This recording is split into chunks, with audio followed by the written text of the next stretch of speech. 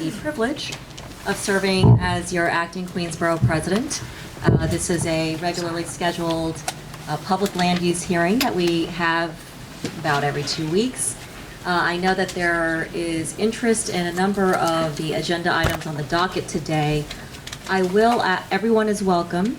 I will ask that the folks who are on that corner of the room, we are recording, and so if you can make sure that you are not blocking the line of sight of the camera angle, this is for the purposes of keeping everything on public record and retaining it for public record. On that note, I believe Lisa Atkins did go over the general rules of the public hearing, but just in case, or if there's any confusion, we will first bring up the applicants of each item on the docket. We will hear their presentation, ask them questions, and then there'll be a public testimony period where if you are interested in delivering testimony, we encourage you and invite you. We do ask that you sign up for that, and you sign up for that through Lisa Atkins? So we have staff now. If anyone is interested in testifying, and you haven't filled out one of these kind of sheets, please look for somebody right outside these doors and make sure that you sign up for public testimony. In lieu of oral testimony, we also accept written testimony for the next couple of days for any of the items that are being heard today on the docket. I'm also going to ask that while we keep the area in front of the camera angle clear, we're also going to want to keep the area clear if you are in front of the screen. If there is blue on you, I'm going to ask that you move over. John Cho, I see you. Oh, good. Oh, yeah. That. Under there.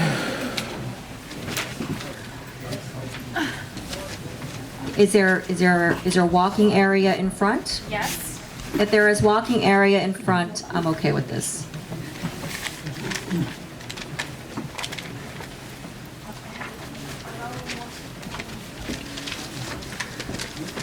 And again, welcome to Queensborough Hall. We are delighted that everyone is interested in the items on the various items on the docket today.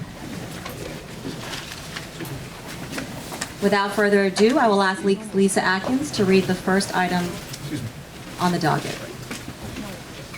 Excuse me?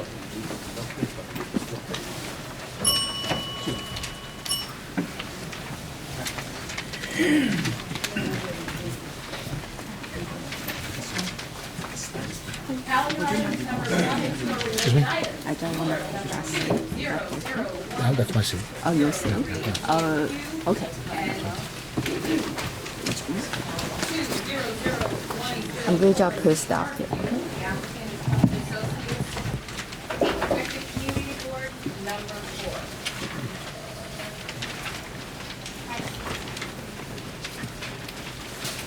Good morning.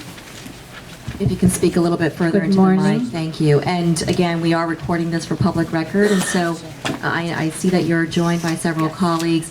Whoever is speaking into the mic, I ask that, or speaking, or testifying and presenting, if you'll kindly identify yourself. Sure. As well, thank you. Good Welcome. morning. My name is Amanda Iannani. I am here on behalf of the applicant, Tuckman Associates, LLC, for the rezoning, which is called 110-40 Saltell Avenue rezoning. I've passed out a packet of information this morning.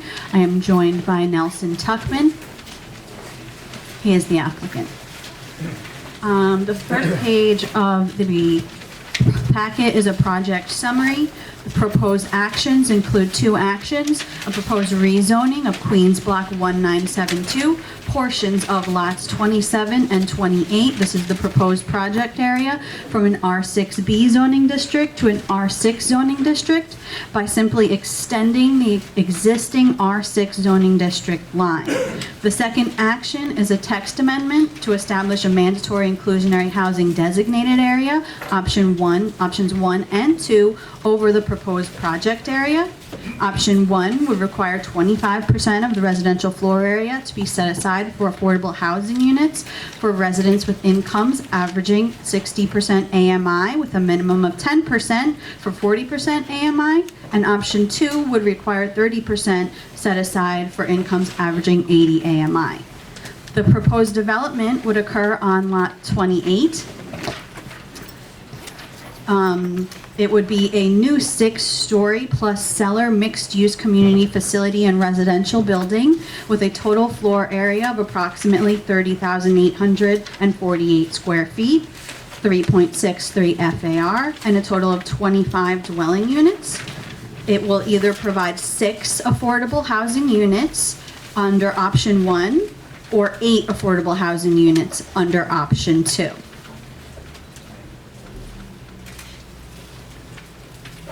I'm not following your presentation. Which slide are I'm we not on? following. Yeah. I was reading the proposed summary page. The project summary? Yes. Okay.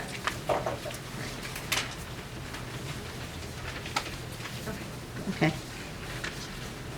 The next page is a copy of the zoning map with the proposed project area outlined in a black dotted line.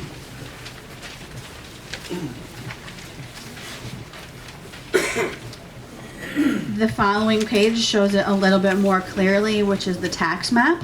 This shows how the project area is a split lot currently between R6B and R6 zoning district, and the proposed action for the rezoning is merely to remedy that condition and extend the R6 zoning district to the end of the block.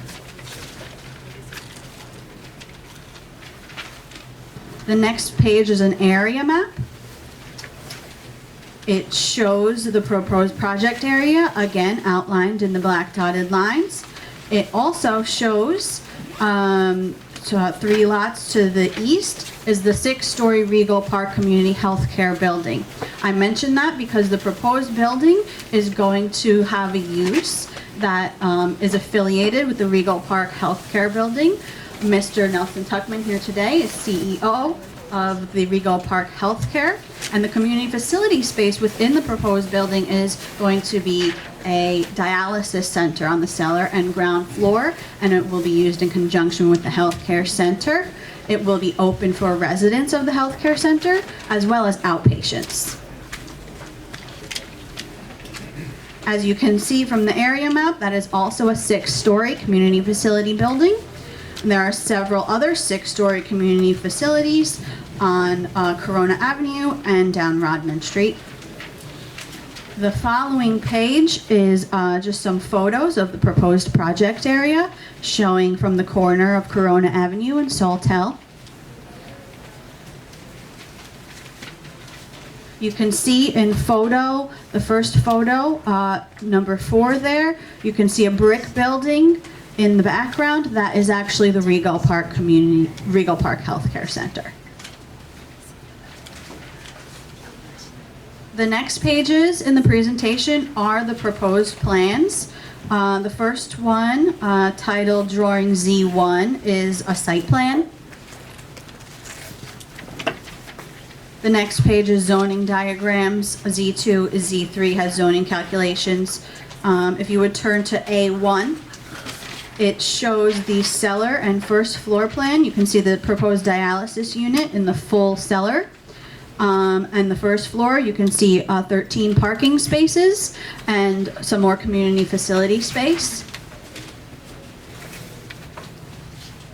The proposed development actually is providing more parking than required. Required parking for market rate units is 50% of the dwelling units. However, the affordable units is only 25%. However, we are providing parking in accordance with the 50% requirement. So there's 13 parking spaces. The next page, A2, shows the typical roof plans. The second floor and the third through the sixth show the 1-bedroom dwelling units on floors 2 through 6 and the layouts of those units. Following page, A4 and A5 are elevations of the facade from Corona Avenue and then Saltel. And then at the end of the presentation are several renderings which show an illustrative version of the building in the context of the area. The second rendering, again, shows the outline of the healthcare center in the background, again, mirroring the 6-story massing.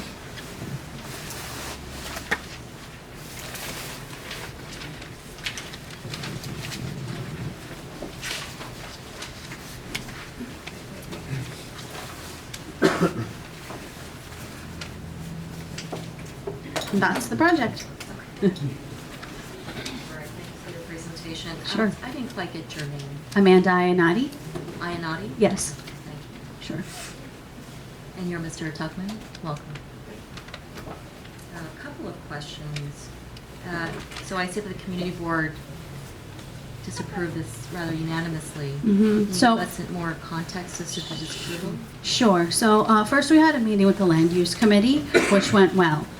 We had a favorable report at that meeting after a long discussion of the project and the proposed building. At the full board meeting, the conversation was focused around the number of affordable units and the community facility space. So at the moment, we are complying with the mandatory inclusionary housing requirement of either option 1 or 2, and providing either 6 or 8 units. And the community board wished that we would provide more, so we are looking into the feasibility of that. In addition, the community board was concerned about community space that was lost in the community recently in terms of senior centers or community centers, and whether we can incorporate some of that space in this building as well. And we are also looking at that, speaking with the council member and seeing if we can accommodate additional community facility space. Where is the council member on that? We have a meeting scheduled next week.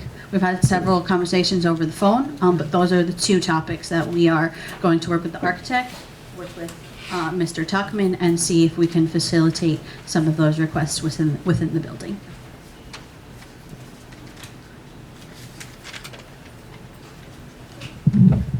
Irving Poy, our Director of Planning and Development. Yeah, apparently there were questions about the unit sizes, like they're all 1 bedroom.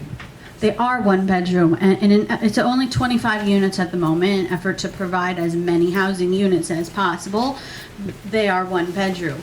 In an effort to provide as many affordable units, again, they are 1 bedroom. If we were to convert some of them to 2 and 3 bedroom, the unit count would decrease overall, and so would the amount of affordable units. And apparently there was a question about the license to operate the proposed layout. Okay, that came up at the Land Use Committee.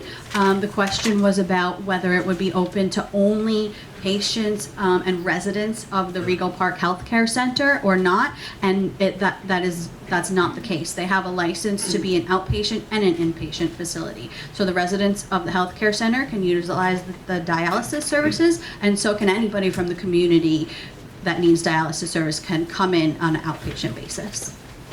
20 dialysis stations are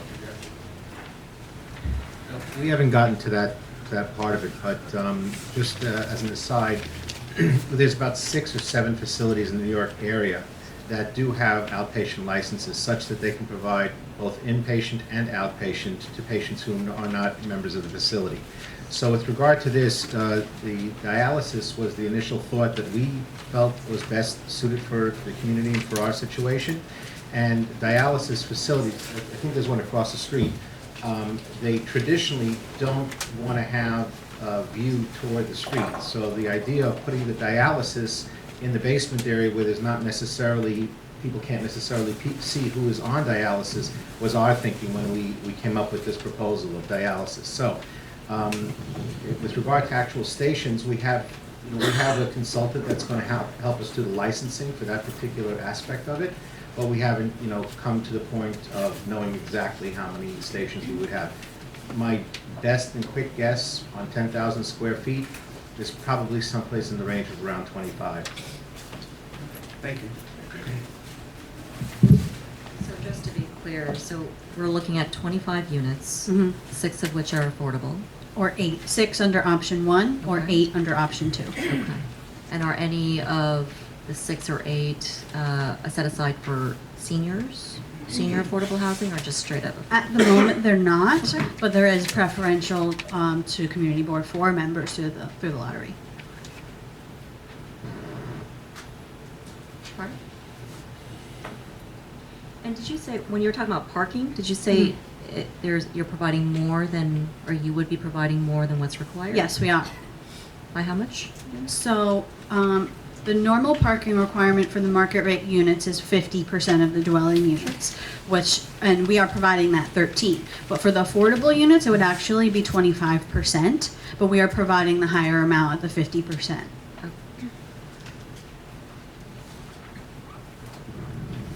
For the construction, will you be using union labor?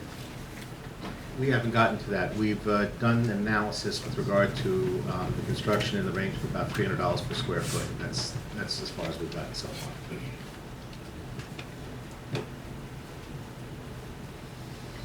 Irving, would this be subject to prevailing wage? The construction?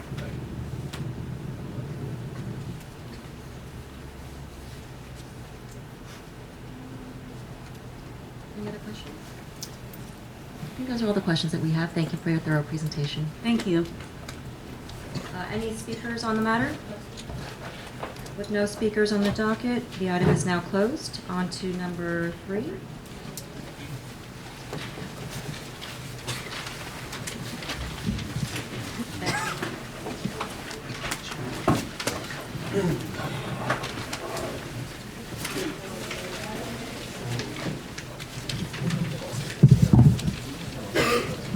Calendar items number 3 and 4 related items, ULURP number 20034ZMQ and ULURP number 20034ZRQ.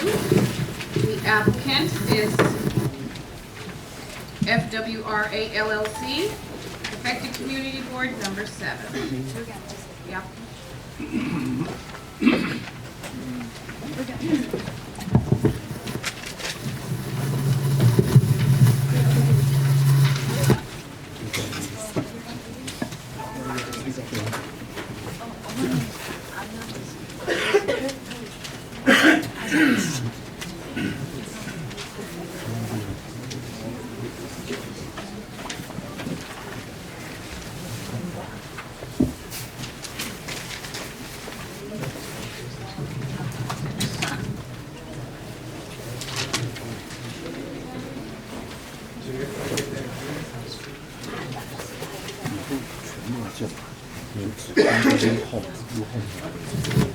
Sir, at the end of the table to my left, right in front of the camera. Sir. Yeah.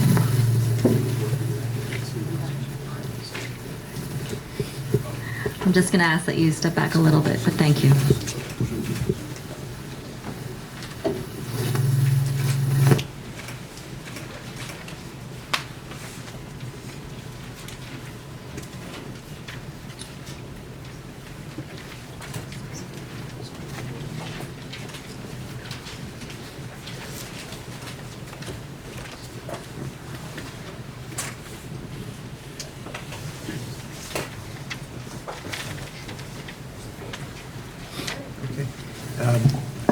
Good morning. Apologize for the awkwardness. I'm going to try to do this without putting my back to you, and I'm going to put this up higher. You can also pull the mic out. I can pull the mic out. You could pull the mic out.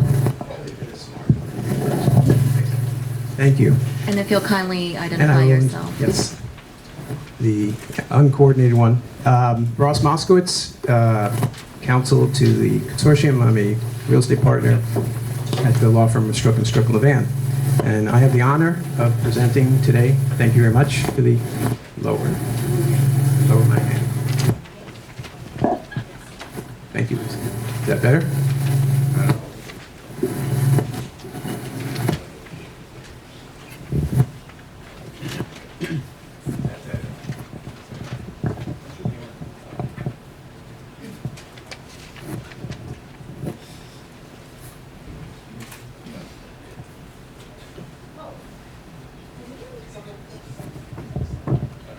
test, test. This is fine.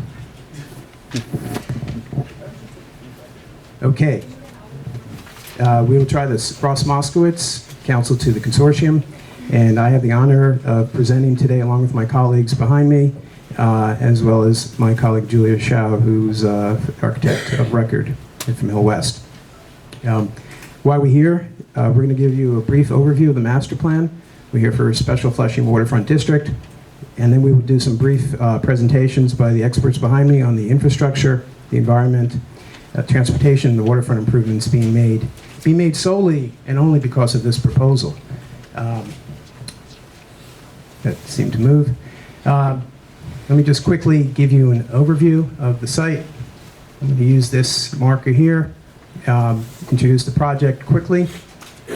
This is Roosevelt, Flushing Creek, Northern Boulevard, College Point behind. Going south to north, you have Site 1 we call. This is the United site. We'll talk more about that.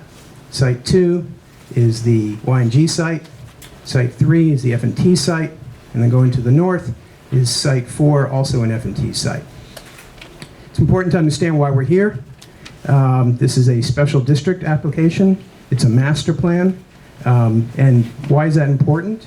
Because you have, as you just saw, 3 separate owners who have come together to work together and to coordinate a master plan that has been really thought of for the last 20 years to try to redevelop this area and to activate the Flushing Creek and to activate the waterfront. And we're extremely encouraged and excited by the community board vote on the 10th in support of this project, because this has really been a long road for many, including folks here in the BP's office, including Local Development Corporation. And what this world-class team of owners, with their world-class team of architects have come up with, they are ready now. They are ready to clean up this contaminated area. They are ready to create the expanded waterfront along Flushing Creek, and they are ready to provide pedestrian connections from downtown Flushing to the waterfront and establish a much-needed street network, all of which has been asked for since 1994, since 1998, since 2004, since 2016, and it's 2019 where we are now. And absent this project, none of this is going to happen, and it wouldn't happen, and it hasn't happened over the last 20 years. And why is this? That's why this team has so thoughtfully put together this plan that piggybacks many of the ideas that many of you in this room have been discussing for years. And let's quickly talk about this team. They have a long history of successful building in New York City. They're not new to this area. They have been a pillar in the community for decades. Each owner has a track record, and projects are all financeable. Each owner has spent considerable amount of time and dollars already and are ready to put a shovel in the ground once a new district is approved. The sooner they can begin, the sooner the substantial amount of benefits can occur. The environmental cleanup, the construction of the street network, the development of the public waterfront, all will occur as the projects are being developed. As a reminder, this is what it looks like today. Again, going south to north, Site 1, Site 2, Site 3, and Site 4. That's how Flushing Area Project looks today. This is what we're trying to accomplish. We just talked briefly. 2004, the Downtown Flushing Development Framework, Borough President's Office, Community Board, and the community asked that these things get redeveloped. In 2017, the Brownfield Opportunity Area Report came out with an assessment and says, here's what's needed for this community. And this ownership, this private ownership came together only because they're neighbors. They did not know each other beforehand. Now they know each other. They work together to try to establish a master plan that will be the benefit for this community. Overview of this district. Create the private road network. Better define the waterfront access. And create mandatory inclusionary housing at the northern side.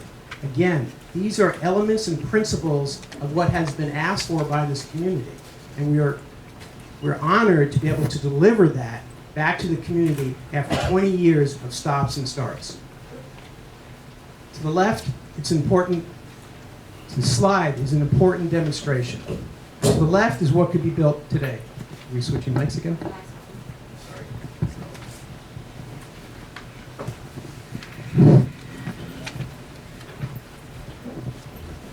Sorry for that. To the left, much discussed. In fact, during 4 different presentations at the community board, over 9 hours of discussion, this was discussed, probably the most. On your left, you have what could be built today as of right. As you can see, nothing being built to the north, because all of this can be built today. The key aspect to take away from this, whether you agree with it or not, these are the facts, that this area right now can be developed. This is a C42. What is being proposed in this district is a C42. No change. 75% of this district will remain the same. The only change would be to the north, because that would be the only area that is subject to a rezoning, and that is the only area that is subject to mandatory inclusionary housing. Let's compare. Let's go back to the principles that we've been talking about. Waterfront, to the left. I'm sorry, it's really awkward. Actually, yeah, I apologize. As long as you don't get nauseous. To the left, as you see, is a 20-foot waterfront. That could be built today. This will become the poster child for waterfront development. Working with city planning, this text will require that this development, these owners develop 40 feet of waterfront, doubling the size. The road network on the as-of-right plan, as you may see, does not exist because it's not required today. Under the new text, this this road network would be created. These are private, financed, operated, maintained by this ownership at their cost, their nickel, their dime. These will be public streets. These are being built to DOT standards. We'll talk more about the transportation shortly. The stop signs, the lights, everything in this area will be DOT standard. However, the city will not be responsible for any of this construction, will not be responsible for the maintenance, will not be responsible for the operation. The waterfront, all of this, privately built, financed, operated, publicly accessible. You will not know that this is at all not owned by the city, when in fact it will be owned by the ownership. Walking into this area will be no different than any other area in Flushing. It will be open to the public just as everything else is open to the public. This proposed master plan, again, private road network, fully public accessible. The waterfront plan, doubling the size, enhancing the design and the amenities. The public walkway, 40 feet instead of 20 feet. Publicly accessible streets and sidewalks. What has been clamored about by the community is access to this waterfront. And how do you get there? This project will allow people to get there. Absent this project, it's a different setup, as you saw before. The mandatory inclusionary housing, affordable housing, also been asked for. Quickly, the current zoning, again, these are the facts, C42, 75%, proposed C42.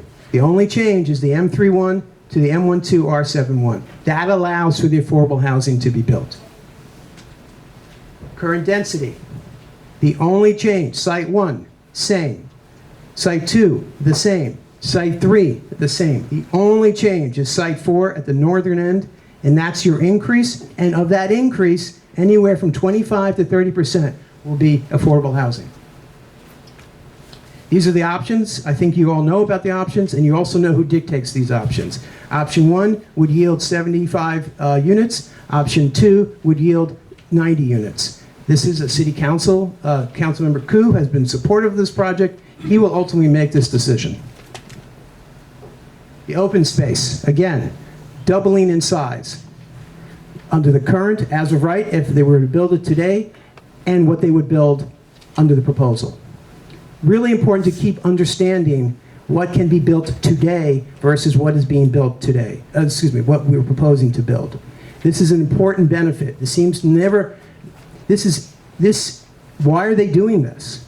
They're doing this to better design their buildings because they're not getting an increase in floor area, except for the northern part. The majority of this project is staying the same. It's a large project. You can't hide behind that. There's a lot of square footage being discussed. But they could do that today. So let's focus on why and what they're doing to the benefits. The waterfront, the open space, the street network. Again, these are things that for the last 20 years, people have been trying to figure out. The city even tried to figure this out. You have 3 owners who have come to the table in a coordinated effort to create a master plan. A master plan that identifies a holistic way of looking at this project, but also allows each project to have its own identity. It was very important for the planners to understand that each project had to live on its own, but it had to relate to each other. So that's why there's variations in the heights. It's not just one blanket wall. There's the planning process to get to where we are today took months and months of thoughtful design by each architect, by the master planner, by each owner. Owners had to actually figure out amongst themselves where they were going to locate, for instance, garage openings, where they were going to locate entrances to their lobbies, because they didn't want to have a conflict with their other project. They could have just done this today and didn't really care about what the other projects were. They've taken the time, the effort, the dollar, and spent this amount of money, or more than $1 billion private investment. They're going to create over 3,000 permanent jobs, annually $28 million in tax revenue, and on average, during this construction period, 558 will be in attendance. Now, I want to just pause there for a second. There's also been conversations that we've been having. We have ongoing conversations with 32BJ, who have an interest in this project, and we have hired Labor Council, who have reached out to the Hotel Trade Council, and we are setting up a meeting with them. So we are very cognizant of other stakeholders in this area, and we're certainly not ignoring anybody. We're willing to talk to anybody and have a rational conversation, and because this is a legacy project for these owners, but more importantly, this is a legacy project for this community. And they feel very strongly, as stewards of this project, that they deliver what this community has been clamoring for over 20 years. So with that as a backdrop, I would like to now spend a few minutes by my experts behind me, who will introduce themselves, their frame of reference, and they will walk you through 4 particular issues that arose during the community board presentation that was very important, we believe, to the community in understanding, and in fact, we believe was led to the successful 30-day vote. I should also note the conditions that the community board listed. There were 15 of them. Just by coincidence, 5 of them we're already doing. 5 of them are really driven by the government, but we will support. And 5 we're still trying to figure out. Just happens to be 555. I did not make that up. So, okay.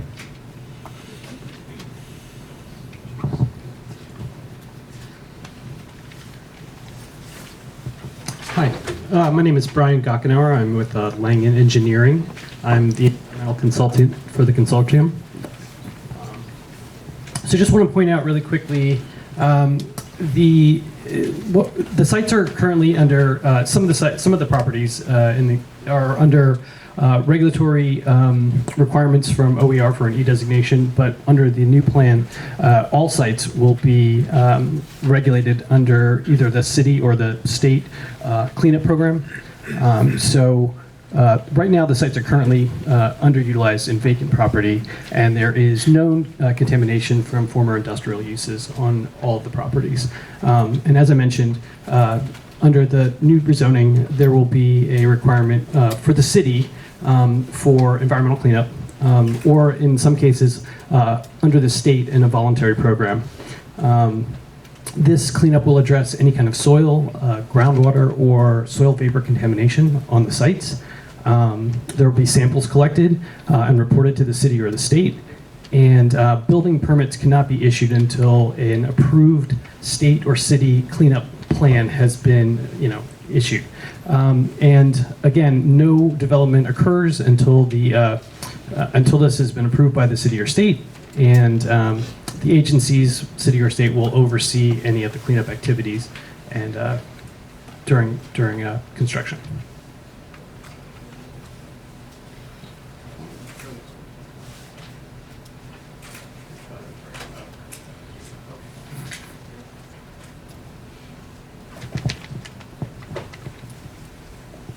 Good morning. My name is Dave Leza from Langen Engineering.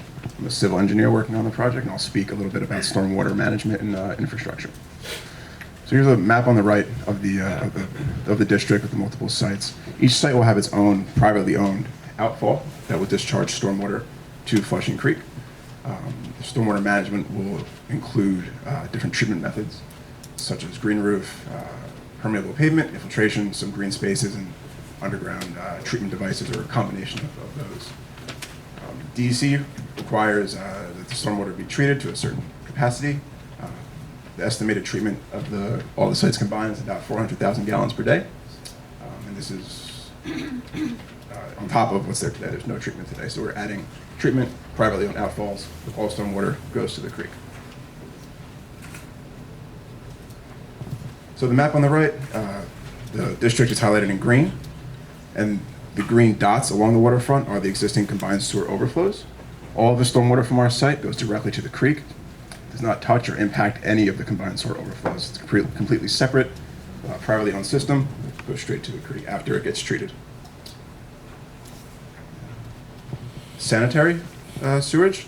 So the team is engaged with DEP to design and permit a new privately funded sanitary sewer on Janet Place to service the sites. There's currently no sanitary sewer frontage on some of the sites today, and that will be privately funded, DEP-owned infrastructure that will be built. The sewage tributary to that new sewer will go to the Talmud Island treatment plant. The plant has capacity.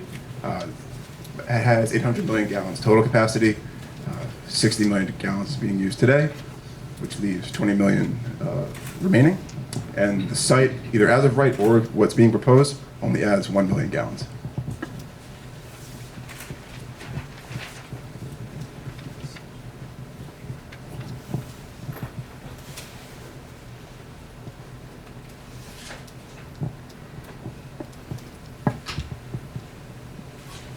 Hi, good morning, folks. My name is Adnan Pasha. I'm with Langen Engineering. I've been serving as the transportation project manager for the consortium. I've been involved with this project from very beginning, and I have been working with the design team, the architects, as well as the master planners on the transportation analysis, as well as the new roadway layout. I just want to walk you through some of the improvements we are proposing for this area in terms of the transportation infrastructure.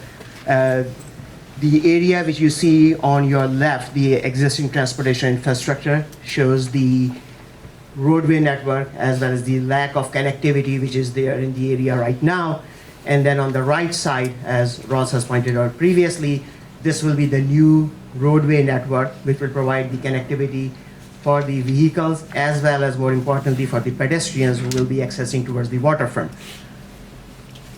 Some of the connections as part of the project, they will include both the east-west connections through College Point Boulevards, taking the vehicles towards the waterfront, as well as the access and egress to various sites, as well as some of the north and south connections, which will also provide an access and egress through Roosevelt Avenue all the way up toward the northern sites.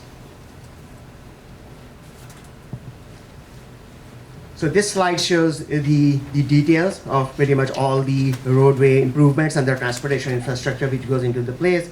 And I'll walk you through the orientation starting from the south side and going all the way up to the north. So starting from south, as you see site 1, the new connection will be the construction of Transverse Road. As Ross has mentioned, the roadway design for these new connections have been designed in accordance with the city standards. There have been discussions, there have been review with the City Department of Transportation, DOT, and all these roadways and supplemental infrastructure for traffic controls is according to the New York City DOT standards. So the new roadway connection will be Transverse Road starting from the south, going up north as it goes through Site 1 and then through Site 2 and ending on what we are calling the 38th Avenue extension. The other north-south connection will be the continuation of Janet Place. As we all know, Janet Place exists, there's only one section in the existing conditions, but it will continue all the way north as part of this new roadway network and move all the way, provide a connection all the way up to the northern end, which will be the extension for the current 37th Avenue further towards the west. In terms of east-west connections, the only connection which exists right now towards the waterfront area is 39th Avenue. That connection will be further extended, as you can see over here. It will also provide a vital connection for the pedestrians going towards the waterfront, and we will also create a new connection which will be a 38th Avenue extension, providing an additional access and egress point from College Point Boulevard into the area. And finally, the last one on the north side will be 37th Avenue extension, which will also provide a new access route. In terms of the overall transportation and circulation strategy, one thing which we have focused on is to provide the connections which are strategic in terms of getting the vehicles and pedestrian providing with the best connections, and also keeping in mind that we are not overtaxing some of the already congested infrastructure in the area. In terms of the traffic controls, all of these new intersections which are created as part of the new roadway network will be controlled. They are again reviewed, designed in accordance with New York City DOT standards. Majority of these will have stop controls, as you can see over here, with marked crosswalks for pedestrian safety. And there will be 2 intersections in this area which will also get a new traffic signal. One will be Janet Place and 39th Avenue. It will become a 4-legged intersection from the current elbow intersection. It will get like 2 additional legs. That will be controlled by a traffic light, and the second traffic light will be on 38th Avenue at College Point Boulevard, and that will provide the traffic control for the traffic which will be exiting 30th Avenue.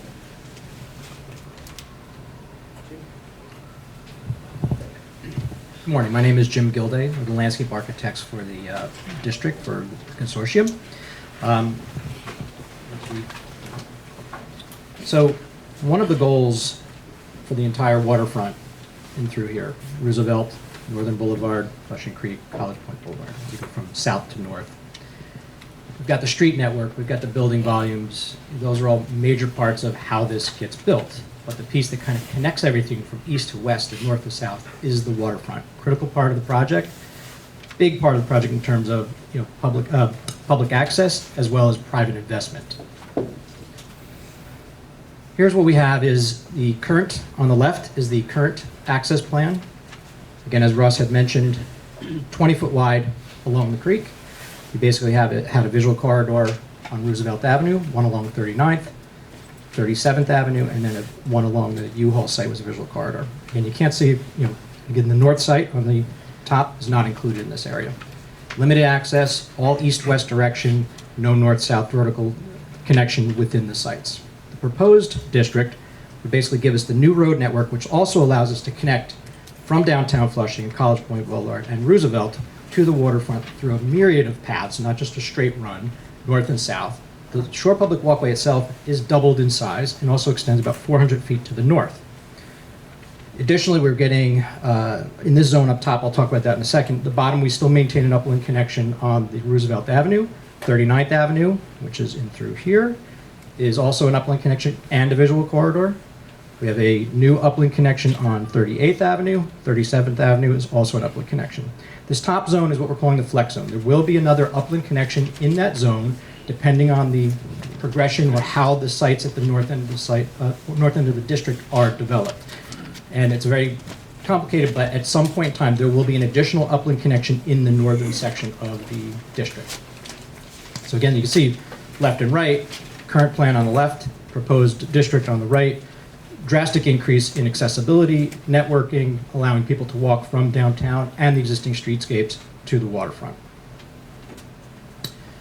Here's some of the numbers. Currently, the existing zoning provides for 39,600 square feet. Almost doubles, it goes up to 75,960. The length of the Shore Public Walkway currently stops just at the U-Haul site. Will extend up to the northern site, approximately another 400 feet. There's currently 3 visual corridors. We maintain 3 visual corridors. We're adding an additional upland connection as part of the new district. And that is in part due to the adding of the whole northern section of Site 4. So what does the district allow us to do? In addition to doubling the width of the shore public walkway as part of the master plan, one of the things that we evaluated very closely with all the teams, consultants, city planning, other agencies, were how do you get this walkway, which is the circulation path? Yes, we're creating a 40-foot zone from north to south, from site 1 down here, from Roosevelt up to the northern site. It's a 40-foot zone. Within that zone, we have a circulation path. One of the challenges was how does that circulation path connect all the sites, all the upland connections, and any other connecting point that we need to make? That was a challenge because of existing topographic changes between College Point Boulevard and the edge of the shoreline. It's about a 30-foot grade change, very significant. So that had some impacts on what happens in the district, because currently, the way the zone is written, the text is written, we wouldn't be able to meet the requirements because the topographic changes wouldn't allow it. So we do need that as part of the new district that addresses this. So again, we'll have a 12-foot wide circulation path, which is required by the standard waterfront design standards, from north to south, connecting everything, connecting 39th Avenue, 37th, 38th, so on and so forth. Shoreline stabilization, we'll expand on it a little bit more, but basically when we looked at this also, there's a variation of shoreline existing conditions, meaning we've got bulkheads, we have piers, we have natural shoreline, we have riprap. There's a whole series of pieces. So as part of our coordination with DEC, the design engineers, architects, everybody involved in the project, we basically looked at how does this work, what is it doing? What it does do is, in addition to having to reestablish the shoreline in some areas, reconstruct bulkheads, introduce new riprap where necessary. Part of this all goes back to flood resiliency, and again, I have some other slides that we'll talk about in a moment. But basically what we're doing is we're creating, in addition to the walkway, different environments. So it's not just one continuous walk. You have areas where you can overlook the water, areas where the walkway pulls away from the water to kind of create some vegetation between you and the shoreline. So there's a variety of environments, a variety of walking paths, and just a whole series of experiences that the pedestrian and the users for the waterfront would experience as they're going through the site.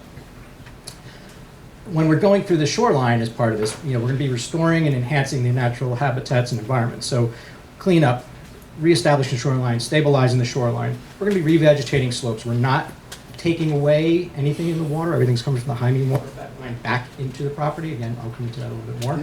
But revegetating is just part of the normal construction, and what we have to do is good stewards for the project.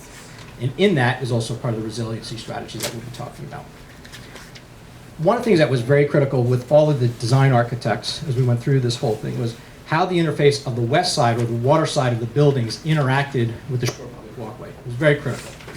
So you'll see from this map on the right, there's a lot of variations in the distance between the building and the shoreline. Some of it's by virtue of elevation, some of it's by virtue of just the land topography and the configuration of the shoreline. Some of it has to do with jurisdictional aspects, but there's a large variety. So you don't have this one wall that kind of continues up through the entire length. Again, adding to that really nice varied experience as a public open space. So you can see that there's quite a bit of additional open space that's going to be left, which is all landscaping. Energy coordinated site amenities. One of the things that we're also looking at too, or including in this, is from north to south, all the lighting is the same. There's a bench is the same. Now there'll be individual details for the specific sites, because again, these are 4 different developments within one district working together. Part of the master plan was to establish a standard for the lighting. So it did feel like one long public park rather than 4 or 5 different little areas. If everybody goes on their own design team, it wouldn't work. So we looked at this as a holistic approach. How does everything work together? There's some kind of design vocabulary so that it reads as one long contiguous space. Energy efficient site lighting. Obviously, we're going to be using LEDs, which is current technology, solar where possible. We want to do cutoff lights where possible. We're going to reduce glare. That's going to be throughout the waterfront edge and up into the upland connections. Again, some of the sites individually, we might have some different lighting as it adjusts to the buildings, but again, the interface between the west side of the buildings and the shore public walkway was very critical. Signage and waterfront educational markers.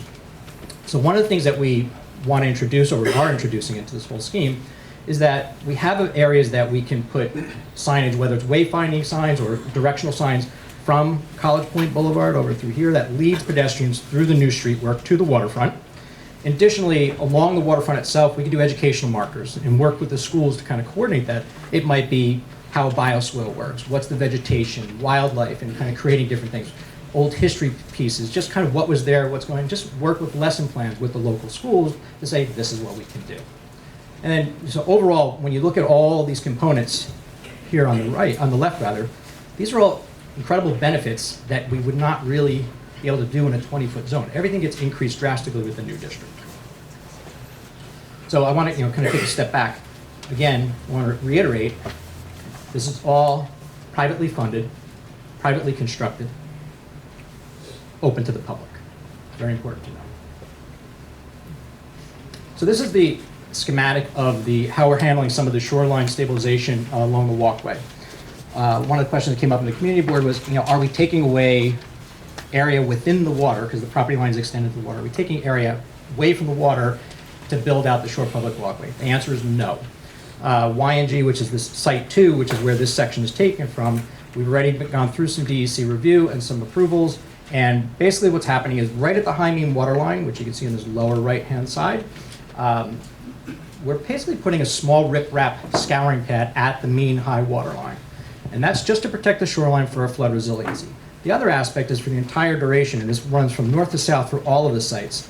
The elevation of the shore public walkway will be raised up above the floodplain. The design flood elevation for the buildings is going to be, the base flood elevation is 13. We will be going anywhere from 1 to 2 feet above that with the building foundations. There, with the building floor levels on the waterfront side. The walkway itself, the circulation path, varies. Sometimes it's 11, sometimes 10, and that's dictated by the upland connections, what we can do with the distance from the actual high mean water line. But that's a variety, so you get a very nice walkway that kind of moves up and down with the landscape as the streets connect to the spaces. So again, you kind of see this section is right through here. You got the mean high water line, a scour pad, a natural vegetated slope. We were talking about the restoration of those areas, and then the shore public walkway, which is the actual circulation path on the upper side and then the building envelope. This is a typical section that all of the buildings are basically taking into account. This particular slide is from the northern site, where the base flood elevation is at 13 through here. The entire building is being first floor, ground level floor on the waterfront side is going to be anywhere from 1 to 2 feet above that elevation 13, which is the FEMA flood elevation. So you can see on the west side, this is the creek down through here. We're building up the shore public walkway as well as the first floor of the building to be above the base flood elevation. And in some cases, the owners have elected to go higher than the minimum just to make sure for future resiliency standards. In terms of what's happening below the building, all the basements or the lower levels are being built as a bathtub with waterproofing, kind of work from there. Yeah. So I'm just going to go quickly through some of the slides on kind of typical buildings and the nice architecture. So this is a building designed by Peter Poon Architects, showing the west side of the facade. Again, how we've talked about how the west side of the buildings are all engaging the shore public walkway. We've got here Roosevelt Avenue is on the right, looking up the corridor, 39th Avenue to the left, the shore public walkway in the foreground. This is a view looking north from basically the very south end. You can see this view down through here, looking north. This is a view of Site 2 done by Pay Partnership. The building, which we just looked at previously, is located here. It's taken out just for clarity of the image, but you can see this is the 39th Avenue visual corridor, the creek and the shore public walkway on the left.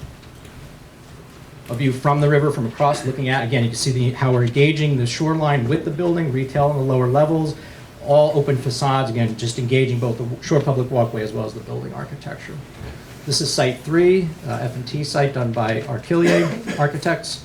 Again, just very different architecture, nice changes in pace, engaging the waterfront where necessary, and also how, engaging how people walk through both the building and get to the waterfront.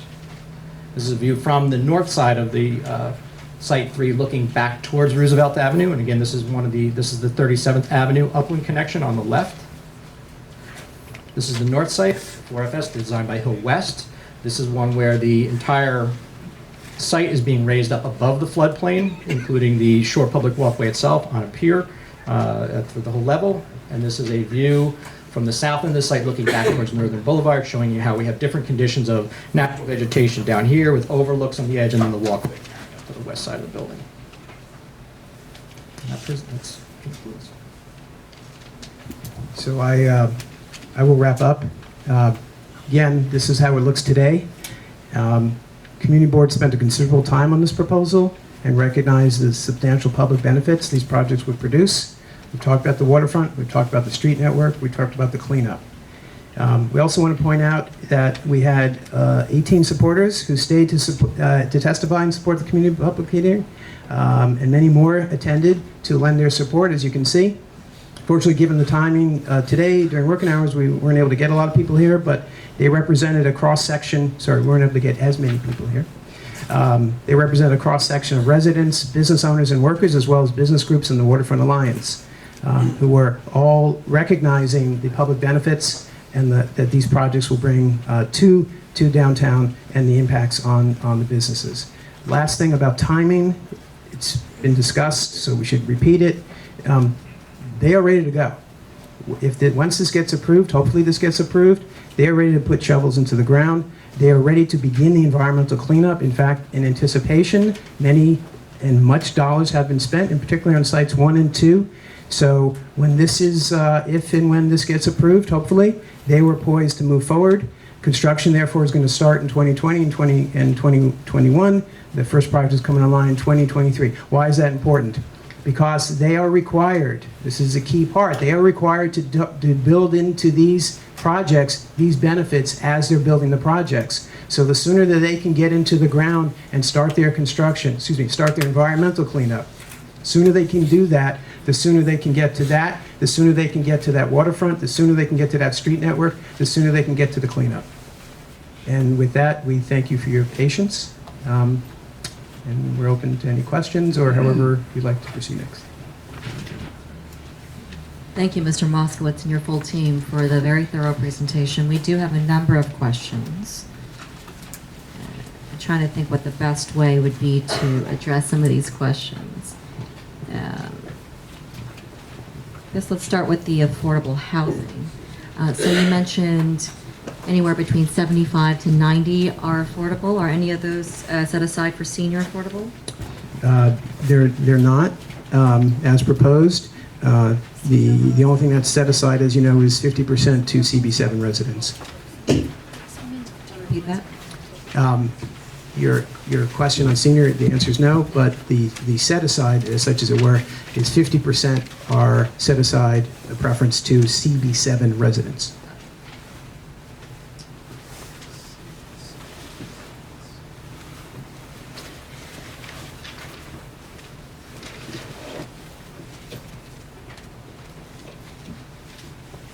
Go to the infrastructure portion of your presentation. So you mentioned the stormwater management, the sanitary infrastructure, the sewer overflow, all of that. So that's privately funded? So the stormwater outfalls are privately funded, privately maintained, privately constructed. How much? I'm sorry? How much? The dollar amount? The number of outfalls have not been determined yet. That's 7 million. Who was that? 7 million plus or minus. If you can come to the, are you part of the presentation? One of the developers. So Will you that's- come to the mic, identify yourself for the record, and repeat the important data point that you just provided? Steve Bryman, YNG Development. Budget value for the street work pertaining to the stormwater runoff and the private water supply to the site, approximately $7 million. 7 million? 7 million. 7. No, those are the three. Master plan. So And- 7 million for and the. is that just for? No, that's for the master plan. I for asked the the master question. plan. Yeah, I asked the Thank same question. Thank you. So privately funded, however, DEP owned, did I hear that right? The outfalls are privately owned. Privately, They're not privately DEP funded, owned. privately owned. Correct. And who The- operates them? Yeah. The outfalls are privately constructed. They're privately owned by the property owners. And therefore privately operated Correct. Maintained. and maintained. Correct. Thank you for that clarification. Is it safe to say that the 7 million that you're spending toward this is an investment toward a public benefit? Yes. Is that part of your benefits to the community slide here? We will add it. Okay. Can we go on to transportation? Sure. You outlined some of the proposed roadway infrastructure. I noticed most of them fall within sites 1 through 3. Were there any discussions or considerations for such street network up near site 4? So Site 4 will have direct connections through College Point Boulevard in the vicinity of 36th Avenue, but not this level of a street network over there, just given the size of the site.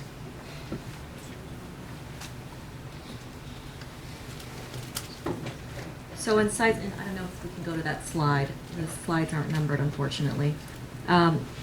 So sites 1 through 3, they say private streets, but you said those are publicly accessible streets, but those are built and maintained privately? Correct. And that's, of course, a challenge, and one day I'll actually say it a way that actually makes sense. So I'm going to try it again. It's probably the 10th time, but I'm still not getting it right.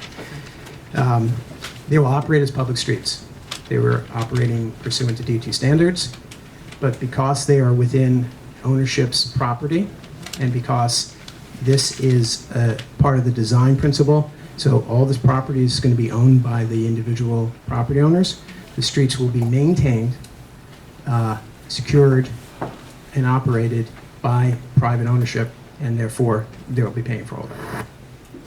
But is it accurate to say that near site 4, there are no such privately created, privately funded, privately maintained? In terms of street Public network, that's streets. correct, because the site is small enough that it didn't require a street network. If you remember the as of right plan now, there is no street network, but site 4, we can go back if you bear with me. Site 4 doesn't really, there's access right on to College Point, so there wasn't a need because of its proximity to College Point, as opposed to for instance, the westernmost buildings on sites 1, 2, and 3. The whole idea was to get rid of the concept of the superblock and to allow for the breakup in the design. So the street network creates that grid that doesn't exist today, obviously, and wouldn't exist under an as-of-right. Site 4, because of its proximity to College Point Boulevard, didn't require that. And can you expand on any consideration of the impact it would have on the adjacent streets or in the vicinity of College Point Boulevard, even the sort of overflow into Main Street, Roosevelt, Northern Boulevard? Yeah, sure. So in addition to the design of the roadway network, we also did a detailed transportation analysis, and we looked at the intersection specifically on College Point Boulevard. Okay. So we have, in coordination and with, in review with New York City Department of Transportation, have identified additional improvement measures which will be implemented on some of these intersections. For example, College Point Boulevard and 39th Avenue, which is an existing intersection, as well as some of the other intersections on the College Point Boulevard corridor, which will be implemented as part of the project to improve vehicular flow as well as the pedestrian circulation.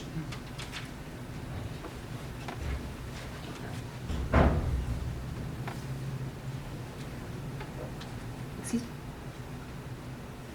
What are the improvements? Sure. So the improvements generally, they will have retiming of the traffic lights. So what it means is that the existing traffic signals, we have studied them as part of the transportation analysis, and some of them have to be retimed to provide more green time for some of the traffic and the pedestrian flows. We have also looked at some of the pedestrian improvements in terms of the sidewalk improvements, adding more spaces to the corner so that you will have more space for the pedestrians to congregate as they are waiting for the light to turn green. There are certain other improvements, including change in the existing bike lane, the one between Roosevelt Avenue and 39th on College Point Boulevard. We'll be changing it into the next classification, so it will become more safer. So we'll make it into a class 2 bike lane.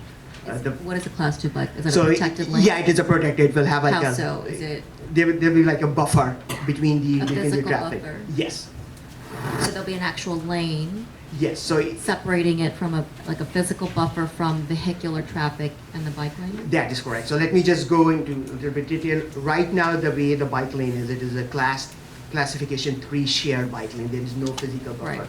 For a It's class just 2. paint Correct. markings. Yes, so for the class 2, it will be demarcated as a bike lane separate, and the distinction will be there will be a buffer which will be like a painted. It will not be physical, but it will be like a painted buffer between the traffic and the bike lane.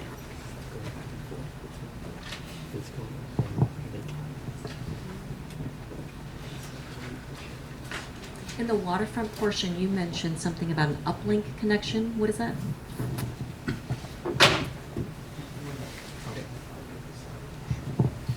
So the upland connections are the required walkways that take you from the first, what they call Upland Street, or basically in this case either Janet Place or Colors Point Boulevard, down to the waterfront. So there's requirements that we have to design from, say, the intersection of Janet Place and 39th, all the way to the waterfront is what has to happen. So if you go to, It's called an upland connection under the zoning, yeah, so What does just. that mean? that's the actual walkway that provides access to the waterfront from a street. So, yeah, Oh, it's yeah. just a street. But there's a designation within the zoning that's required. It's called an upland connection. You have 2 types. I mean, it's very technical, but you have 2 types. One is a single sidewalk that goes from, down the middle of the road, it's 30 feet wide, or you have a sidewalk on either side of the street.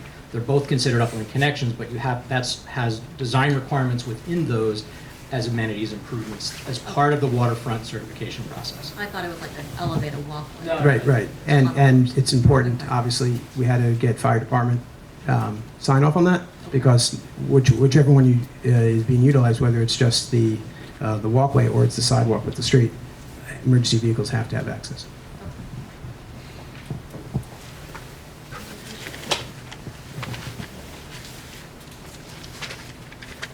So the community board vote a few days ago? Was it February last week? 10th? February 10th. You said there were 15 recommendations, 5 are already done. Or Which were the- we've agreed to, yeah. Okay, which ones are those? And those are the 15 conditions Correct. of the Correct. board's approval?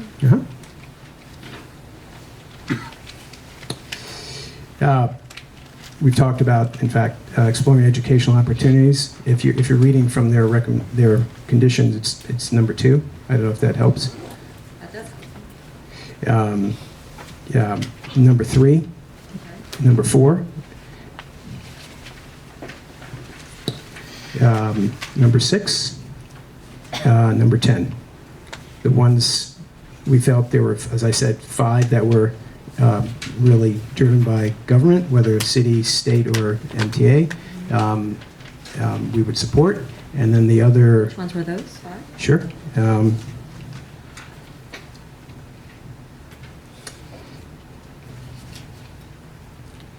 Number 7, number 8, number 9, number 11, and number 12. But again, we would support. And the remaining ones we're still considering. But obviously, we're actively considering all of them. But 5 we've already will do. 5 that we think will support vis-a-vis the government. And the other 5 we're still working through. And just for the record, so the remaining 5 are which ones that we're working through? Well, number 1, What one is the The community space? preference for senior citizen youth groups. groups. Number 5, we started to, as you heard, but it's utilize solar energy for all outdoor infrastructure. So we are utilizing some, and so the ask was to increase that. So, For all those privately funded public streets. correct. The public bathrooms it was asked for.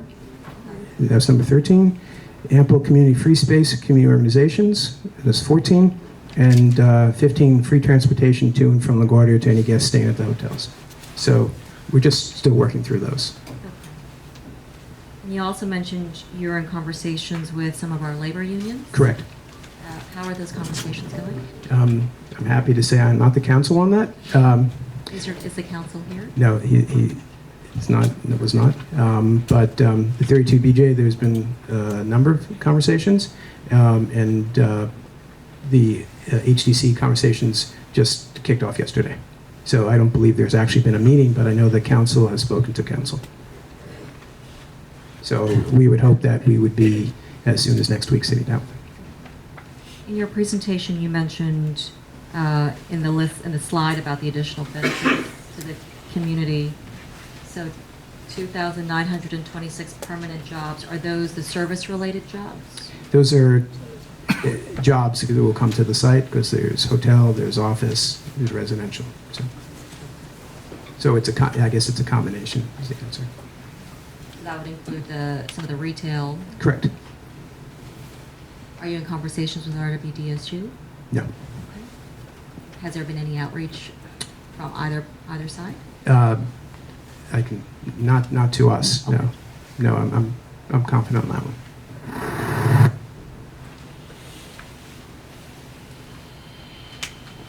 And the construction workers, you list 558. Yeah, that's just on an average. And is that across the full master plan? Correct.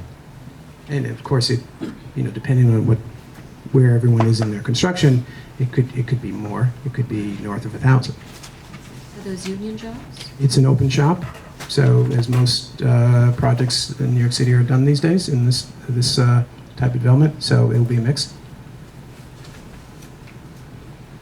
Is this project subject to prevailing wage? It is not. It is not. Why not? There's no public funding. If indeed we are successful in approving the project to the north, which is the mandatory inclusionary housing, it would be eligible for Affordable New York, as you know, which is a 421A program, and that's where they'd be subject to that. So just for site 4, but not necessarily for sites 1 through 3? Correct. I see. None of those projects are eligible for the residential fund. None of the projects between sites 1 and 3? Yes, correct. But site 4? Site 4, absolutely, yes.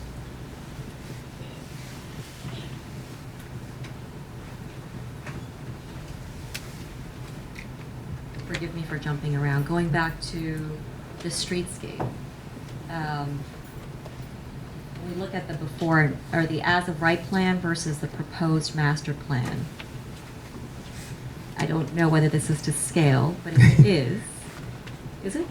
It's not to scale. Julia, is it to scale? The answer is yes. Yes, Sorry. it is to scale. Okay. So since it's to scale, I can see that with the addition of, if this were approved under the proposed master plan,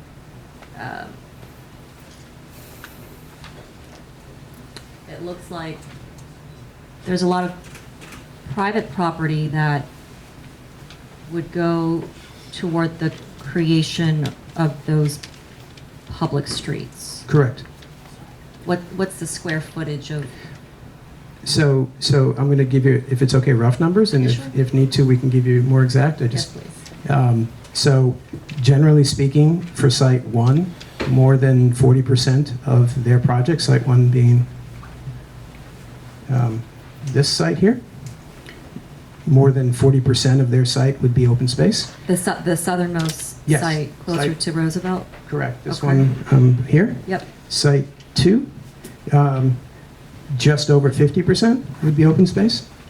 Site 3, just under 50%, and Site 4, just over 40%. And again, I can give you better breakdowns. What was that with site 3? Site 3 is just under 50%. Okay, so anywhere between 40 and 50% Correct. of all the properties are going to these To streets. the open space, to the Oh, public. to the open space, Yeah, this including is- the waterfront. Right, to the public, correct.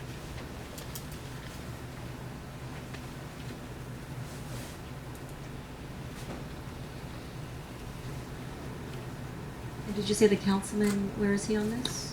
Council members spoke in favor at the Land Use Committee, which was a 15-to-1 vote. So you had a 15-to-1 vote in the land use committee Correct. at In support. Ward 7. Yep. And then 30 to 8 at the full board. 30 to 8 vote at the full board. Right. Seems to be a shift. What would you I mean, attribute that got shift to? because we got more positive votes. Yes. No, well,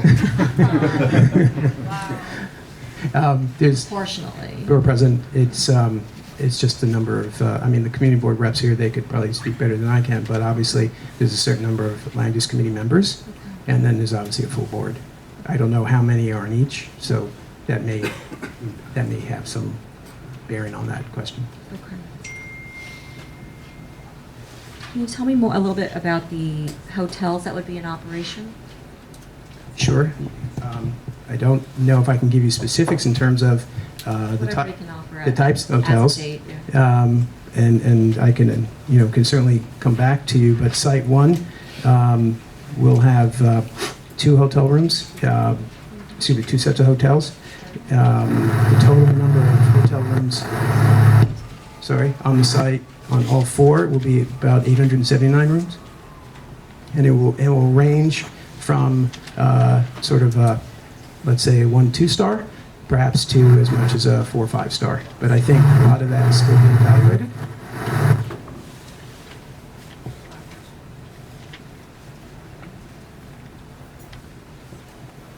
So we're looking at the as-of-right plan and the proposed master plan. I'm just curious, if this were not approved at the city council level, despite early indications of support from the council member in the area, some of the, I don't know what to call them, if they're amenities or benefits, is actually how you've characterized them, such as the environmental cleanup, or resiliency measures, the stormwater treatment, certainly the affordable housing. But some of those benefits, what would happen to those if in the as-of-right plan, if the proposed were nixed? And just to be clear, Yes. Site 1 actually had its building permit and was ready to go. Okay. And they were asked by the city to consider pausing because there seemed to be some momentum with the other property owners to perhaps think bigger.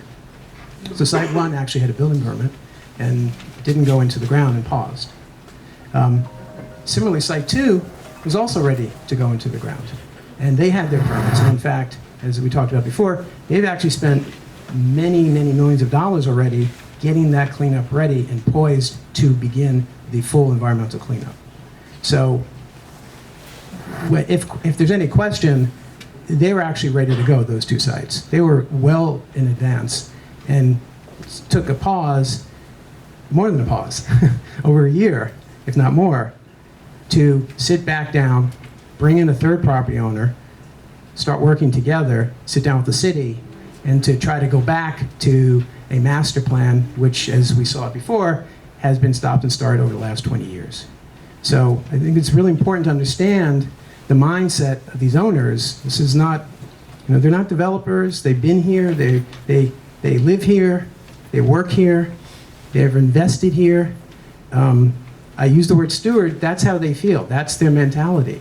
So they took that step back to work together with the other property owners, work with the city, and to come up with what they believe is not only a better plan and a better design for their own individual projects, but something that's really important to them to bring back to the community. This is a legacy project for each owner. It's a legacy project that they're proud to be part of, and they hope that they can come execute it. Ultimately, what happens in terms of the environmental remediation, obviously they have to do the remediation, but on an as-of-right, the oversight's different. There's no E designation. There's no one, they have certain compliance, but it's very straightforward. The text amendment and the special district adds additional burdens for them, additional compliance, additional reporting, significantly, and therefore additional costs. This transportation network doesn't exist. So that's a huge cost that they would save. The street? Correct. The street. Correct. And the waterfront, it doubles in size, so I want to say it's half the cost. But in terms of what is being required under this waterfront, it is definitely more designed, I would say, than the current waterfront plan that sits in the zoning resolution today. in fairness, and city planning's here, they did take this opportunity to rethink what was done in 1998 and say, hey, let's do some best practices here. What we did in 1998, maybe it's not really quite working. We have some other experiences, some other examples now that show a better design waterfront. For better or for worse, we like to think for better.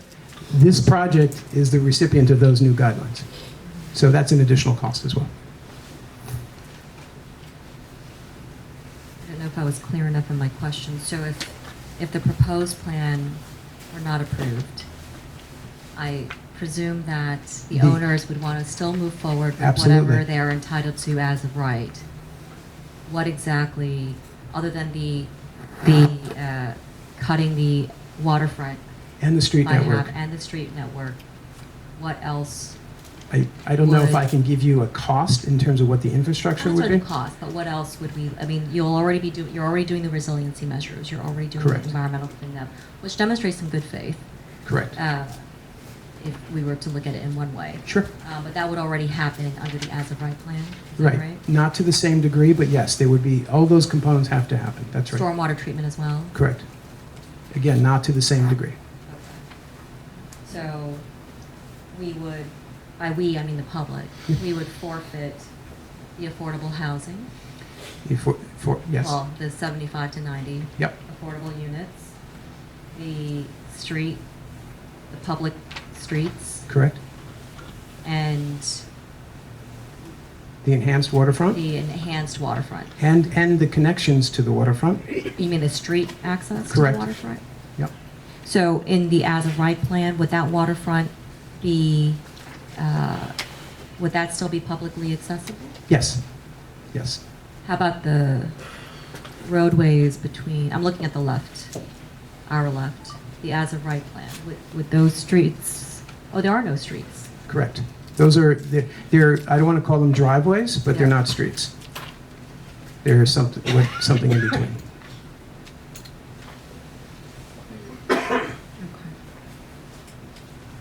Right.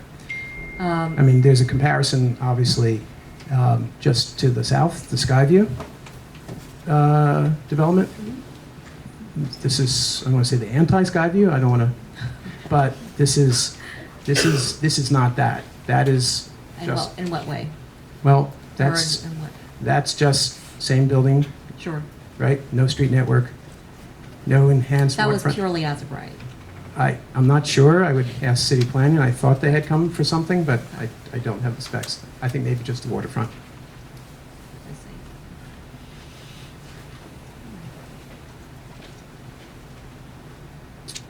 And I think you ask, obviously, BP, the question that keeps getting posed, whether or not these owners are going to build. The answer is yes. And, you know, without, they have financing.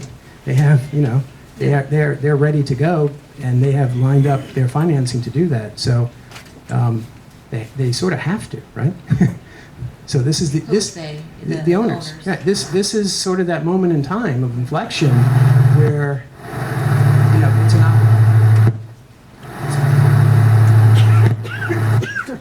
it's an opportunity for the Borough President's Office. The Community Board has already shown that they see this. And in fact, and again, the Community Board's here, they said it's not perfect, but we've been trying for this for 20 years, and we have people ready, willing, and able to do this now. And we're getting the benefits we've been asking for 20 years. And you read every report, every framework, whether it's from the Borough President's Office, or whether it's from the LDC, whether it's from the Community Board, whether it's from anyone. The highlights that we just went through, the connections to the waterfront, the pedestrian access, the street network, and the idea of affordable housing, that's been a theme all throughout the last 20 years. And this team is ready to do this. I know it's not a simple conversation, but if you want to take some of the chatter out of the conversation and you narrow it down to what is being delivered, it's hard to argue with this, because this is what has been asked for, and the owners did not have to do this.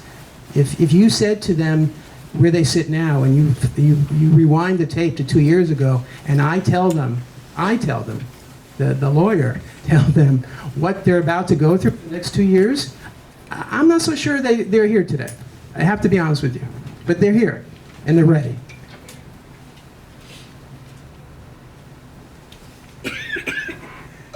And no building permits would be issued until all the cleanup is completed.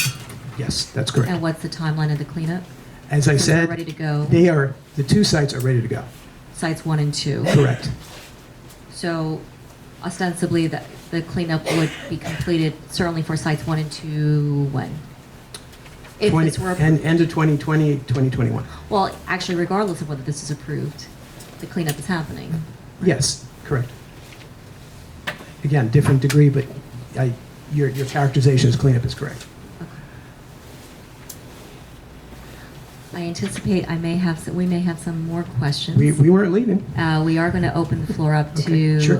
public testimonies. Okay. But I appreciate the comprehensive presentation and the patience with my questions. But I'll ask that you and your team just stand by somewhere in the room if Sure. you can find some space as we listen to the public. But thank you. Absolutely, and thank you for taking the time. We do have a healthy pile of speaker requests, and so we certainly look forward to hearing from that.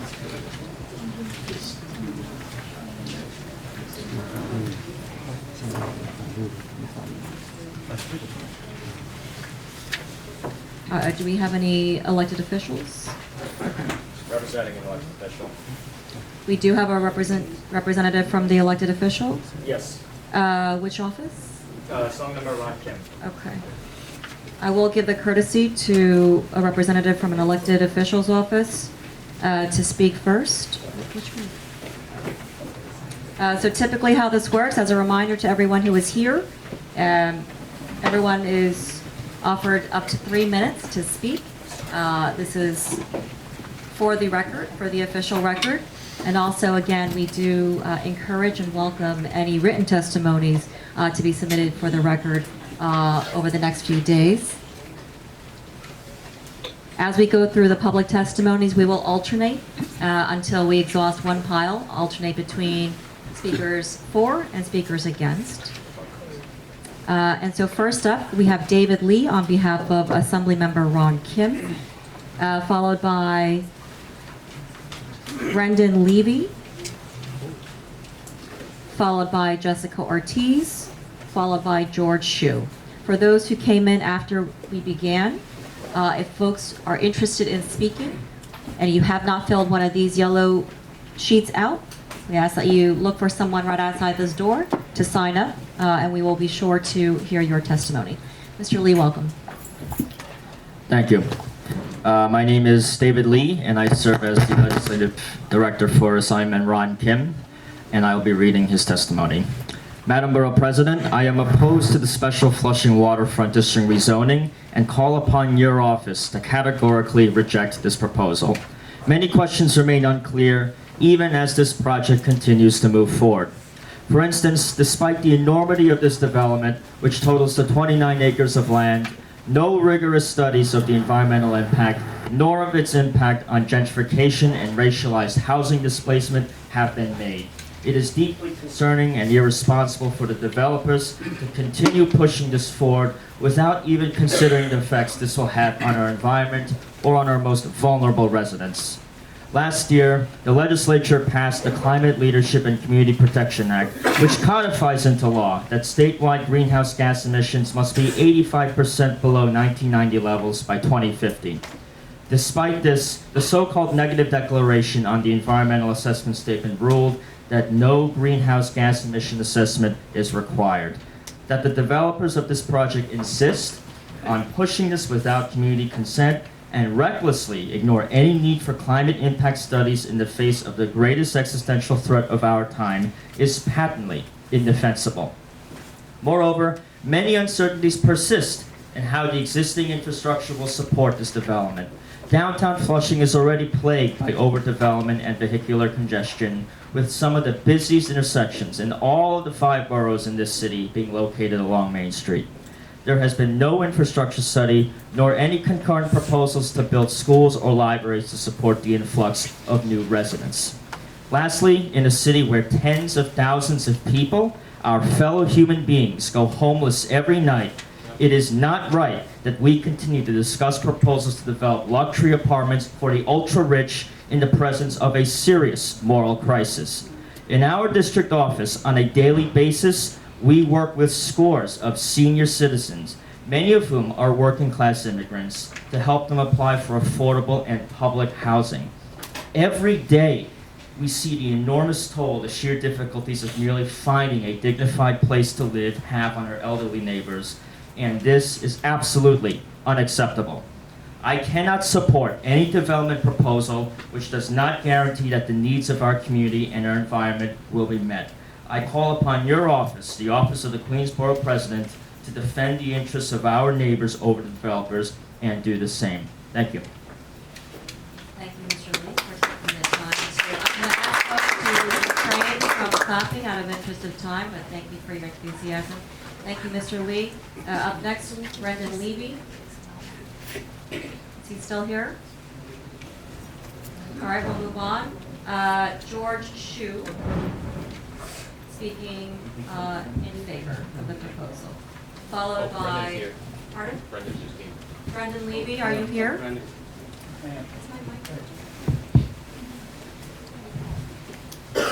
So I apologize, Mr. Shu.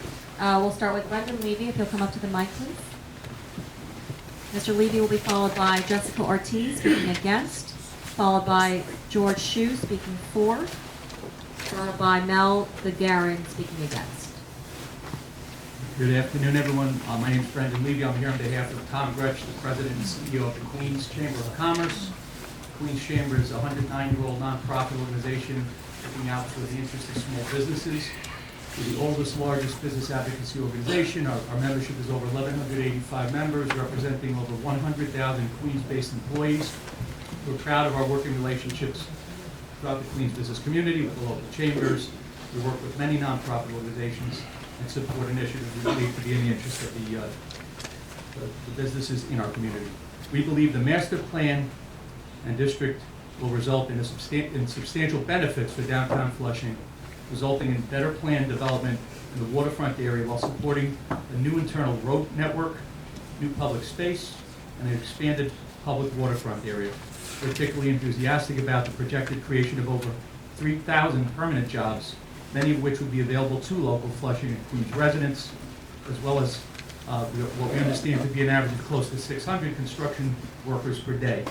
These benefits, plus the addition of new residents, commercial space, hotel accommodations, in our view, will strengthen the downtown Flushing economy and businesses. We appreciate the substantial effort put forth into this project over the many years by the community board and other local stakeholders, going back to the original downtown Flushing development framework, the more recent BOA report, and now this zoning application. The proposed development completes a missing piece by connecting downtown to an improved waterfront. Going forward, we look forward to working with all parties to help make this project a success, ensure that Queens Chamber is in support of this project.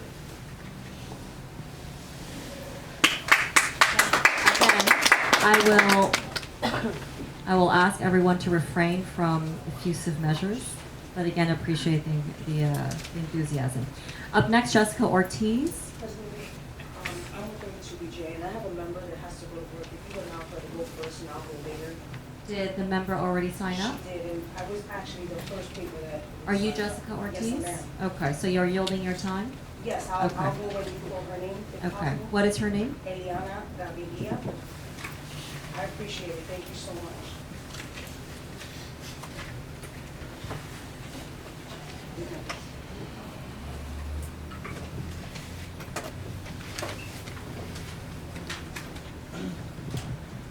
Eliana Gavinia, speaking against, followed by George Shu, speaking for, followed by Mel Gagarin, speaking against. Hi, good afternoon. My name is Eliana Gaviria. I'm from 32BJ. I'm living in Flushing for 25 years. I have been a member of 32BJ for 20 years. I'm here today to express our concern for this project. 32BJ is the largest private service union in the country. We represent more than 4,000 32BJ members who live and work in our community District 7. The applicants have continued to present this project a huge economic investment of the Flushing waterfront that will help revitalize Flushing Creek. However, the developers, I'm sorry, I'm a little nervous.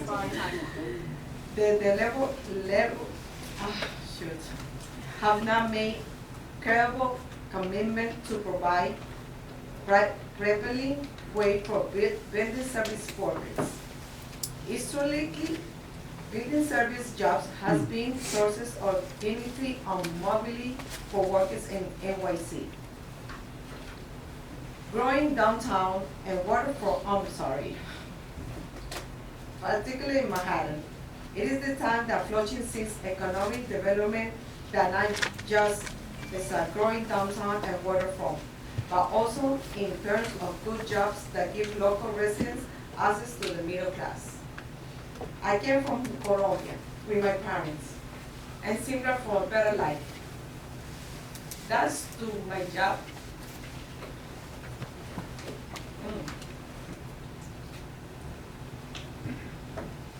I have been able to fulfill the dream by providing for my 5 kids a life with dignity and security. I love Flushing because it's a safe neighborhood with a good schools and so much diversity.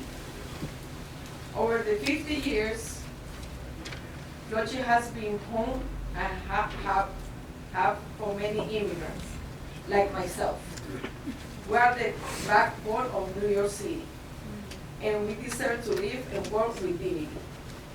Offering less than 100 affordable housing units in a project that will generate more than 16 developments. We deserve projects that will activate our waterfront and give us access to affordable housing and create good jobs, allowing us to take care of our families without worry. We respectfully urge you to vote no to these projects. Thank you, Mr. Gaviria, for delivering your testimony in person. Up next, again, I will not say this again. I ask that everyone refrain from clapping or cheering. If I see anyone doing this again, you will be asked to leave. And this applies to everyone on both sides of this issue. I appreciate your consideration. Up next, George Shu, speaking for, followed by Mel Gagarin, speaking against.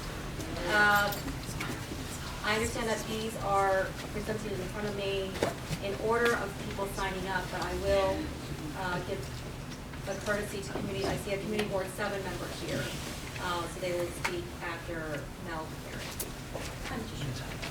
Thank you. Thank you, Ms. Lee, and thank you for the support. Hello. I'm speaking for the project, and on behalf of my Chinese Business Association, we have more than 65 active members. All of them are business owners in Flushing area and throughout the Queens. And we love Flushing, and we started in Flushing, and this project is a significant project, will significantly impact the Flushing landscape. And then the waterfront from as of right 20 feet width to all the way to 40 feet width. And I don't know about the rest of the people in this room. I'm planning to retire into Flushing area, and I have quite a few business properties, and then I think with all the owners put together, try to create this master plan. I have to give a lot of credits for them, because it's not a simple task, and it's not a small amount of investment. It's big, it's huge, and then it will be the best for Flushing. And I listened to the other people speaking about their kids and their families and values for Flushing. Just imagine if you have activated waterfronts for these kids to run around and then just take a break, have a water view, and then compared to a 24 not coordinated efforts, and then it's dramatically different. So I'm for this project, and I hope the rest of the group, most of the people, I do hear that, they're everybody looking at different angles. I appreciate that. I think this project is eventually it's gonna be the best for Flushing. Thank you. Thank you, Mr. Chu, for delivering your testimony here in person. Up next, Melanie Aaron, followed by Joseph Sweeney, followed by Cody Herman, followed by Stephen Lee. Thank you, Madam Borough President. My name is Mal Gagarin, and I'm here speaking as an individual member of the Fed Up Coalition. And I think it's important that we look at this project in context, not just on the PowerPoint. Because as of right or not, we don't know what the environmental impact is going to be on the remainder of Flushing. I think anyone who's visited Flushing knows that we're dealing with the second most congested area in the city outside of Times Square. And clearly these units, hotels, and retail are only going to result in additional congestion, noise, air pollution, not to mention the added risk to pedestrians and people who ride bicycles. As of right or not, there isn't going to be affordable housing. Now, I know that the resounding calls for roughly 90 units of affordable housing, but given the AMI, that's not going to be affordable to the working families who actually live in Flushing. There's no senior set-asides. To reserve 50% of up to roughly 90 units for CB7 residents, we're only talking about 45 apartments that are going to be available out of thousands of Flushing working families. The realities are that when we take this in context, this is going to lead to the inevitable displacement of working class families, small locally owned businesses, for the sake of luxury housing, retail, and hotels that don't serve the actual residents of the community. Thank you for your time. Thank you, Mr. Marin. Up next, Joe Sweeney, Committee Board 7, followed by Cody Herman, followed by Stephen Lee, followed by John Cho.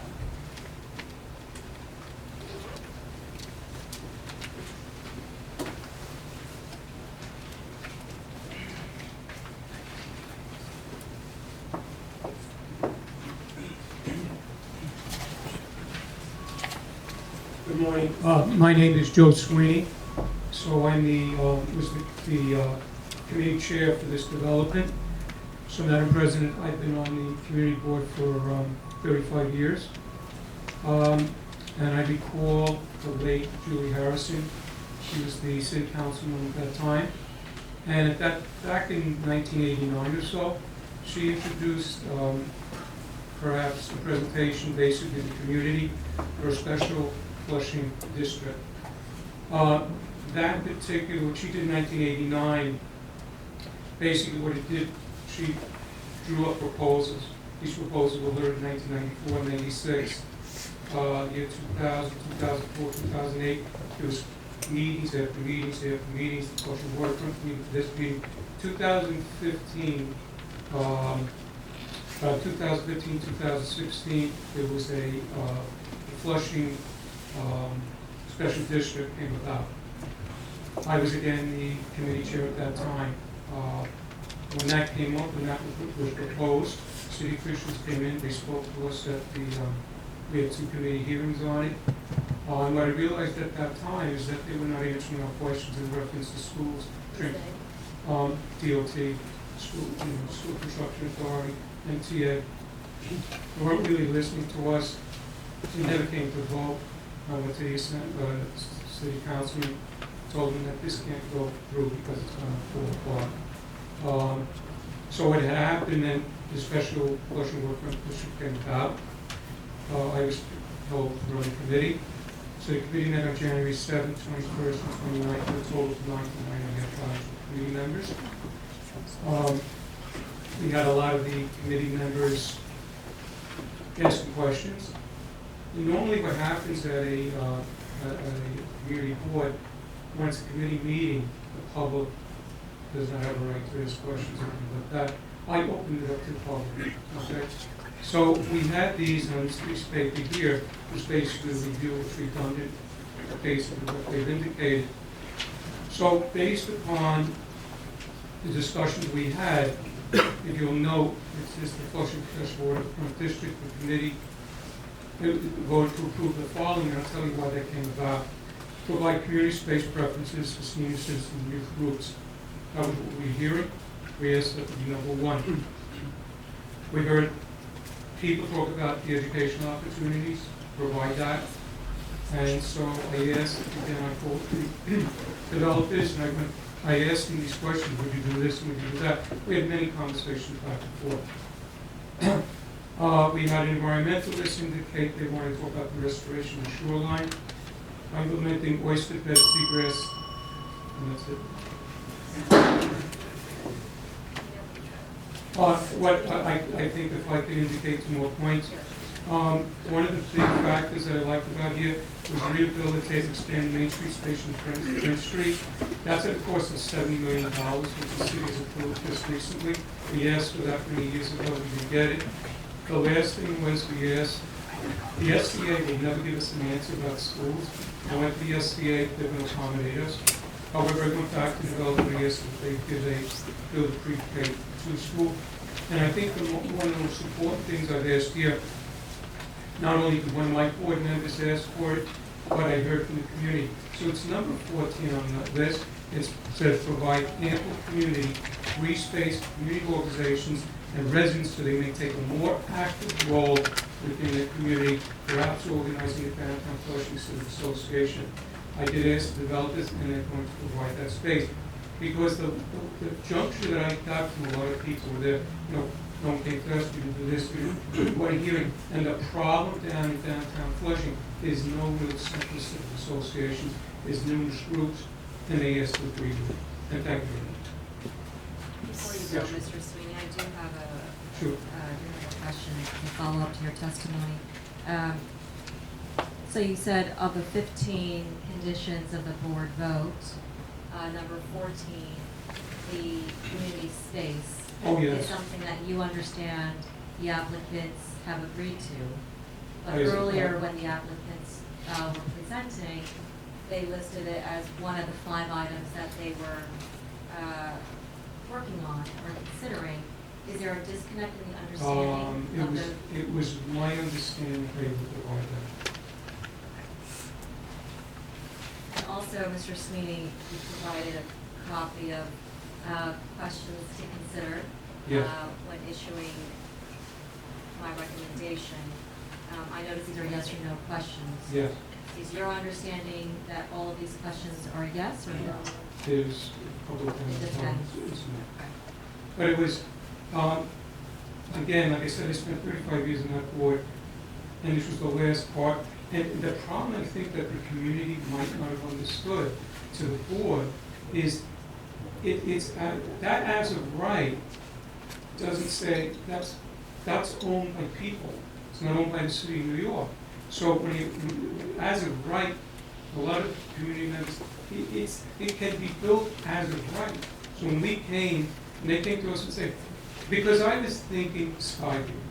Skyview never came to Community Board 7. They just built it as of right. So what we did, we sat down and said, well, maybe can we have some input on this? And if these good things are going to come out, the extra community space, I think almost 7 acres of space and whatever, I thought it was the best way to go. And I've been living in Flushing for 70 years. Okay, so I remember there's nothing down there. But as I feel it's a fiduciary responsibility part of the community board members to listen, to hear, and go and see what we can get. And we provided that opportunity, and that's what we felt. If I can indicate, you said it was slightly vote. Before you said, there was 15 to 1. And then it went to full board, yes. And that one vote happened to be why number 14 came up with that, because he felt, board member, 14. yeah, that there was not enough input by the community.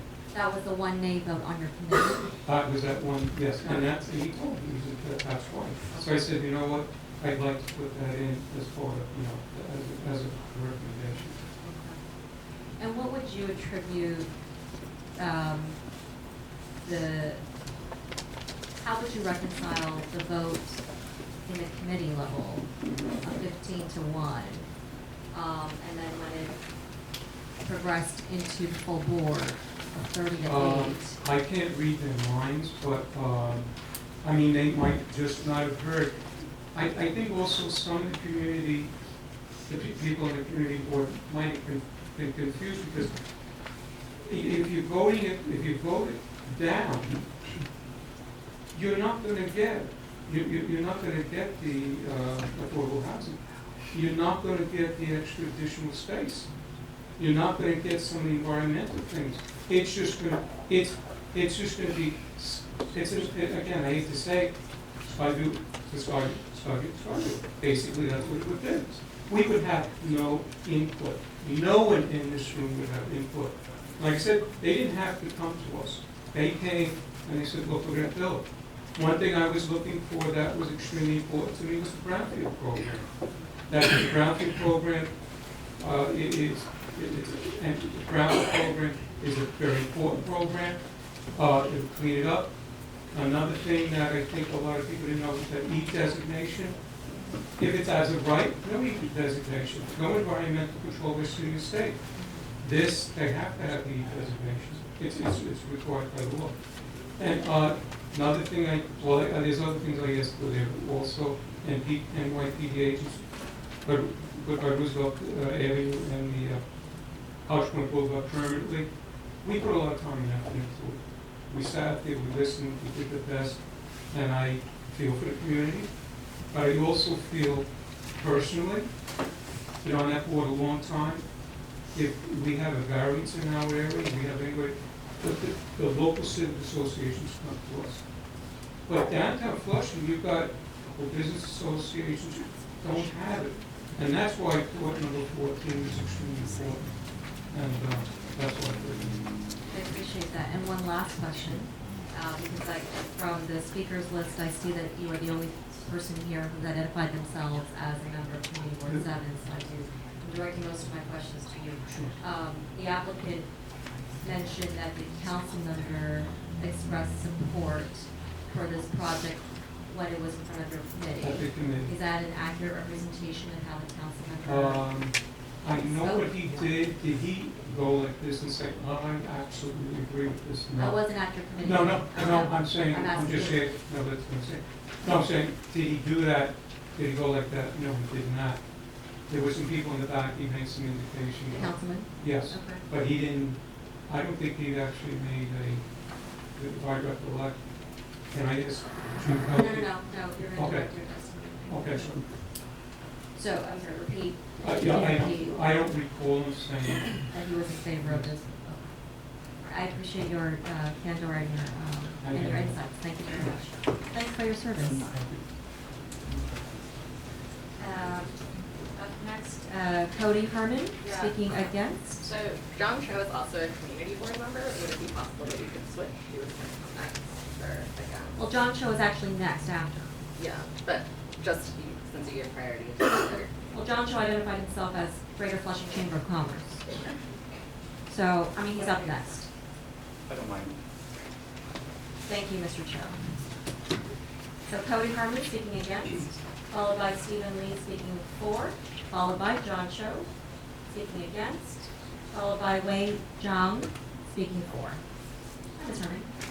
Thank you, Borough President, for giving the Special Waterfront District dealer process some thought and consideration. My name is Cody Herman. I'm a lifelong resident of Flushing and a member of Guardians of Flushing Bay. Guardians of Flushing Bay is a coalition of human-powered voters, local residents, and citywide partners working and advocating for accessible and healthy Flushing waterways, including Flushing Bay and Flushing Creek. We're also a member of the Flushing for Equitable Development and Urban Planning setup coalition, a grassroots coalition raising concerns about this ULURP process and the project proposal. So Guardians of Flushing Bay has 4 main points that we're concerned about with this plan.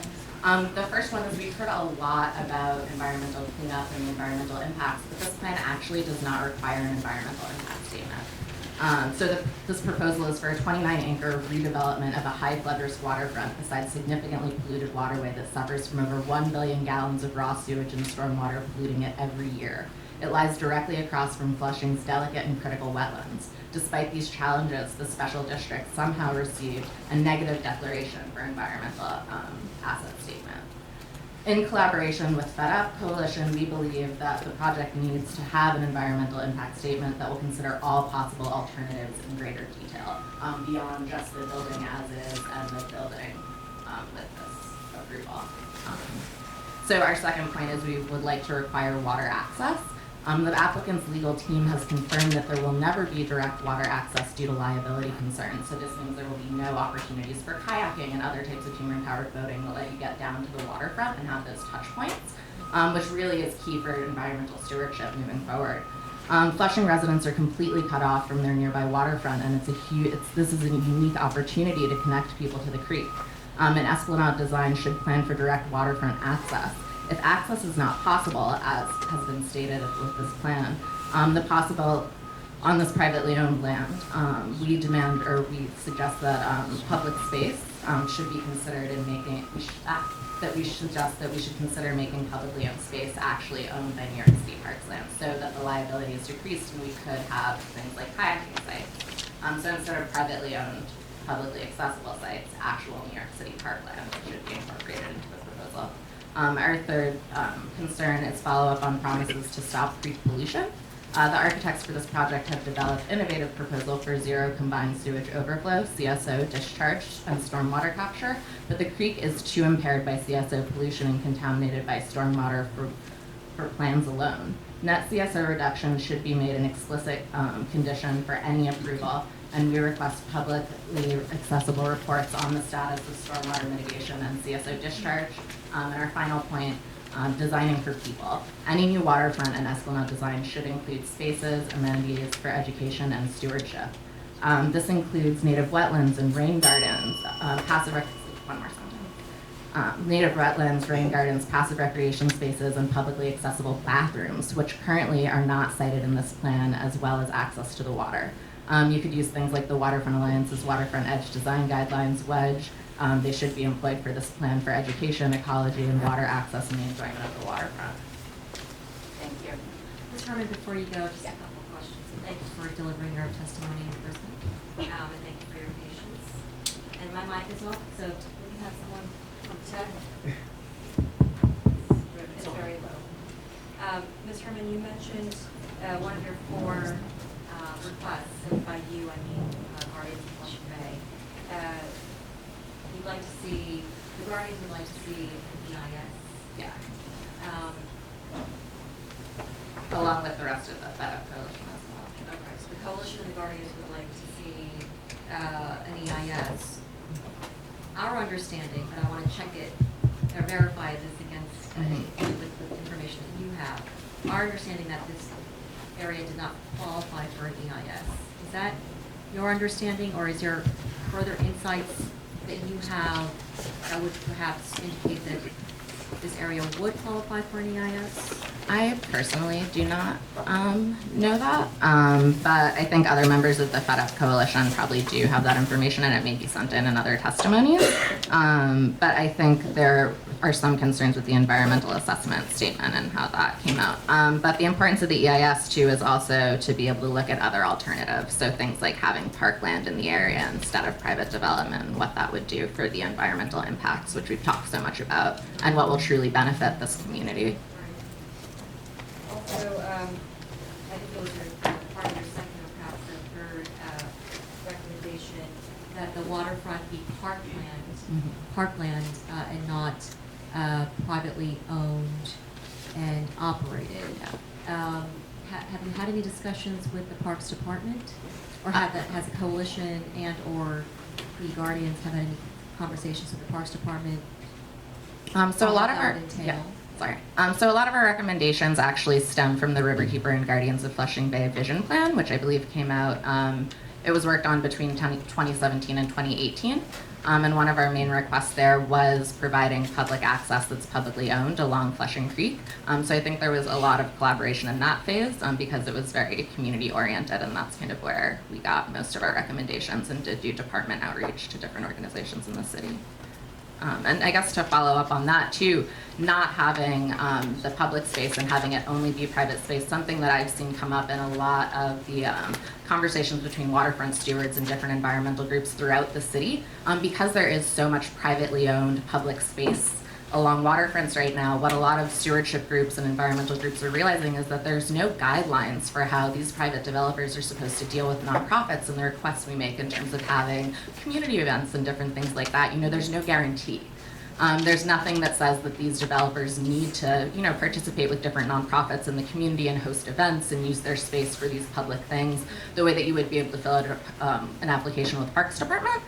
There's really no system for that citywide, and that's something that I think in city planning's waterfront comprehensive plan that should be coming out within the next year or two. I've heard a lot of different stewardship groups make that concern that there are no guidelines and there's no standard really of how we're supposed to work with one another. And a lot of times it really depends, like, are we friends, you know, and it's very just personal or full relationship. So like, you know, say we have a good relationship with one person that works for these developers, they go and move on, you know, maybe we're not able to hold the same types of events or anything like that anymore. Because again, there's no guidelines, there's no rules. So you're looking for accountability. Yeah, accountability and maybe a real commitment like this community space that was just mentioned earlier. And in the presentation by the applicants of their readiness and their willingness and their ability to do some of the environmental cleanup and the resiliency measures, are the guardians satisfied with that?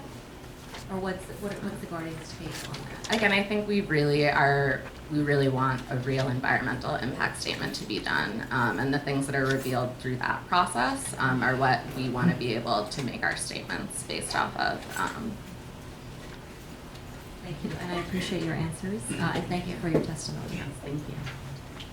Up next, Stephen Lee, followed by John Cho, followed by Wei Zhang, followed by Donal Cogdell. Hi, Stephen Lee. Today I stand before you today as a man of the community, and I lived and worked in Flushing. I lived in Queens for over 20 years. As a proud son of hardworking immigrants, I am a firm believer in progress. I am grateful for all opportunities that the great nation has offered to me and to my community and many others. Responsible development can raise the socioeconomic status of the community immensely. A better quality of life is the very root of the American dream. In order to ensure that, we need to progress, to move forward, to unite as a community, and for a common good. I'm just going to keep it short. Thank you. Thank you, Mr. Lee. Up next, John Cho, followed by Wei Zhang, followed by Donal Cogdell, followed by Charles Chang. And thank you, everyone, for your patience. I know it's a long hearing, but we want to ensure that everyone who would like to speak is heard. Mr. Cho? Madam President, thank you for allowing me to speak today. I'm speaking against this project, although for the right price, I might be persuaded to change my mind. I'm the Executive Director of the Greater Flushing Chamber of Commerce, a nonprofit membership association of business owners, entrepreneurs, and civic leaders representing the most diverse and dynamic community in the United States. Today, we join the Flushing for Equitable Development and Urban Planning Fed Up Coalition in opposing the proposed Special Flushing Waterfront District. As members of Community Board 7 pointed out in our hearing on February 10th, this proposal would add massive burdens to our neighborhood, including traffic congestion, escalating rents, and crowded classrooms, without adequately addressing the many needs of the surrounding residents and local businesses. At most, the downtown Flushing community will only get 90 affordable housing projects, or 5% of the 1725 total units, most of which will be luxury condo. You have heard a lot of smoke and mirrors today and vague promises of a school, additional entrances to number 7 station, 2 city projects that will happen regardless of whether the city, whether we approve a special district or not. The proposal's failure to adequately address the lack of affordability is especially troubling. We recently met with the principal of Junior High School 189, who raised concerns about lack of affordability in the local community and the continued displacement of many residents and businesses. As a result, her students, often left to fend for themselves when their parents are forced to find work or move their businesses to other neighborhoods, have developed emotional and mental health issues. In the last year alone, Junior High School 189 reported 60 cases of suicide ideation within their population of 10 to 13-year-old students. The impact of displacement is real. We need to envision a plan that prioritizes people over profits. 3 years ago, Community Board 7 voted to oppose a more comprehensive redevelopment plan called Flushing West, which would have provided more than 500 units of affordable housing, billions in city infrastructure improvements, and real public access to the waterfront. Flushing West would have provided schools, youth centers, commercial spaces for neighborhood-based small businesses, none of which are offered in the current special district. Instead, it is baffling that Community Board 7, and I happen to be on Community Board 7, I was one of the people who voted against it, why Community Board 7 would oppose Flushing West in 2017, but then turn around and support a much inferior plan 3 years later. From the public's perspective, the only difference today is that developers are paying certain Community Board members to be quote-unquote consultants on this project, a situation that is rife with conflicts of interest. We joined the Fed Up Coalition in calling for an immediate halt to the current ULURP and the establishment of a comprehensive environmental impact statement process with real community engagement and public participation. Thank you. Mr. Chair, before you go, I have a few questions if you don't mind. Of course. You talked about a Flushing West project 3 years ago that came before Community Board 7. Yes. Chair member. Do you recall what the vote was on that? I was not on Community Board 7 at the time, so I don't know what the vote was, but Community Board 7 was opposed along with a council member. So was it disapproved? I believe Or disapproved with conditions? Do you because of the recall? opposition from the Community Board and the current council member, it was taken off the table before it was even certified. Oh, before it came to a vote. Before it was certified, yes. Oh, so did it come before the Community Board? It was discussed in the Community Board, It was presented at the Community Board? and it was opposed by the Community Board very clearly. But it was not certified? It was not So certified. it never began the ULURP The process? community never had an opportunity to really weigh in formally on that proposal. Although myself and many community members, here included, participated in a year-long pre-certification planning process that was very comprehensive, that For looked, Flushing West? yes, that looked at where do we put the school, where do we have additional traffic mitigation procedures, how do we make sure that the public has access to this and not be at the whim of developers. Those are questions that should be answered in a comprehensive EIS. The fact that we don't have an EIS in this, in the most densely populated transit hub outside of Manhattan, is really absurd. The proposal that you saw today only looks at the blocks in which this development will take place. A comprehensive EIS will look at the impact beyond those blocks and bring in the bland houses, will bring in the senior centers around there that will be impacted, but were not included in this process. Do you recall, because I heard a couple references to the Skyview Apartments adjacent to this area? Yes. Was there an EIS done on that?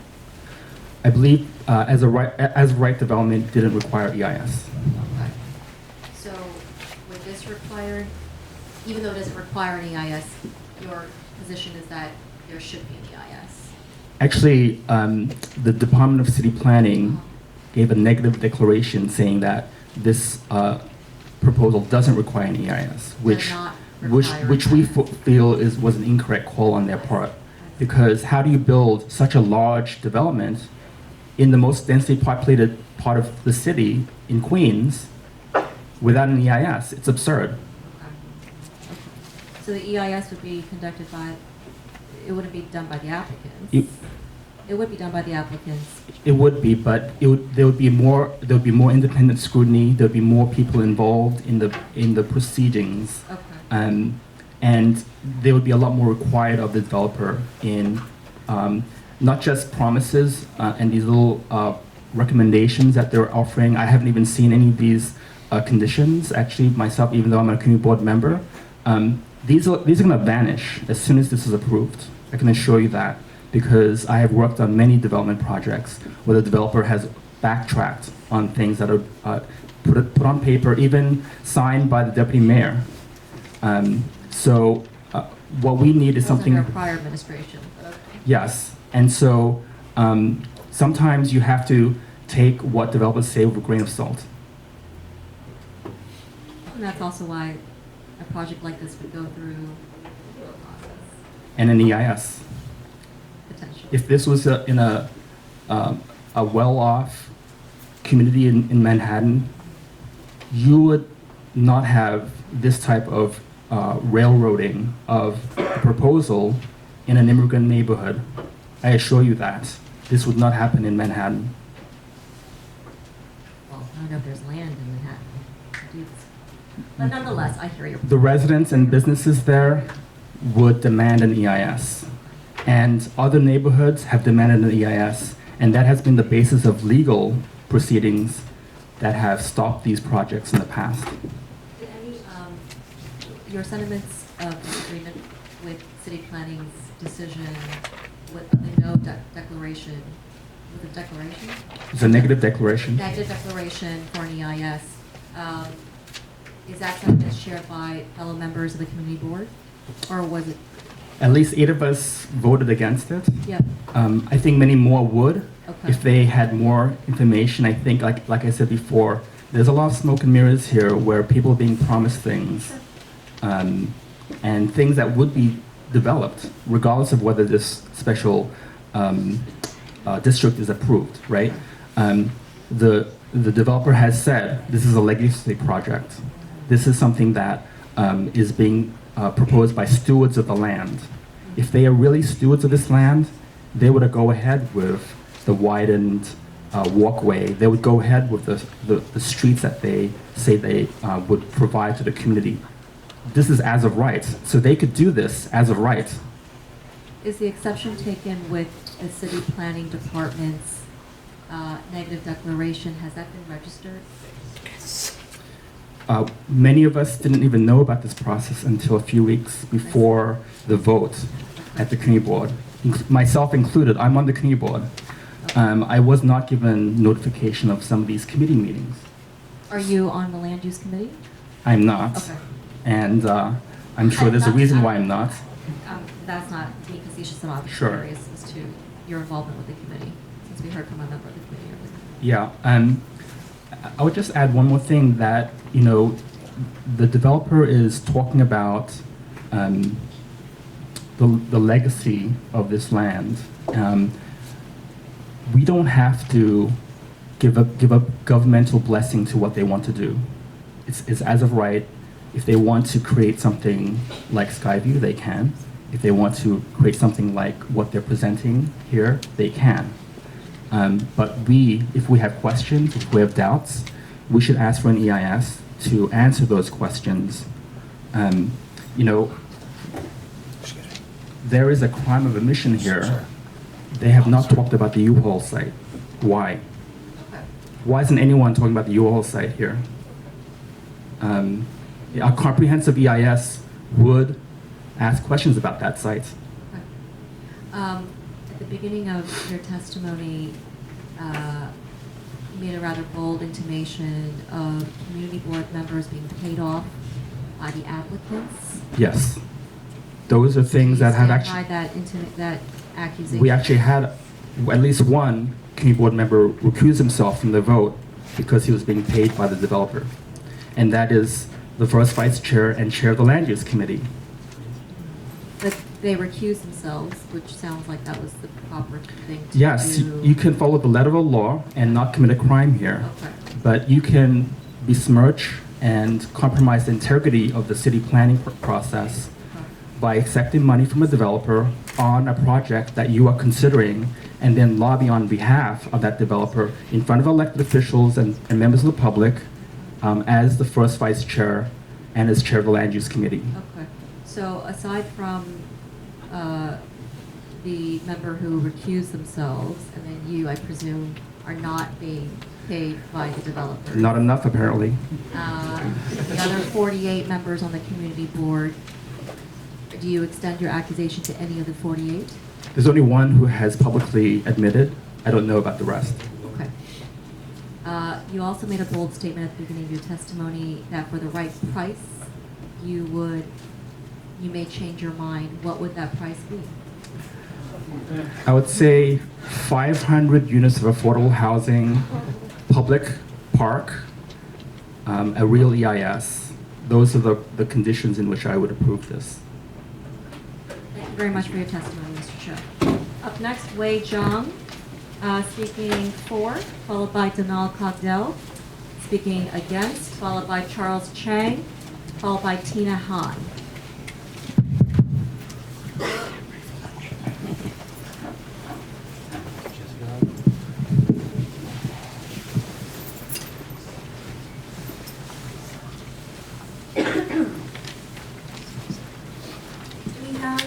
Wei Zhang? Is Wei Zhang here? Okay. If Wei Zhang is not here, we'll move on to the next person who's speaking for, Charles Chang. Is Charles Chang here? Yeah.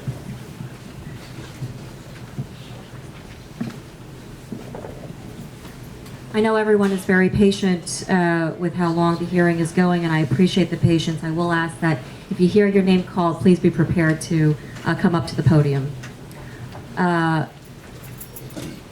Charles Chang. Are you Charles Chang? Hi, Mr. Chang. Followed by Donal Cogdell, followed by Jen Shu, followed by Tina Han. Hi, Mr. Chang. Hi. Good afternoon. My name is Charles.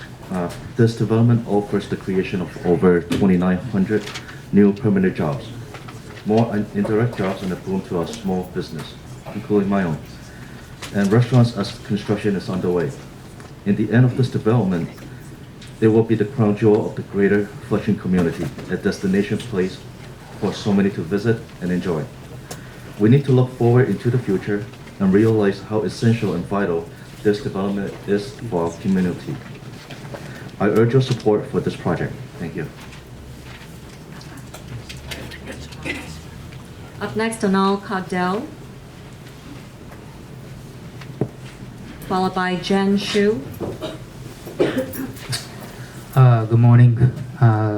Thank you, Borough President. See, I'm Donald Cogdell. I am the Director of Justice for Hope Astoria, and I'm in support. I have a strong place in my heart for Flushing. I started my career in nonprofit there, working at the Flushing Y, and I'm standing with Mequon Center and just, you know, that the working class would not be neglected or denied, that there be more transparency in this process, because that is a concern. And when we talk about affordable housing, the units that developers are proposing are not actually affordable for the downtown Flushing Center community. The price of the units hovers around 80% of the AMI, which is $85,360 for a family of 4. However, the average income in Flushing is between $11,000 and $36,000. And according to the 2014 American Community Survey data, 18% of Flushing residents are seniors, and as we saw earlier, there's no housing for seniors, right? And so we would love to see or demand 1,700 affordable housing units with tiers of affordability for seniors. So that's pretty much it. I stand with the community, and I appreciate your time. Thank you. Thank you, Mr. Cogdell, for delivering your testimony in person. Up next, Jen Shu. No show. Peter Wu, who is registered for. Hi, Mr. Wu. Followed by Tina Han, against. Followed by Todd Leung, speaking in favor. Good afternoon. Hi, good afternoon. My name is Peter Wu. I've been involved in the Flushing business community for over 20 years. And I think we've been trying to open up the waterfront for that long as well. So I think this is a great opportunity for us. I think obviously it's going to create a substantial number of jobs for low-income families, workers.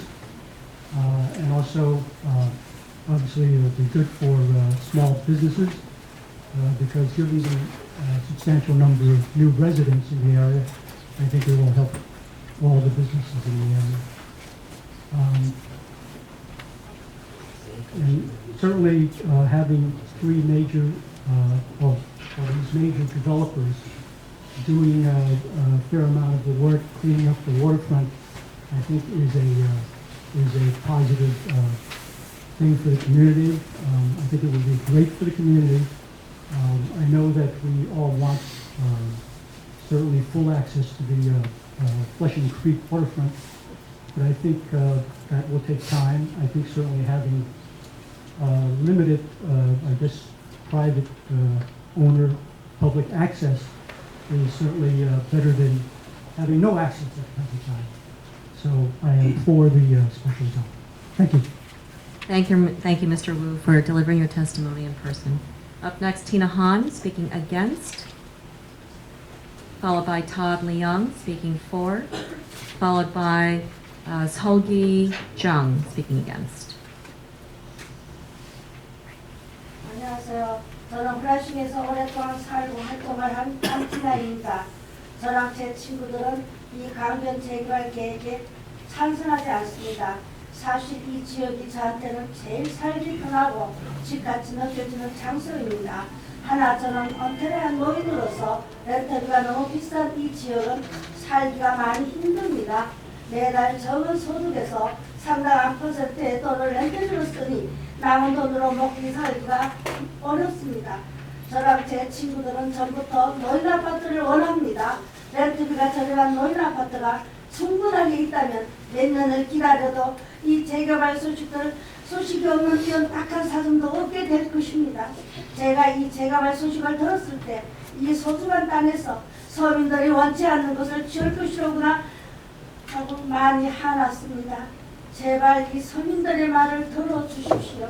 이 재개발 계획은 우리 플라싱 주민들을 위한 것이 아닙니다. 부유한 자들을 위한 것입니다. 제발 반대해 주십시오. 감사합니다. Hi, my name is Sugi Jung, and you're not provide any integrated penetration service today, so I'm here to volunteer to your help. My name is Tina Han, and I'm a long-time Flushing resident and active community member. My friends and I are opposed to this plan to redevelop Flushing West. Truthfully, this area for me is the place where I feel the most comfortable, the place I feel home. However, as a retired senior, it is difficult for me to live in a place with such a high rent. I must spend a significant portion of my income on rent, and it is difficult to succeed to eat and live with the remainder. All of my friends and I want senior housing. If there were plenty of senior housing that is affordable, we would not have the unfortunate situation we have today, where we can wait years and years and not hear back a thing. When I heard this plan to use this valuable land to build something that the low and middle income residents do not want, I was very upset. Please listen to the public. This redevelopment plan is not for the residents of Flushing. It's for wealthy folks. Please oppose this plan. Thank you. Thank you, Ms. Jung, for the interpretation, and thank you, Ms. Han, for delivering your testimony in person here at Queensborough Hall. 한 선생님 와주셔서 너무너무 감사합니다. Queensborough Hall에. 예, 감사합니다. Up next, Todd Leung speaking for, followed by Seolgi Jung speaking against, followed by Jen Shu speaking for. Good morning, President Lee. Good afternoon. Good afternoon. Good afternoon. Yeah, it's afternoon now. I completely appreciate that everybody has their own perspective on this project. I'm merely here to present my perspective as a small business owner in support of the project. Like you, I'm from California. I've been living in New York for 20 years, though, and past 5 of them in Flushing, living and working in Flushing. I started a small business there. I operate a rooftop cocktail bar, the first really of its kind in the area, I think, which was probably unheard of, in the past decade or so. And the reason I moved there, the reason that I wanted to start a business there is because I saw the economic development going on. and the future vision for this area, combined with all the entrepreneurial spirit of the Chinese community, as well as, I mean, let's be honest, the infusion of capital from China, and has really sort of jump-started the area. I think we would agree that economic development and economic progress is the engine and the lifeblood of the community. As a business owner, I've started a business. I'm in my 5th year of business now. Everybody told me not to do it because it would fail. You know, I didn't listen to them, went ahead with it. You know, but in this business, most businesses are done after 3 years. 80% are out of business. We're in our 5th year now. And doing something that was new to the community, something that none of my friends who are professionals in the F&B business, who actually have run businesses in Flushing and live in Flushing, they didn't think it would work. It worked. And I employ 20 people now, all from the community. Many of them are college students.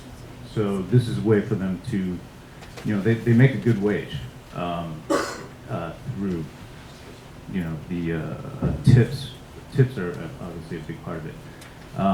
But this is a way for them to pay for schooling. It's also a way for them to support their families.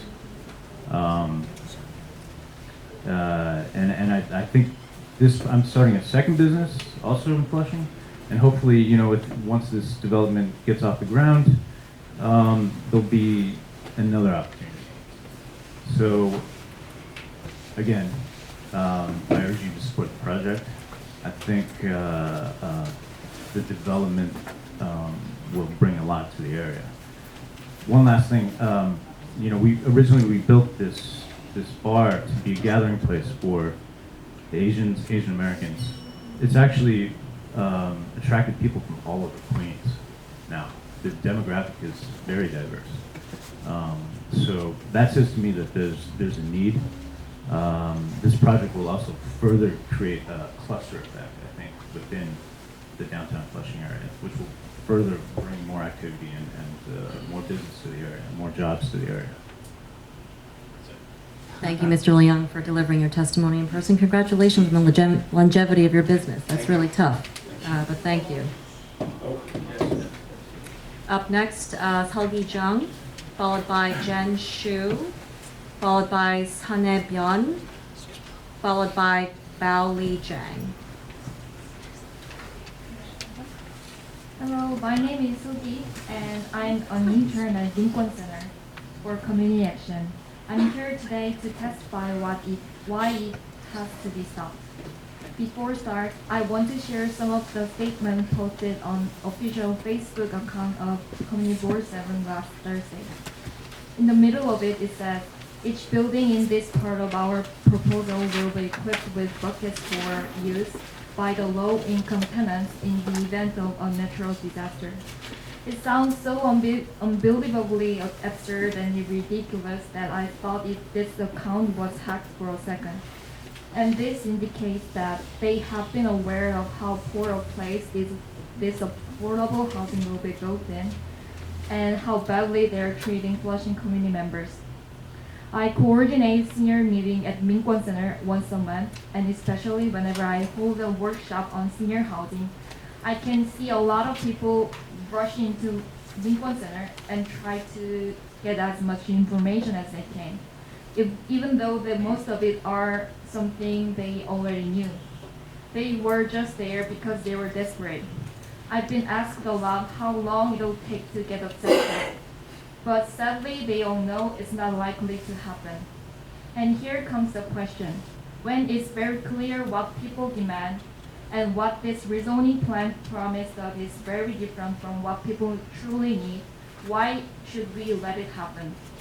Last time we were blamed for not having been there in the first place when the plan had been settled. But it can't be even a plausible excuse that we are paying for it. We were there, as you can see, now we are here, and we will be there. It's you developers who were not there while we were making this Flushing area attractive enough for you to want to make luxury building in this Flushing area. Our Flushing residents, these are folks that have gone through how many cycles of urban renewal, displacement, public housing disinvestment, failures by the broader planning and government establishment over generations. The fear of just saying build, they build is a very valid fear. It's up to planners and policymakers to engage those concerns in good faith. So I want to say it's not that we failed to stop it, it's that you failed to convince us enough at the last meeting. Supporters say that it will bring more chances, hopes, and jobs into this community. And here we are asking you again, do you guarantee all these good things go directly to Flushing residents? If not, why should we let it happen? Thank you. Thank you, Ms. Jones. Up next, Jen Shu, speaking for. No Jen Shu. All right, we'll skip over to Bao Li Jiang, speaking for. We're asking the next person who is speaking in favor of the proposal. So after Mr. Jiang will be Sun Ebyeon speaking in favor, followed by Jean Kelty speaking for. Oh, very last. Okay. At the request of the board chair, he will speak very, very last. Good afternoon, everyone. Hi, Mr. President. My name is Bao Li Jiang. I'm represent the Beijing Association of New York. I'm the president of this organization. As the community leader, business owner, and the resident of Flushing, I love this land, love this place. When I talk to my colleagues, to my friends about this project, everybody is so happy about it because we are all the new immigrants. We have our own business. This project will changing the Flushing and the whole the community. Also, will create over 3,000 jobs. There's no reason. I feel like there's no reason to stop this kind of project because people using their personal money to build community, community for the people getting better life. I feel like there's no reason to stop it. Thank you. Thank you, Mr. Jiang. Up next, Sun Ebyeon, speaking against, and seeing as how there are no other speakers signed up to speak in favor other than Chair Kelty, Ms. Byun will be followed by Ying Situ, followed by Cindy Chung, followed by Ainka Swit Antoine. Hi, dear Madam President, I am the lead housing organizer in Midtown Center, nonprofit that has been serving the immigrant community of downtown Flushing for 35 years. We have pursued over 7% of all Korean DACA applications in the country, and we are leading APA voice as well for complete county. I'm also a longtime Flushing resident. I became a housing organizer because I have been witnessing an ever-increasing rate of displacement. In fact, more than 70% of families are rent burdened in Flushing, spending more than 50% of their income on rent. Because of the language barrier, low-income, limited English proficiency immigrants in Flushing has been at greater risk of gentrification, displacement, and homelessness. We're attacked by predatory landlords like Zara, A&E, Pinnacles, and predatory developers and predatory rezoning. Immediately after Mayor de Blasio announced the rezoning of Flushing West in 2014, where predatory landlord bought up many of the rent-stabilized units in Flushing, a lot of the residents were displaced by rising rent and tactics that those predatory landlord uses, like MCI, major capital improvements. These predatory landlord has also been converting rent-stabilized apartments to condos as well. So according to New York Times, Flushing quietly became one of the fastest growing for sale markets for at least of the last decade, with second to Williamsburg, and it went up. The price went up nearly 86%. The speculation of land and rent have been negatively affecting our community. This rezoning will accelerate the process of gentrification, displacement, and homelessness. Predatory landlords and developers have been stripping the neighborhood of affordable housing and public amenities. About 10 years ago, FNT took Municipal Parking Lot 1, which was public land, from us, a severely discounted price and many tax benefits. They promised us affordable housing units and a separate space for YMCA. This never happened. FNT is also working on Tangram and other luxury condos and hotels. They have a history of not hiring union workers too. These developers consistently fail to follow through on their promises to provide Flushing with affordable housing units and community facilities. Please hear our voice. 70% of all Asian Americans in New York City are foreign-born, with half of all Asian Americans in the city living in our neighborhood in Queens. I believe that no one from the Asian community, whether they're young or senior, whether they're LEP or not, should be silenced, threatened, and intimidated, especially at the public hearing by the chair. During the Community Board 7 hearing, the board really tried hard to silence the voice of our community by littling our youth members. Many of our youth came out on behalf of their community who are limited English proficiency immigrants and who are working from early in the morning until late in the evening. They are the members of our community and should have a voice.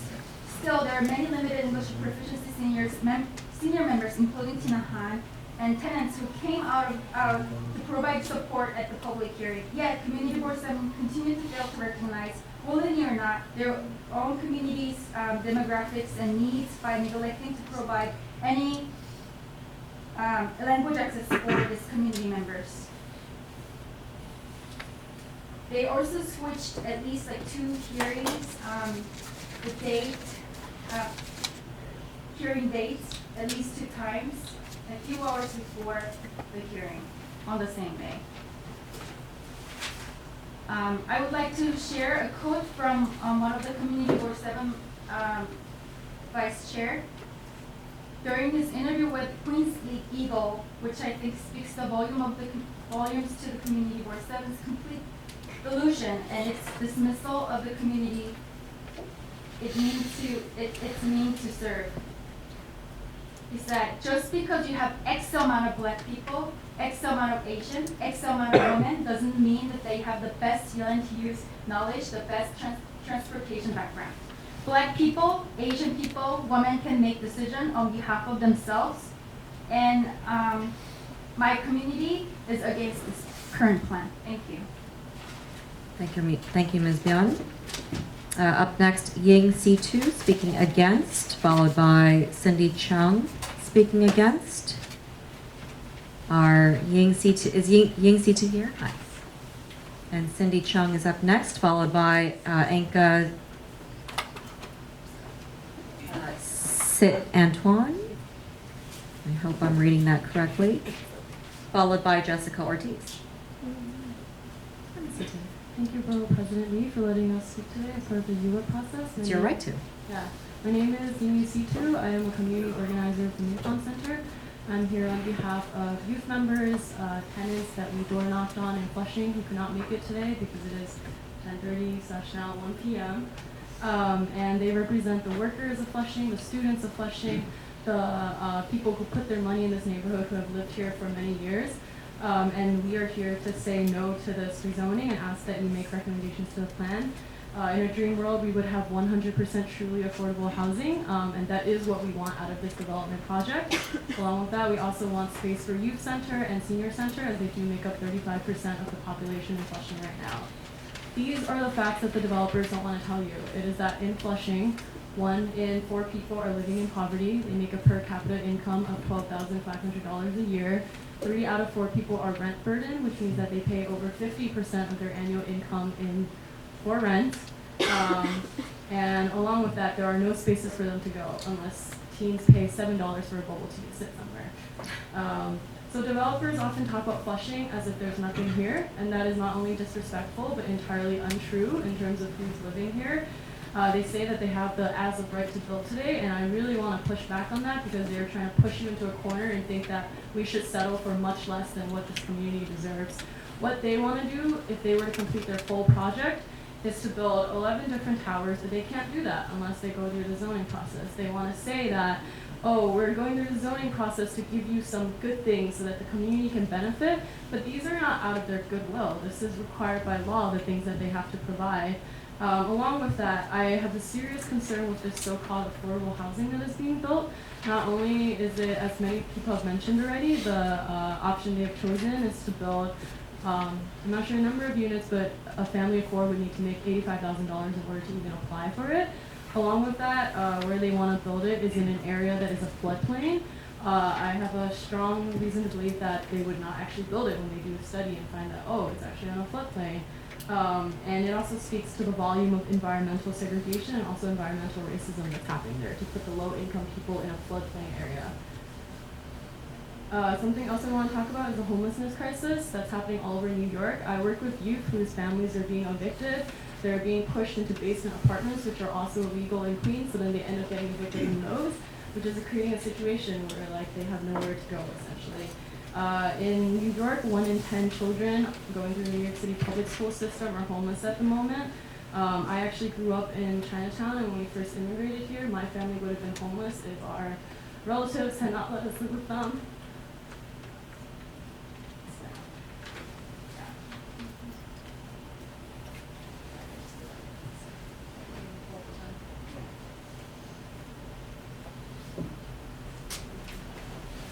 After the rezoning in East Village, my relatives who let us stay with us got displaced as well. So when we talk about homelessness,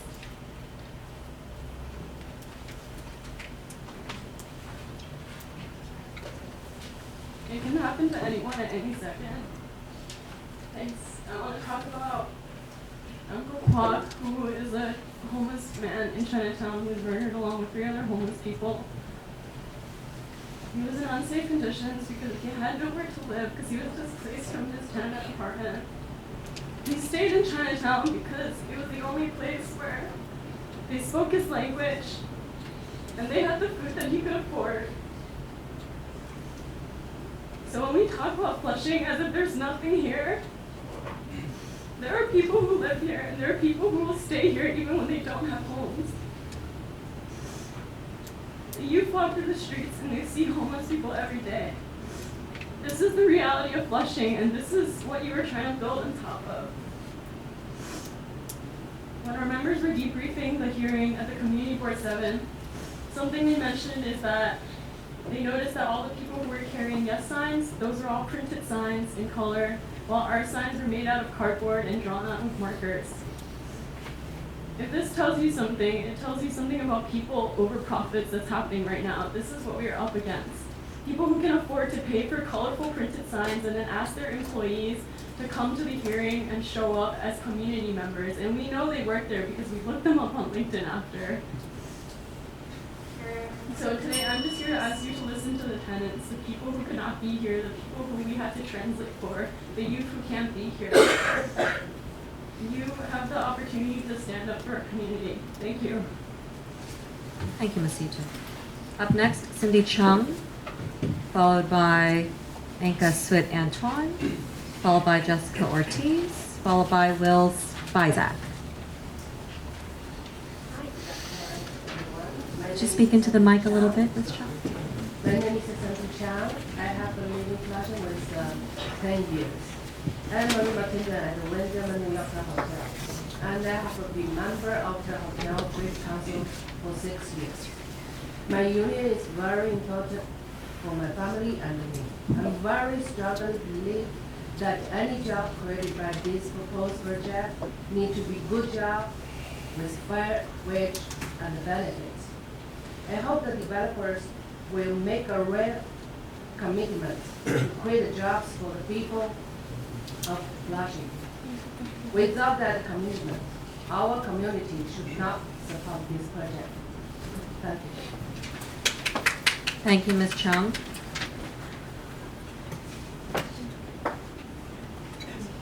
Anka Swit Antoine, followed by Jessica Ortiz. Sorry, my handwriting is terrible. I need to Scott and Twan. Scott. Sorry. Swit. Scott. This testimony is being given on behalf of the New York Hotel Trades Council, the union that represents 40,000 women and men working in hotels in New York and New Jersey. Our members are the heart of the hospitality industry, which serves as one of the city's key economic engines. The hardworking members of the Hotel Trades Council earn a good wage, enjoy leading-edge healthcare at almost no cost, and are treated with the respect that they deserve in their workplace. Union hotel jobs provide an entryway into the middle class for thousands of working families across New York. We have serious concerns regarding the proposed special Flushing waterfront district, particularly the absence of any guarantee that the jobs created by the proposed development will be the good jobs that pay a fair wage, provide good benefits, and ensure that workers are treated with the dignity and respect that they deserve. We have yet to have any substantive discussions with the project's principals that would lead us to believe that the jobs created by the proposed 2,000 plus hotel rooms would be the types of jobs that will lift up working families in the surrounding communities. Until the principals behind this proposal come to the table and guarantee that the jobs created by their project will be good jobs, we cannot support the special Flushing waterfront district. Thank you. Thank you, Ms. Scott. Antoine, before you go, I do have a question. So I know you're representing HTC. Now, the applicants in their presentation, I asked them, have you been in conversations with Hotel Trades Council? And they said yes. Well, they said that a meeting is in the works, discussions are in the works, but that there's been some contact, or there are at least plans for further discussion. Is that an accurate representation of the communications between your union? I have the ability to answer, but we'll have someone from the office contact you with that information. I do not have that. I just have to read on behalf of the union. Okay. All right. Thank you, Ms. Scott Antoine. No problem. Thank you for delivering your testimony in person. Up next, Ms. Jessica Ortiz, followed by Will Spizak, followed by Bobby Nathan, followed by Karanjit Sahota, all speaking against. Good morning. Welcome back. Hello. Good morning. Well, you were originally speaking in the morning, and now we turn into afternoon. Well, good afternoon, Borough President Lee. My name is Jessica Ortiz, and I'm a representative of 32BJ.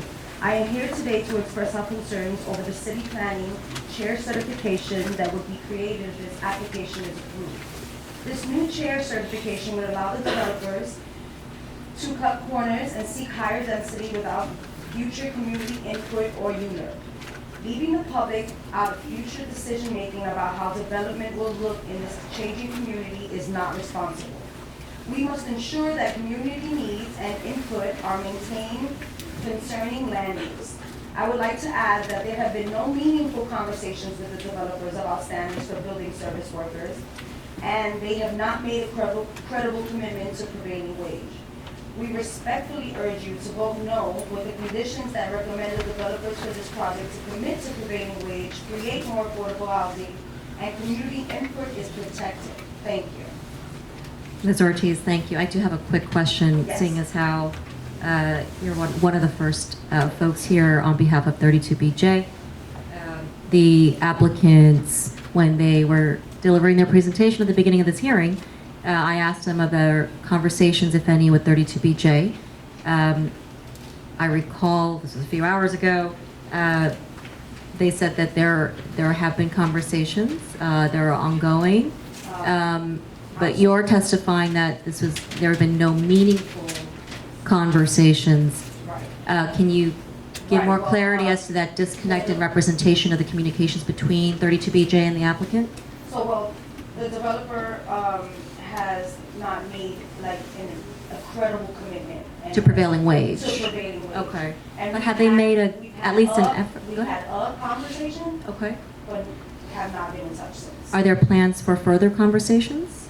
I wish I could answer that, I really don't know.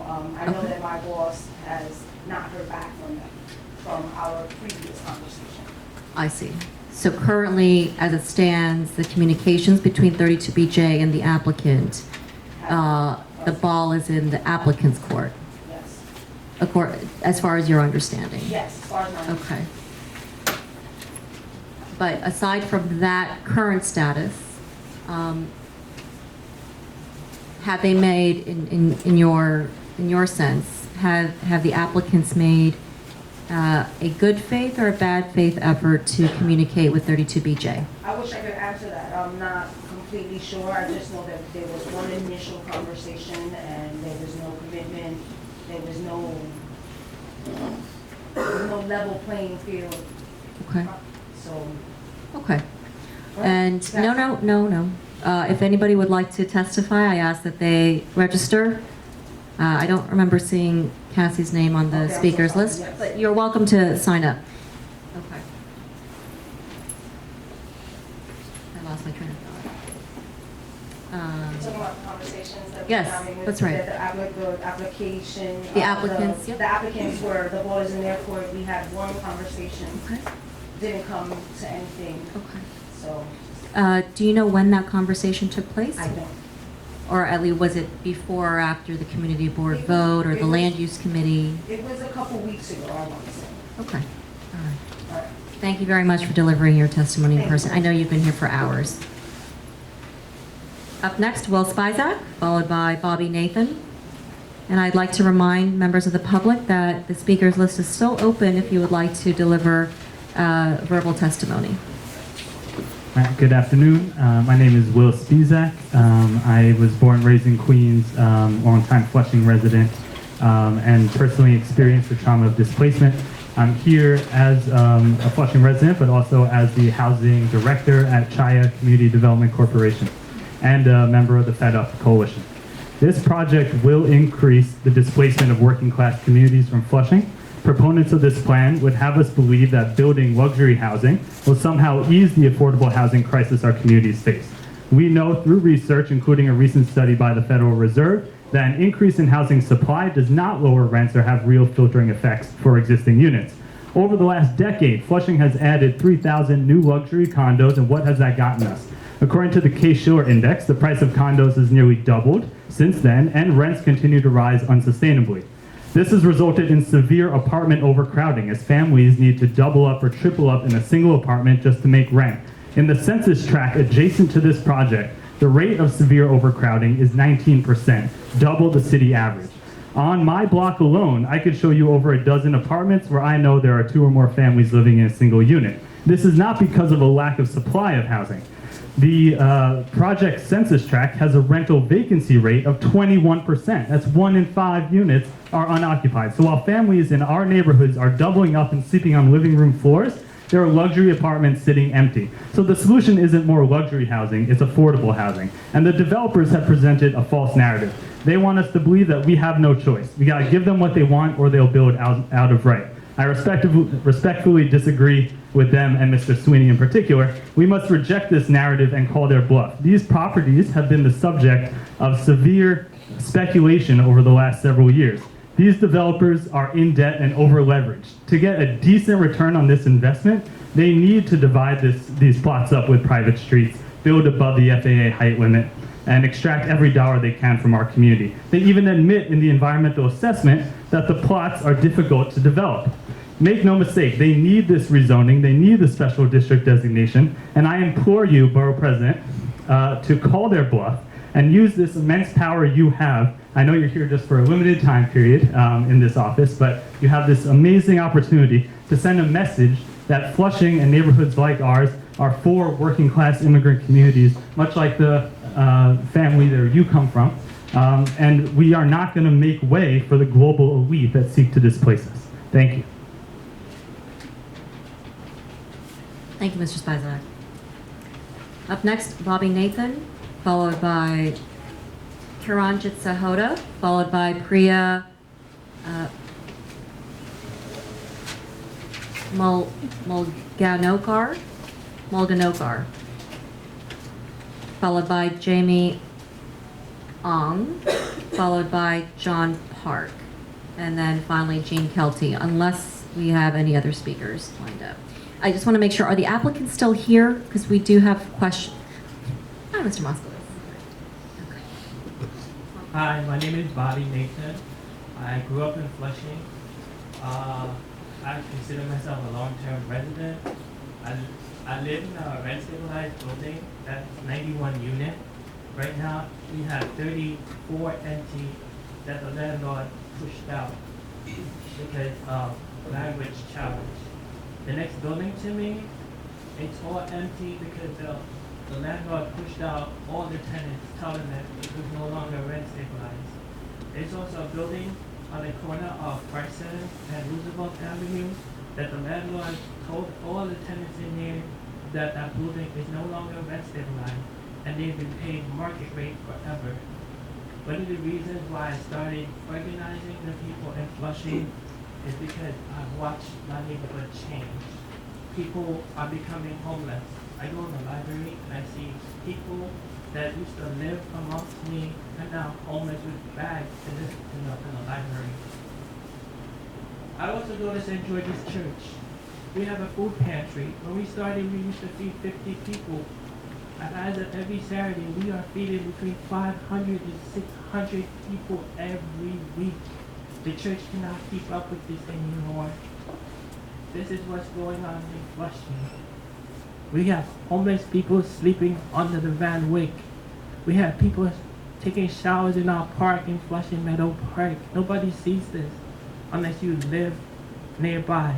I live 2 blocks away from this site. They made no effort to speak to us.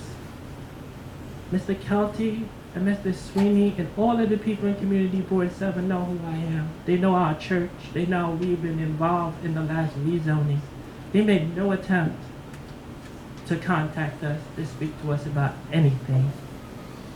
I'm not saying they're bad people because, I get along with them. But they didn't want to speak to us. At the hearing, I spoke to Mr. Moskowitz. I said, would you speak to us? And he said, no, because you are against this. He knows that our church is one of the most influential church in Flushing. You came there the other day for the Lunar Breakfast. Our church is open to everybody, gay, straight, black, white, Jew, Gentile. That's the beauty of my church. That's why my family moved to Flushing. And my blood, my great-grandfather was the first Jewish rabbi in Jamaica. One of my great-grandmothers came from India. She was an indentured servant.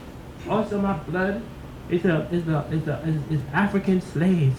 This is why I fight for the people in Flushing. Everybody keeps telling me, Bobby, why you keep fighting? Why you keep fighting? Just let the neighborhood change. But I watched as we started electing our first Asian people to all offices.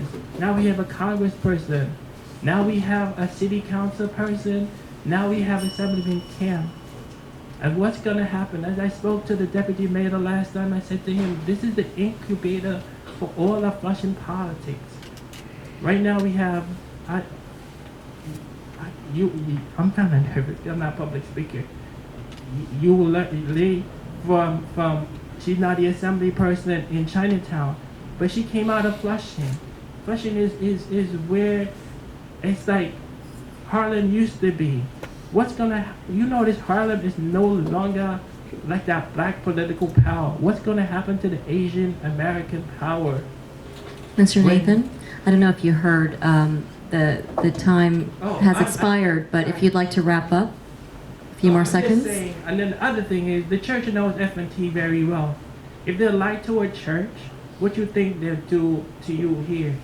F&T told our church that they were going to build parking space, and we'd be able to use it on Sundays because the church doesn't have parking space. They are our neighbors right across the street. And when we asked them, they did not give us those parking space. When they were building on the Muni lot, they told us we were going to get the YMCA, we were going to get all of these open We were gonna get a theater, we gonna get park. Guess what? We got none of that. There's a little sliver of park, and when we wanna use it, they said, no, we can't use the park there for any event. So I'm telling you, for 20 years, they've been buying up the lot. I'm not sure if y'all have ever seen this, but for 20 years, F&T has been buying up Flushing, block by block by block. The building at Community Board 7 is owned by F&T. This is what they've been doing. Their plan is to turn Flushing into the Asian Times Square. Can you see this, everybody? Thank you, This is Mr. not me Nathan. saying it. Thank you so much All for right, your time. thank you for coming to testify in person. Up next, Kiranjit Sahota, followed by Priya Mulga, I'm sorry, and please check me when you come to the mic. Mulga Onkar. Hello. Hello. Good afternoon. My name is Kiranjit Sahota. I was born in Left Rack City and have lived all over Queens. I love my town of New York City, especially my mother borough of Queens. We're the most diverse and the most interesting borough because of it. I take immense pride in this fact. I'm sure you know Manhattan is not what it used to be. It has become a playground of the rich, a tourist attraction, if you will. It used to be a place where working class people could live and have a family. I know people who were displaced by the rising rents of Manhattan and moved to Queens and loved it because of its community and its working class beauty. Manhattan is no longer a place for a lively community. It has become a corporate glass steel playground. We cannot let what has happened there happen here in the heart of Queens. Someone from the developer group has called Flushing a destination spot. It is not Disneyland. It is not a tourist attraction. It is our home. There are small businesses that are closing in Flushing. We cannot lose what we have now. If you build this development on the waterfront, it will displace our neighbors and it will bring the glass and steel corporate playground to Queens. We cannot let our brothers and sisters here be displaced. We have to help them. We have a responsibility to each other.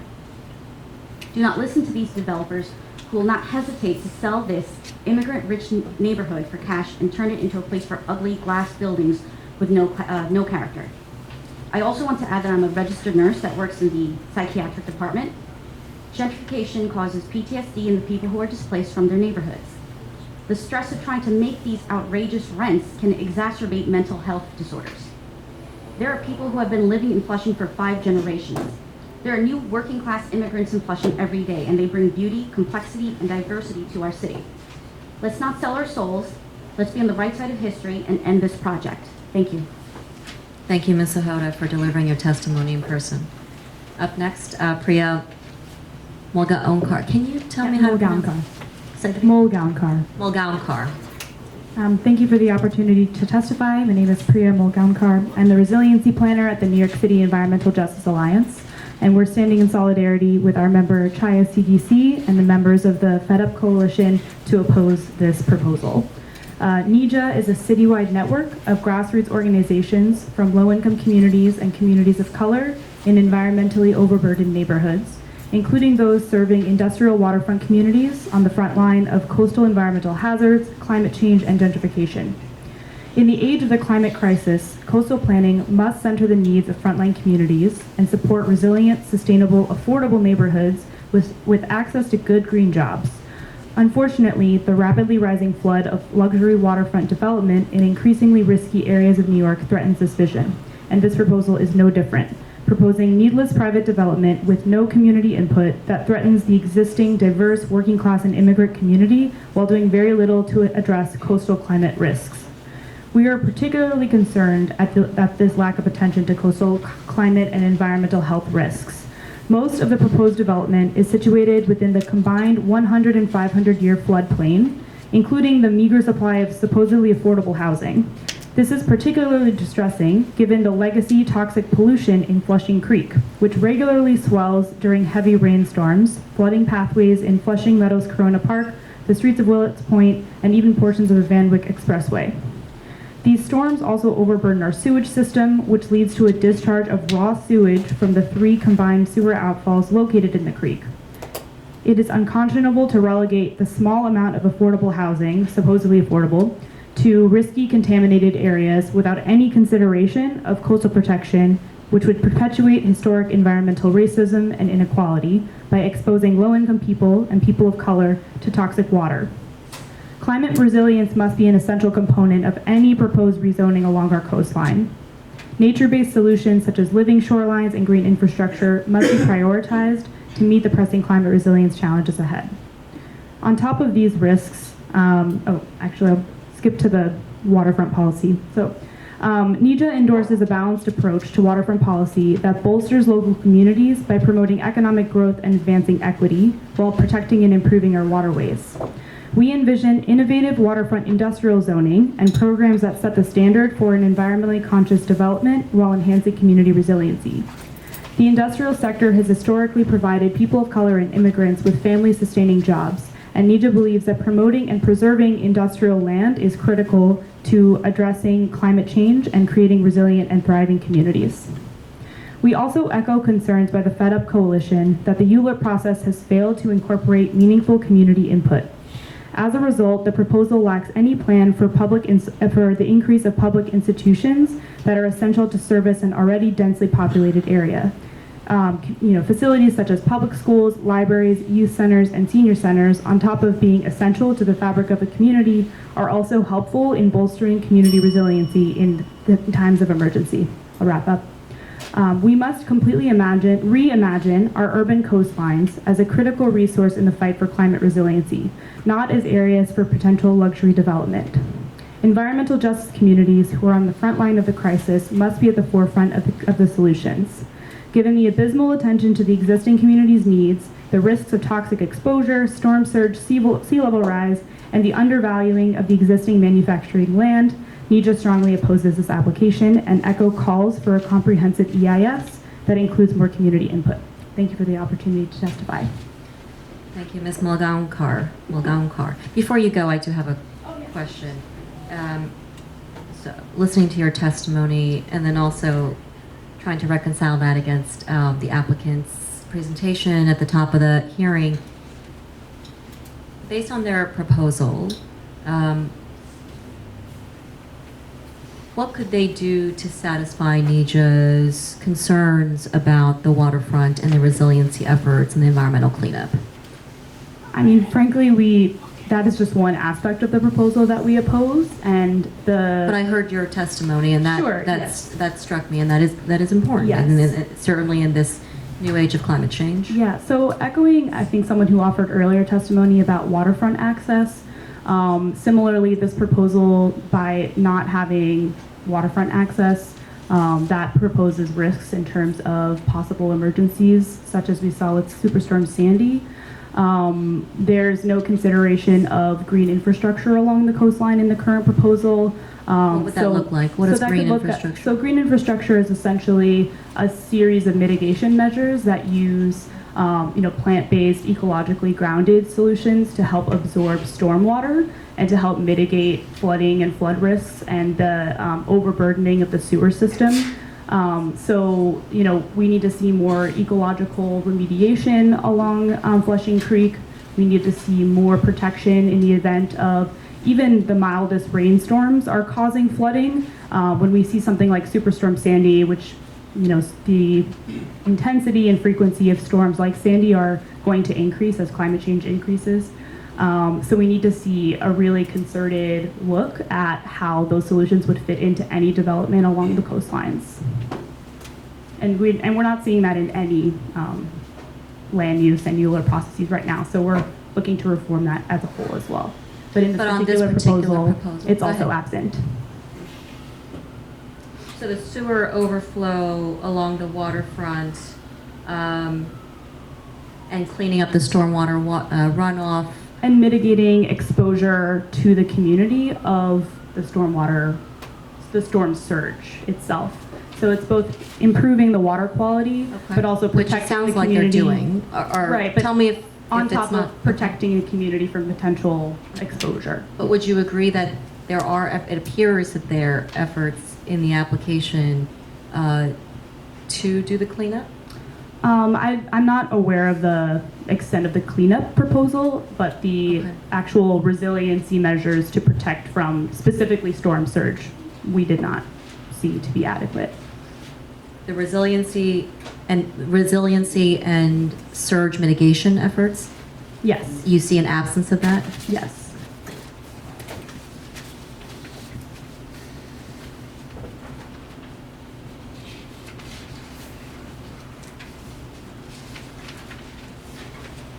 So when you say waterfront access, are you talking about activities in the water or because the application is showing, they're describing it as waterfront access, but you're also saying there's no waterfront access. So what's the disconnect there? Yeah, I guess I'll retract that. It's not so much the waterfront access, so much as the kind of composition of the waterfront. I'm not asking you to retract. Yeah. I'm just trying to get a better, because both Right. you in opposition and also the applicants obviously in favor are saying there is no waterfront access. There is waterfront access. Are you? So is there waterfront access? I'm based not on sure. the okay. Yeah. Thank you very much for your insights. Yeah, thank you. All right. Up next, Jamie Ong, followed by John Park, followed by Chair Kelty.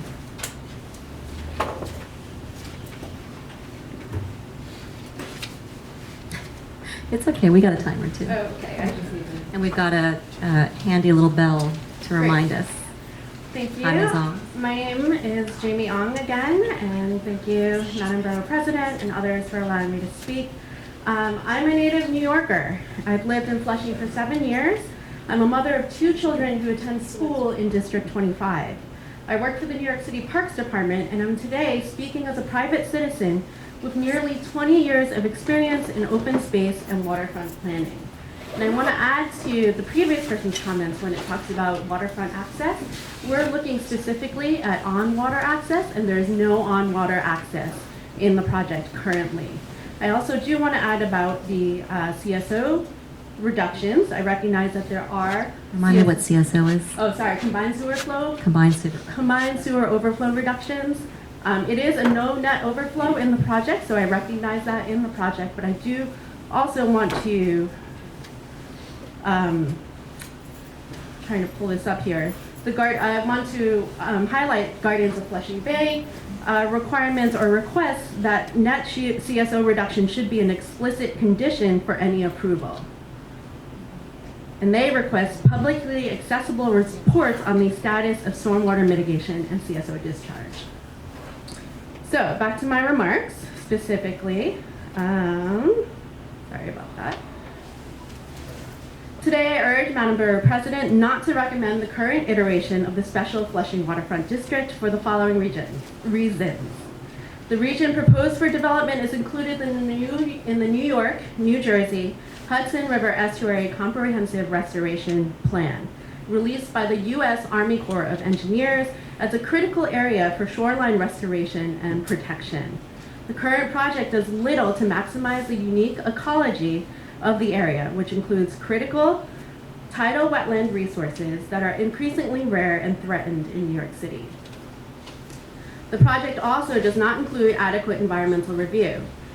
As an active community member, I and many other constituents did not receive advance notice of community board meetings where discussions have taken place.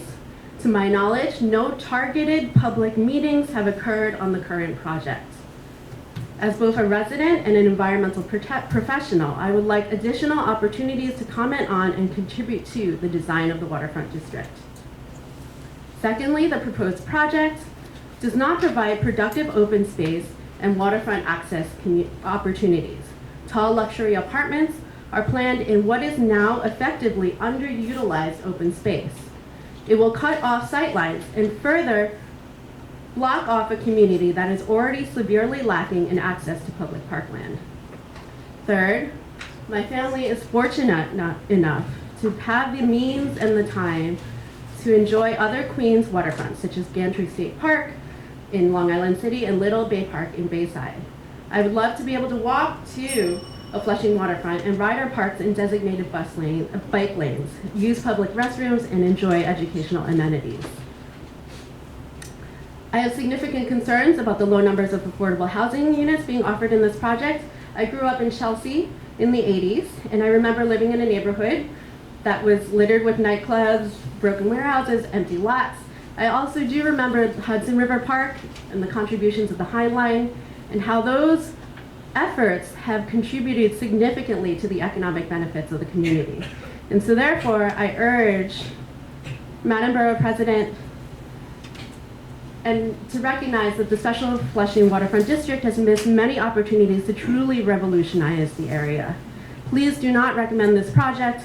Instead, advance sustainable development in Queens by ensuring it undergoes an appropriate EIS process, provides meaningful public waterfront amenities, including on-water access, and expands units available for affordable housing. Thank you. Thank you for your insights and your testimony. John Park is our final registered speaker against the proposal.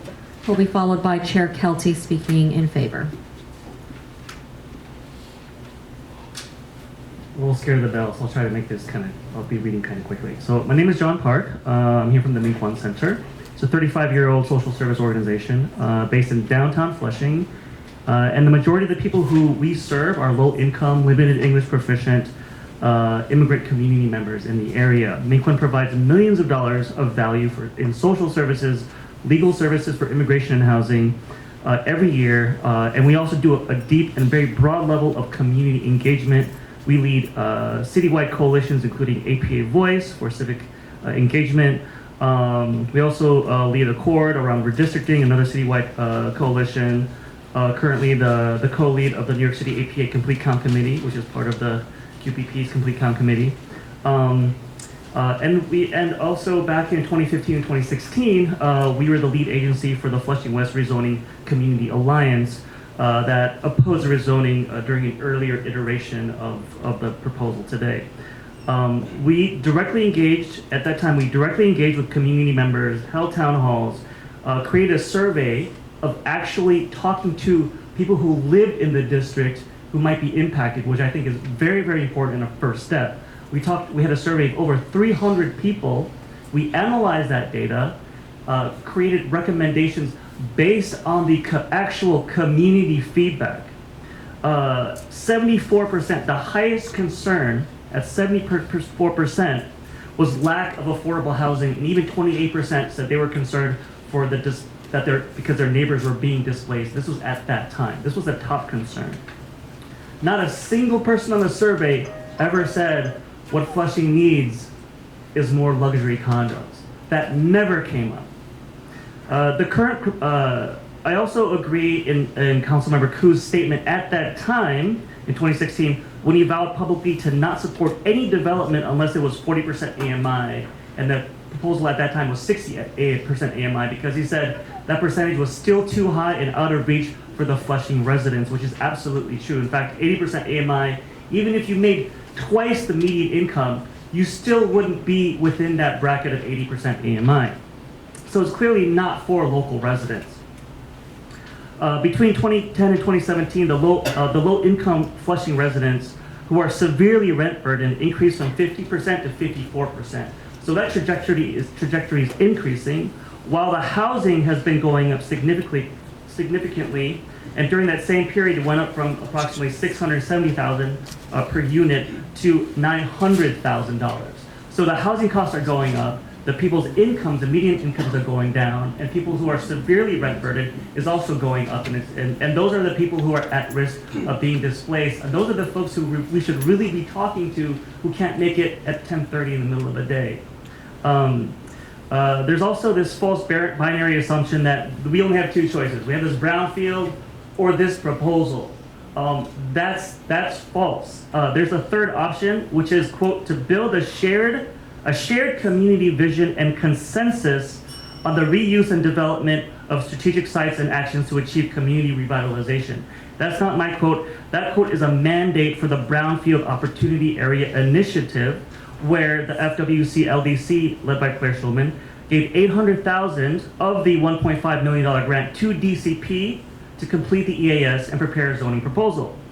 There are serious issues of independence. I think this is really unusual. Basically what happened is the FWLDC used funds from one government agency to pay another government agency to prepare the EAS and zoning plans, and the consortium of developers who have been utilizing those plans without a shared community vision, I have to add, were able to get taxpayers to pay for it. And the DCP, who created and helped develop that rezoning plan, how can they be the ones who really have any influence in approving and making a declaration on the EAS? So on those grounds alone, all right, absolutely, we have to have an EIS statement prepared, a proper one conducted, because the credibility right now is not strong, especially with some of the Supreme Court overrulings of some of those designation declarations already. Gonna try to wrap this up. I know the bell already went. I'm just going to go to what I think is one of the more important parts. I'm going to skip a lot of this, which is... And just a reminder, this is the verbal testimony portion.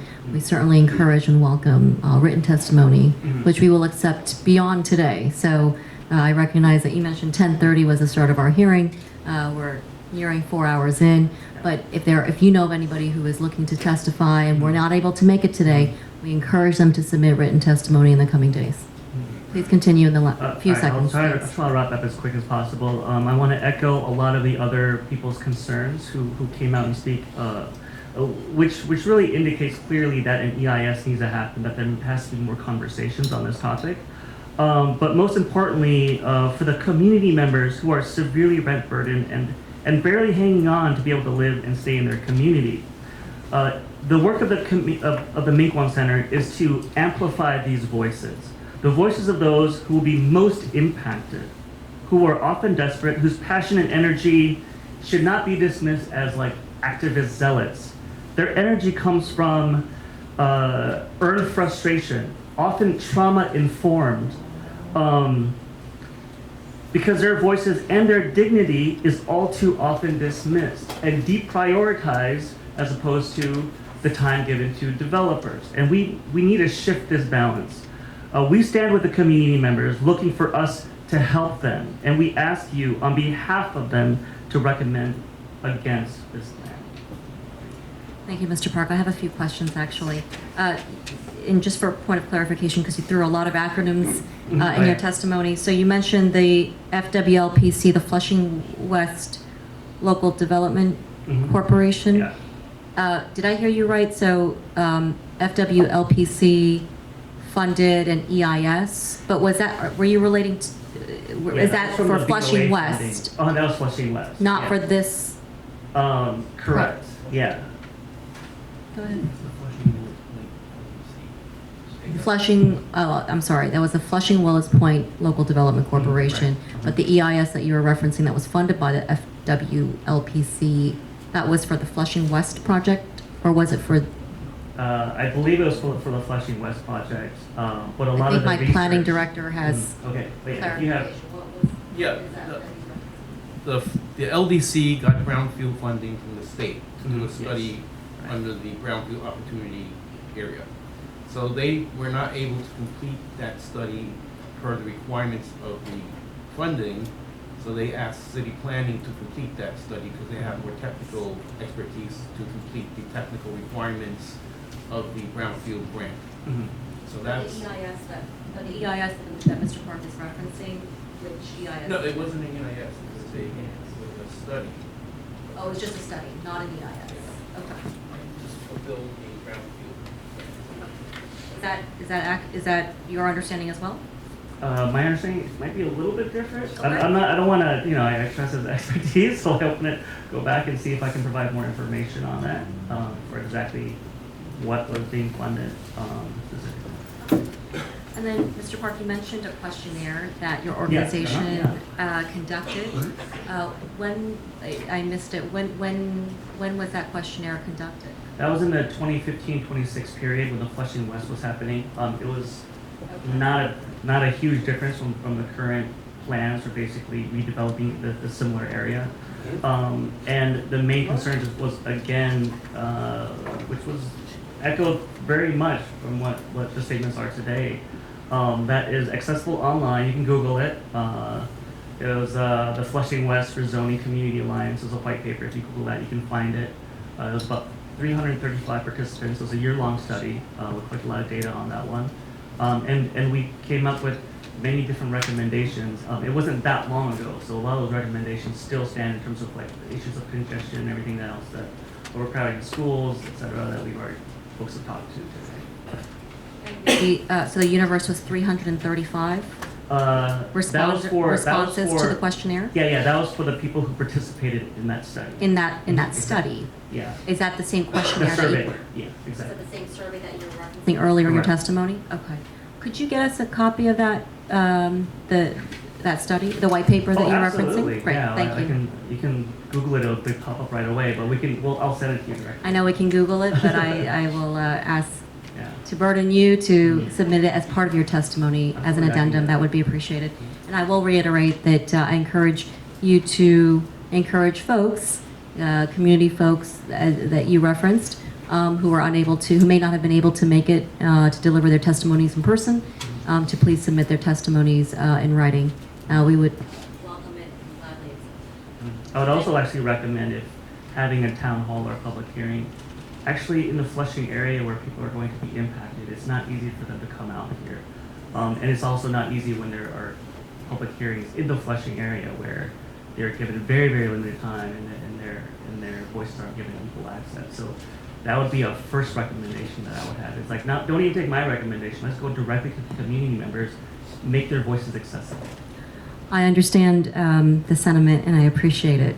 I will remind you that, and I know you're familiar with the Euler process, that it is actually designed, both the timing and the levels of government where there are public hearings. I cannot speak to Community Board 7, but that's precisely why we're here for however long we need to hear testimony. And again, we do welcome written testimonies in the coming days as well for anyone who's had trouble accessing Borough Hall. But thank you very much for your insights and your testimony. Thank you. If there are no additional speakers, last but certainly not least, Chair Kelty of Board 7. And then I will ask the applicants to come back up. I do have some follow-up questions based on the past several hours of testimony, public testimony.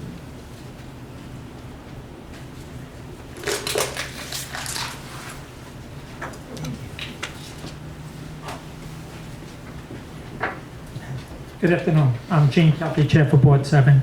And I waited to the end of the meeting because I want to hear all the comments, so if I could clarify some of the stuff that was said. A lot of people talking about the waterfront over there. When we first started this, and we had meetings prior to that with them to get them in the loop as far as what we wanted done, I spoke to our DEP people about the CSO and why we couldn't enlarge the CSO tank. Done by your previous Borough President, Claire Schulman, we were supposed to have an 80 million gallon tank. It went down to 57. Okay? The problem is that was supposed to solve the problem. It never solved the problem. It solved 57% of the problem, but not 100% of the problem. And that's why we still have overflow into the bay. We're very happy to clean it up. I'm more in favor of that. But I cannot tell you the battle that I had when we were putting the CSO into the park over there. They wanted to lynch me. All the birds were disappearing from everything else. The world was coming to an end. And I kind of did a little research on it. I went to the Hudson one where they did it on top of the park, right by the Hudson River. We listened to them about this, the concerns about the odors and stuff like that. So I did listen. I went back. I did the research. There hasn't been one problem with that CSO tank with odors or anything like that. So to expand it, we're very happy. But where it's going to go is another question, but we would support it. And we even got the applicants to go along with that. That's what brings me to the second one, was they talked about their outflow and stuff like that. They did above and what was required by the law to do. They processed the water so it didn't create a problem into the waterfront over there, the Flushing Creeks. And one of the other concerns I have is where their 4 parcels are going to be in compliance, the UL, which is independent of them, is not doing anything. So what's running off on their property is going right into the water. So nobody seems to worry about that. But we're trying to make the other 4 people comply and fix the problem for the world. Okay? We are concerned about the U-Haul site, but since they don't want to move forward right now, I can't force them to move. They're private. Who is they? The U-Haul people. U-Haul does not want to move. No, I mean, we asked the applicant to talk to them. I think they had 1 or 2 conversations with them. When they want to move, they move. But right now, the site stays as is. So they don't have any drainage. That what exists, what they have now. So whatever rolls over goes out into the water, whatever happens. They at least trying to solve their problem and make a better shot at it with all the work that we did with them as far as the environment and stuff to that effect. You asked a question before from my chair of my committee, and the reason why, and he deferred to me, is that with a lot of these meetings that we had, we were trying to get some of the stuff that we heard down the line, like the transit, the traffic, and stuff like that, and the affordable housing. And again, I'm getting tired of this board being attacked as we're going to solve the world's problem. community board, people don't understand what a community board is. I'm really sorry, but they don't. A community board vote is advisory. We try to take all the information into effect, we process it, we come up with a recommendation, whether we like it or dislike it, and we send it forward down the line, whether it goes to the borough president's office or down the line. They have this belief that I can change the law, I can put trees in on the street, why my road gets done in front of everybody else and stuff like that. We did get them to capitulate to schools because we had the city planning people down, John Young, to talk to us about approving the schools and stuff, how we wanted a better plan with downtown Flushing. And that is what Peter Koo was concerned about with this project, that there was no Peter Koo, the schools, yeah. And I spoke to his people and they said, yes, we'd like school, would we support? I said, absolutely, we like schools, we need schools in our district. But it didn't fit this component. Doesn't mean other components it can't fit into, but I need the school construction authority to go out and find a location for me. They don't seem to have any problem giving me sanitation garages, they don't have any problems giving me police department tow counts. They have no other, but the stuff that I need, like affordable housing or housing like that, I can't get the city to move forward with. This is an independent project. They only follow the laws that they have to have. Whatever the affordable housing requirement is, they did. I'd love to tell them to take 300 units, but that's not what they're required to do. The street, one of the problems come up is why we don't let them have access to the water and stuff like that. I heard that. One, I don't want a kayak going in that water until we got it cleaned up. So I know we all want access to that water, but before a kayak goes in that water, I want it cleaned up. So I'm really not happy with the way we're pushing certain things, because let's fix first before we do it. In the future, yes, absolutely, I think it's a great idea. However, what they failed to mention is what this gentleman said, the liability for the developer, okay? In Manhattan, where everything is under parks jurisdiction, they can put boat launches and they can put kayak launches, City of New York. These people are not City of New York, so they have to hold the liability. And I have a problem with that. They fixed the Esplanade. I asked them to take the streets back, and it was city planning that told me they can't do that, because what happens is, because of the garages are underneath the street, the city will not take ownership of the streets, because that becomes a liability. So I understood that. John explained that to me. I would have loved them to take over the city streets, and I would have loved them to take over the waterfront property. But since the developer is required to do it, he has to stay within his game plan of what's required by law. So I just feel like clear some of the things up. You asked negatively why several people voted against. One person just didn't like the height. Even though she voted yes in the committee, she didn't like the height, but they're building, as every other building is around them, up to maximum height. There's no change. Even as of right, it's the same height. Okay, that was why the other one had to do with transportation issues. Explained the same thing to them. We can't make the station any better, but we've got $70 million to look at it. I think they're approving this signalization down there to speed the trains up, and they were even looking. I understand, but again, they also forget that a lot more people are in Flushing. Okay, so you can only put so much people into a car before it oversaturates, and that's. But they even talked about redesigning the car. I saw in one of the local papers they made the cars a lot rounder now. So when the people, am I missing something? Is that not correct? Okay, but they made it so that you didn't have to go through doors and stuff. They made it easier to train so you could move from one part of the. So this MTA is trying to make it more largeable for the cars to be used and stuff like that. Final note, I know I always say the thing, but I got to take a little personal privilege here. One, I'm getting tired of this board being accused of taking money and stuff like that. I heard you mention to that person, John Cho, who's the greater Chamber of Commerce. Chuck Papelli did the project, reclused himself, made it known, did not even vote, and when I did, he reclused himself again. That's a requirement by all city planning, by city conflict of interest. We have a thing in place. So whether he likes it or not, that's what the law is. And every elected official has that, and the people out in government has that policy on top of them. As long as they recluse themselves ahead of time, and they cannot vote, they're within the jurisdiction. I resent that statement. I resented highly that he accused the community board members, he said. Not member, but members, and I know you went back after him, but I really take objection to what he said on that. He has now accused this board of being tainted, and I resent it very much. I'm 36 years on this board. I've never had somebody insult this board like he did before this board, and some of the other people had said that the board has not done what we do. We do outreach all the time, Borough President. Whenever somebody gives me their card, we put them on our database. The gentleman before me, Mr. Park, said all the work he did for the thing for the Flushing West. Never got that information. Never sent to the board office. Not even, he gave me his card to be on our thing, even though he's 35 years in the thing. When we saw him the other day, I said, give me that card, and I will put you on our database, so when something comes down, you will be part of it. But if you don't come to me, I don't know that you exist in the neighborhood unless something comes across our path. And then we had the other thing, when you heard Mr. Charles speak about, we took a vote, and you clarified it again. We never voted on Flushing West. He's made that statement now at least 2 times, maybe 3, that we voted on that. City Planning, John Young got up at a committee meeting and said the plan was stopped. They did the outreach, not the community board. They got the paperwork together and they were gathering information, as you said, because they were finishing up the Borough thing. They took the information, and then when Councilman Cruz said, I don't want this, that's when it stopped. This board never had a meeting on that, and we never took a vote. And you clarified that with him, but he continues to say this board voted on it. So I want those statements clarified on it. The board never voted on the Flushing West. We monitored it, we were tracking it, we were listening to what was being said, but we never voted because it never came to us. There was never a presentation that was presented to the community. Thank you, Chair Kelty. I have a couple of questions, actually. Thank you for being here and sitting through all the testimonies. I think you were here from the top of the hearing. I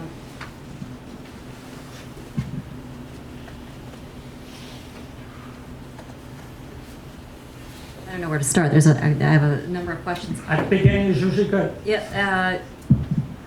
There were a number of public testimonies that I heard about an EIS. Yes. And the negative declaration by city planning. Got it. Does the community board have an opinion about that negative declaration?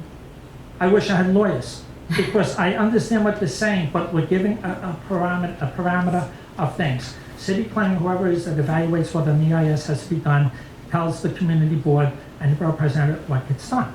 And they said a negative declaration, so we went with the negative declaration. When you have a BSNA application, they give us 5 criteria. We have to say with the 5 criteria. I love a lot of other things, but I have to say the 5 criteria because BSNA will say we don't care about 6, 7, 8. It doesn't fit within the criteria. Yes, an EIS is necessary, is good and good for the community, but if he's not required to do that, would you pay out money out of your pocket to do something because you don't have to do it? I mean, small amounts, I do expect them to give back to the community. So, yeah, this is very expensive. It is. And I understand it. I understand what they wanted. But if they don't like it, then change the law. God bless you. Change city planning statements that they have to look better. But don't now try to catch up and make everybody else pay the penalty when we don't fix the problem. All these people live in Flushing that were testifying.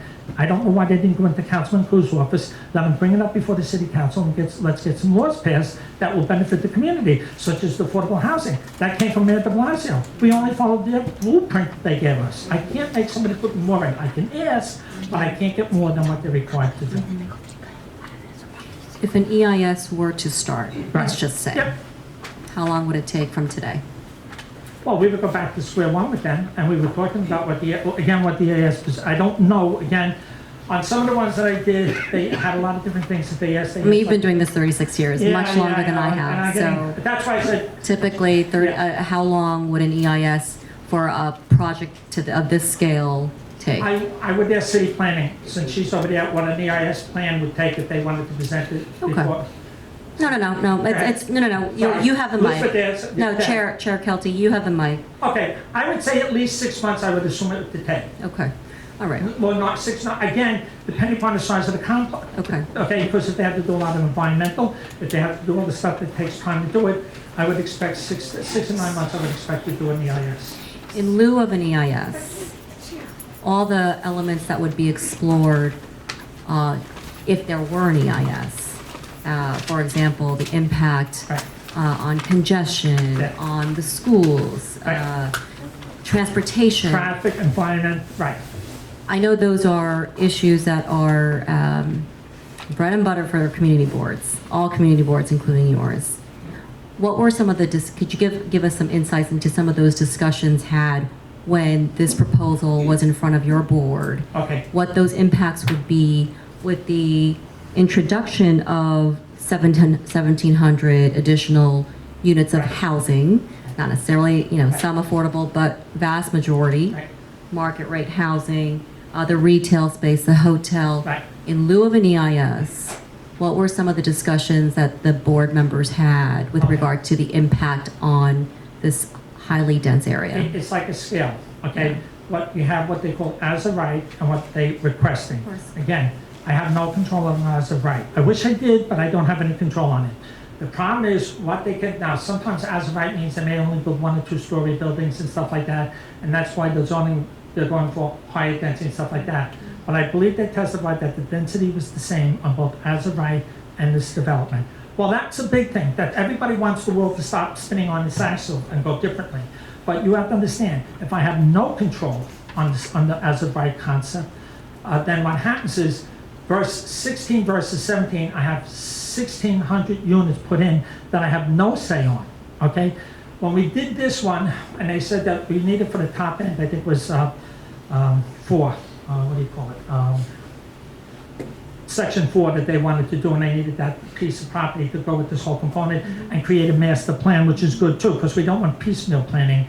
That one of the problems that they said was the traffic would be a problem. We warned them about the intersection of College Point Boulevard and Roosevelt Avenue. Oh, yeah. And I don't know if you know DOT, I think it's called the New York State, the United Federal Highway Capacity Manual, and they have various levels of movement throughout the intersections, A, B, C, D, E, and F.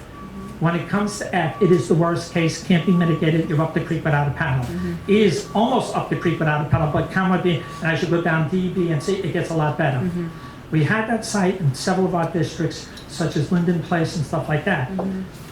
When we told them how bad Roosevelt Avenue was, they said they would put an infrared structure to try to get They who? meaning DOT? the developer. Oh, the sorry. applicants, okay. The developers that would come in and they would put a road structure in place Okay. so that we could take some of the pressure off of College Point Boulevard, which is a truck route, okay? And move it into the side thing so we can get people that want to come in and bypass that intersection coming down by what they saw before Janet Place and the new transverse road they taught, so they could go over the Roosevelt Avenue Bridge and not be stopped at Roosevelt Avenue, okay? Right now, anybody that drives in Flushing that knows the route wants to go towards Shea Stadium, they go to the block before, I think it's 39? Thank you, 39th Avenue, but on this side, you go down one block and it turns into Janet Place, you make the left, there's no side, there's only one stop sign, you make the left, you look up the block to see if cars are coming, and you make the fast right and you get into the parkway and get moving. It used to be a straight through until we put Skyview in, now we have a traffic light there. So I'm just telling you, those are the routes that people take to avoid traffic. Yep. Their infrastructure is going to make it a little better for them because we'll have more displacement off of College Point Boulevard into their side roads that will manage to move traffic both in and out of the area and try to take the pressure off of College Point Boulevard and Roosevelt Avenue. So these new streets would absorb some of the congestion, you think? I believe, yes. Would that pose any dangers to the 1,700 plus new residents in the area then? No, because I think that they, as you heard the traffic person say, they're putting all street signs up. Everything's got to be the city code, okay? So whether it be DEP or DOT, they have to go by codes. So if they're not going to put a traffic light in, they're putting stop signs in according to what the city wants them to put in. The the traffic lights that they're putting in are at the intersections that belong to the city of New York. So they're incorporating them into their plans so that it would mitigate with their design network that goes for their traffic. Okay? Again, I wanted the city to take that over because I like DOT control on streets because if there's a pothole, I want them fixed. When you're relying upon an outside person to fix it, we're sometimes at the mercy of when that developer can get it done. Yeah. But sometimes it has to go up the ladder, we have to go to corporate, we have to go here, and I'm not in favor of that, but that's a city problem.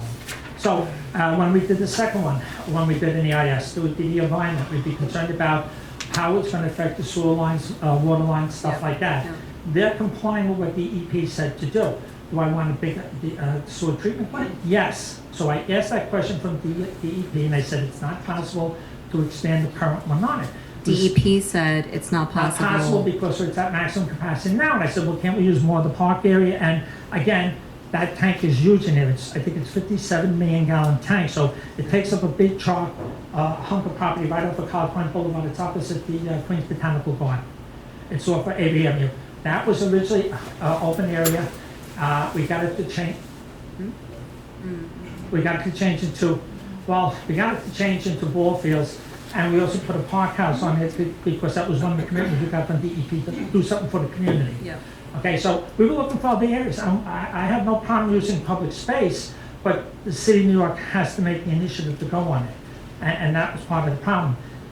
The other one I think was the height was the question one of my board members voted against, and I said, it's the maximum height of what they're allowed to build, whether it's as of right or not as of right. They're going to the same height because they can't exceed it because of the FAA requirement. They have to stay within that height. She just didn't like that it took away from the view and stuff like that. But if you come to Whitestone,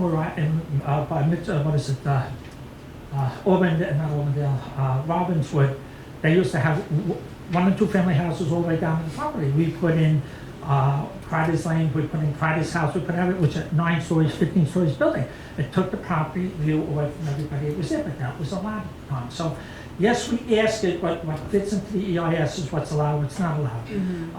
What was the other thing we did? And Irving just, or Mr. Poi just reminded me that in lieu of an EIS, is it true that there was an environmental assessment statement? In lieu of an environmental impact statement, in lieu of an EIS, was there an environmental assessment statement? You have to ask. I'll ask the applicants on that. Yes, please. Okay. No. I'll ask, they're going to come up after Right, you. that's so right. I'll ask I would them just then. say that, all I know is, once we said that they weren't required to have it, we took what maximum we could. My other person that sat on this committee was Dr. Savino, he's my environmental chair, and he went after all the points that we tried to do. He tried to do the solar lighting. I think we put in an oyster bed that they're trying to do to record that waterfront property, trying to bring it back to natural. Everything that they asked, they were listening to and trying to do and mitigate it and stuff like that. But again, it's a cost factor back to them. And they were doing it because they know the community was mad about it because it's been left barren for so many years and stuff like that. So, and the other problem I do have is the word displacement. I'm sorry, I looked the word up and it says to take the place up or replace something. I keep hearing everybody's being displaced. There's nobody down here. There's nobody living down here. Right now it's empty property, but I don't understand what displacement means with that. If I took property away from senior citizens and stuff like that, that to me is displacement. There's nothing built here, okay? Would I like to see the city? Yes, if they own the property, the city should put in affordable housing down there. I have no problem with that. But they don't own the property, so every time somebody says we're being displaced, I don't understand that because the English language says displacement means take away something. We didn't take away anything. There's nothing there to take away from, okay? What we're building may not be what they want, and they're using the maximum what they're allowed to be. And I'm assuming Councilman Crew is going to ask for the 90 units. I would assume that. And by the way, these people from that center never came to testify when we were on 41st Road when we had the senior housing done over there. That was not given back to my board. That's why we haven't put it in that. It has to go 50% back to Board 7. It was given to the councilwoman in Corona at the time, Jalissa Ferrara, that took my allocation for Board 7 and it was given over to HUD district. And I don't understand the borough president at the time didn't do anything about it. The elected officials did absolutely nothing at the time. The councilman, the city, the state senators, the state, nobody worried about me. I was the only one that brought it up and said that that was not fair share to my board. And okay, Jim, we'll take care of it the next time. There's never a next time with me. It always seems that I always got the tail end. And last thing, I know you're going to ask another question, but on the bottom of all our forms, agendas, all the elected officials are invited that affect that area. Everybody's invited to attend, send a representative. So the letter that comes from Senator Cruz's office, I'm dumbfounded on, was he was invited to the meeting. Now, one of his representatives showed up. We would have Which addressed meeting? the committee meetings we had. We had 3 The committee land meetings. use committee hearings? Yeah. Meetings? And we would have addressed it at the time. Okay. We try to resolve everything at the committee meeting, so when it goes before the full board, Right. we have the answers for it and we move forward. Are your full board meetings still every fourth Monday? Second or fourth Monday. Second or fourth Yeah. Monday of or the month? second and fourth, depending on how much agenda is on top of me. So it's always on a Monday? Yes. Okay. Yes, it's always on a Monday. All right. I think the one exception we had is when we did our holiday meeting in December. Contrary to people making statements that I wanted it done that way, I did it because my board members had to go because we were required to have a meeting in December. And what happened is we were having a holiday party. The place we were having a party was closed on Monday, so we had it on Tuesday. It upset some people, I don't know, but we still had the meeting no matter what. Okay? Waterfront, back to Okay. the waterfront. Waterfront? And so, I'm sorry, before we go into that, the displacement element that you just Yes. talked about, and I wouldn't put words in other people's mouth. I will share with you that when I hear the word displacement, it's a lot of the trauma and also the unrest about being priced out. And that's a very real sentiment. But But that's what I hear. I Okay. don't know if that's the intent No, by folks who use I the heard word. that. I But heard that's certainly a sentiment that's shared around the city and certainly in your community district. But going back to the waterfront, Yep. so I understood the application, the presentation was showing that the CSO, there's no added pollution and sewage going into the river. Right. That they would basically be cleaning up after themselves and not exacerbating the situation. My question for you is the conditions of Flushing Bay, which have been probably the bane of many of our existences for many decades over. The conditions of Flushing Bay, what is the current status by the City Department of Environmental Protection and the State Department of Environmental Conservation? What's been done there, independent of this proposal? I don't know of anything. I think one of the problems was people from Guardian of Flushing Bay. Flushing Bay. I think they were saying what we were talking about. If it was not them, I can't remember who said it to me. Right now, that's under federal jurisdiction, so the Army Corps engineer makes a determination of what they're going to do over there. I heard that. I believe, I don't know if it was Congresswoman Mang or, no, it might have been before that. I think it was Congressman Crawley at the time before he was replaced. But he got the Army Corps of Engineer to do the channel mouth of right by Flushing Bay going into that area. It didn't go in far. It was dredging. It was dredging.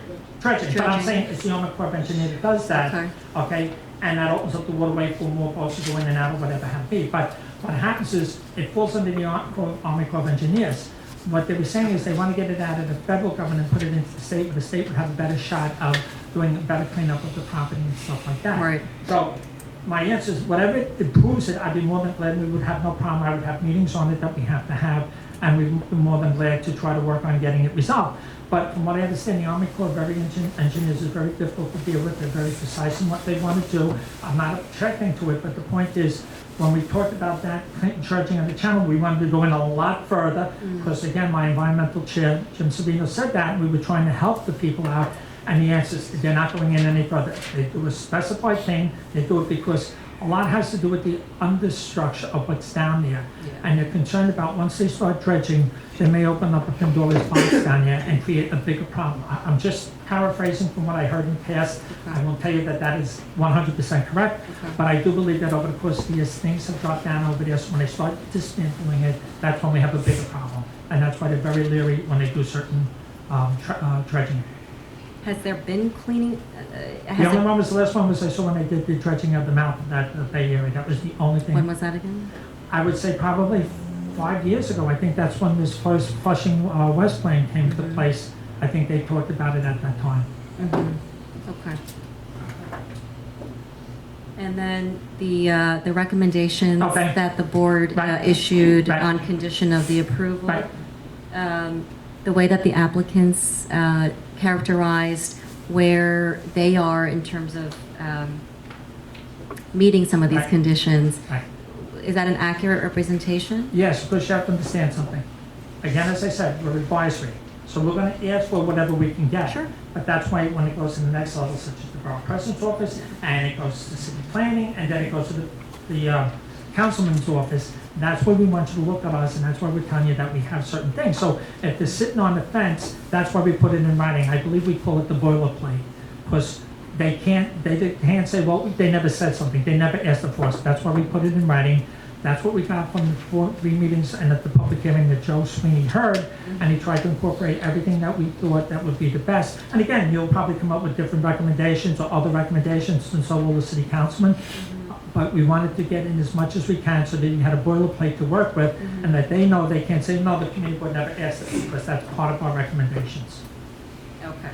But the 5 of the 15 that the applicants stated that they've already satisfied. If you can get the city to do that, I'd be happy with getting 5 from the city. Okay. But yes, I'm happy with 5. Okay. I think we have a few more that they have kind of agreed to, but I know They it's said not. 5 more that they were working on, and then the remaining 5 is the responsibility of the city. And I think you have to understand, we're very interested about, I think Joe said number 14, because one of my other board members that voted against this was very... Community space, the free Yeah, community space. because he said that there was no outreach down there, and again, Borough President and City Planner will bail us out on it, there isn't a lot of civic groups in that area. In other words, I do business groups, I do civic groups, and that's what was in the area. The area that we'd be talking about, I think, was the Bland Houses, which is over by Roosevelt Avenue and College Point Boulevard. Yeah. When you go down towards Flushing, the Northern Boulevard Bridge, it's mostly businesses, and there's only one small 4-story multiple dwelling, which is on the corner of 39th Street, that have never come forward to talk to us. So when these people asked, when the statements were made that the board didn't outreach and stuff like that, like, I don't go all the way into North Flushing, South Flushing, Wrightstown, and stuff like that. I try to hit the immediate area that have it, and we try to do that so that when we do an outreach, we then tell them, send it to your people, let us know what's going on and stuff like that. If we're missing something, I understand it. But at the time, and I explained that to my board member, and I said, I really take it such, and like we tried to deliberately take it, not send it to everybody. And my answer is, we're having a public meeting. The more information we get, the better our recommendations can be. That's what we were trying to do. He just didn't like it, and that's why he voted against it. And as I said, the other board member had a problem with the height, and another one had to do with several had to do with the transit thing. So. Thank you, Chair Kelton. Okay. With seeing as how there are no additional speakers signed up, the public speaking portion is now closed. I'd like to ask the applicant to come back up. Last man standing, Mr. Moskowitz, welcome back. Yes, I guess that's true. I would ask the rest of our project team who were up here before to help answer it. Madam Borough President and all, I would appreciate, if we just have 5 minutes before we go into Q&A with you, would that be okay? I'd like to say there was a lot of misinformation that I think for the record really needs to be corrected. I will not personalize it, although it's been personalized for me, but I will not personalize it, and I will not, I will be just straightforward, okay? Of course, go ahead. And thank you for that. And there's multiple here, and perhaps we'll even put some of this in writing subsequently. So I'm really just going to do a couple of points here. I guess really we should start with the EIS versus the EAS. The more things you can answer, I'll help out some of my questions. There's a couple of things here. We could talk about the law, but let's talk about some of the facts. Actually, only one person, ironically, even mentioned that they read it.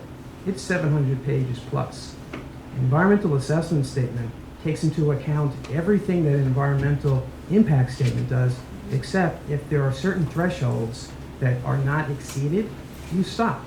So everything that was discussed, impact on the environment, traffic, congestion, that's why these gentlemen are here and the rest of the project team. All those chapters, all that analysis gets done. That's why it's 700 pages. Only one person, I think, even read it. It's been public since December 19th.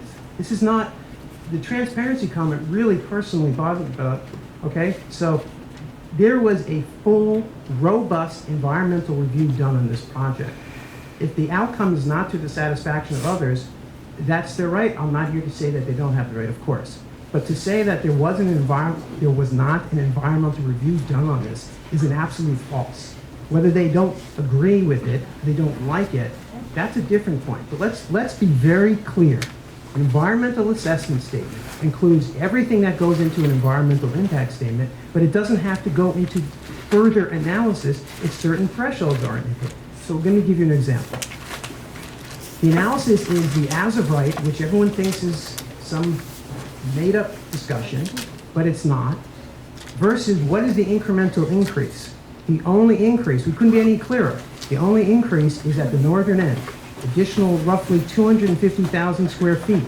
That's what the analysis is done on.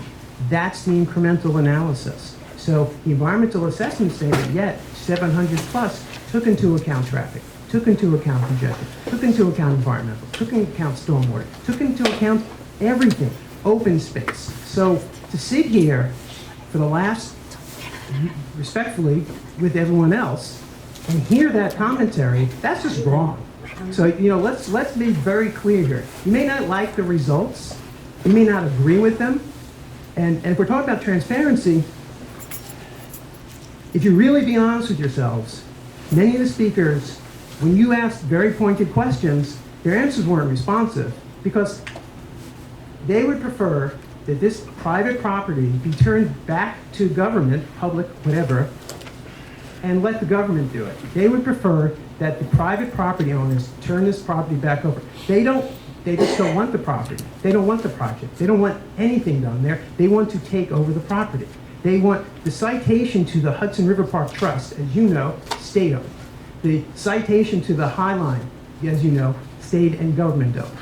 This is private property, but yet there seems to be a natural, and this may be where we are in society today, I don't know, the frustration level, but there just seems to be a default to, that's actually our property. The idea that a vacant, underutilized site that sits contaminated is better than a redevelopment with waterfront access and a street network and just a better overall plan for the society is beyond me how someone can say that, because what they're saying and the idea that this is smoke and mirrors is where's their accountability, where's their transparency? They just don't want a project. And most of these comments, when you ask the pointed questions, they couldn't answer those pointed questions because they don't care. The commentary on the hotel rooms, for instance, there's not 2,000 rooms. I don't know where that came from. There's 879 rooms. Every document we put in here, every public document, every public testimony, the 4 times we went to the community board, that question was asked. Ironically, by some of the same people in here. Yet they still don't want to answer. They don't want to hear that answer because they don't like the answer. So let's just continue to ask and let's make different statements. So there's many more. I'm going to stop there, but I apologize. I got a little heated on it. I'm sorry. So going back to some of the substance. So the EAS, the Environmental Assessment Statement, so the environmental review, did you say that that was only done around Site 4? No. Throughout the entire site. You have to look at the whole district. Okay. And in fact, I think the comment was, I wrote it down, there was a lot I wrote down. Oh, crimes and omissions. The U-Haul discussion is publicly discussed. We publicly discussed it at the community board, and it was publicly discussed in the EAS. There's no one is hiding from U-Haul on this. But going back to the environmental review, I will admit I have not read the 700 pages. I'll admit I haven't read all the 700 pages. Okay, so we're in the same boat. But you've probably read more of it than I have. I would guess so. Could you give just the top lines of what the environmental review found in terms of the impact on the surrounding areas? Sure. And in fact, the waterfront access, whether it's on water or near it, the impact on schools, transportation, the infrastructure. Sure. So, in fact, everything that we're doing, as has been presented, is a result of the environmental review. What do you mean by everything that you're doing? The improvements that are being done on the private street network. Yeah. Those all come out as a result of the environmental review. There are restrictive declarations. Again, a comment was that we're not going to do anything. There's actually going to be legal documentation on the streets, on the waterfront, on the traffic, that these owners will have to live with. As a result of the environmental review, the Department of City Planning is saying you're going to enter into a legally binding document that gets recorded against the property. Why is that important? Because if they violate it and they don't correct it, their C of O's are in jeopardy. When you jeopardize a building C of O, that's number one problem. So there are direct links between the commitments being made, being bound legally to the city and to the community, and if they don't do that, there are repercussions, there are remedies for the city, and if you lose your C of O, you violate your loan agreements, you violate a whole host of issues that I can even come up with. The city issues the C of O's right downstairs. Yeah, that's what I'm familiar. Right, correct.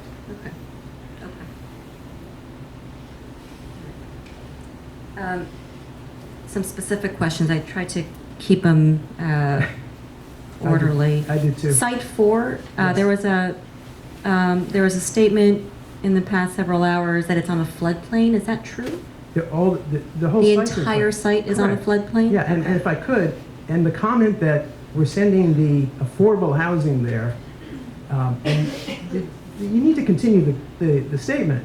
Yes, and the rest of the people who are living there are also going to be living there. So we've already explained the resiliency measures we're doing, but to suggest that we're sending the, quote, affordable housing to an area that's not as desirable, there's anywhere from 75% to 70% additional people who are going to be living there too.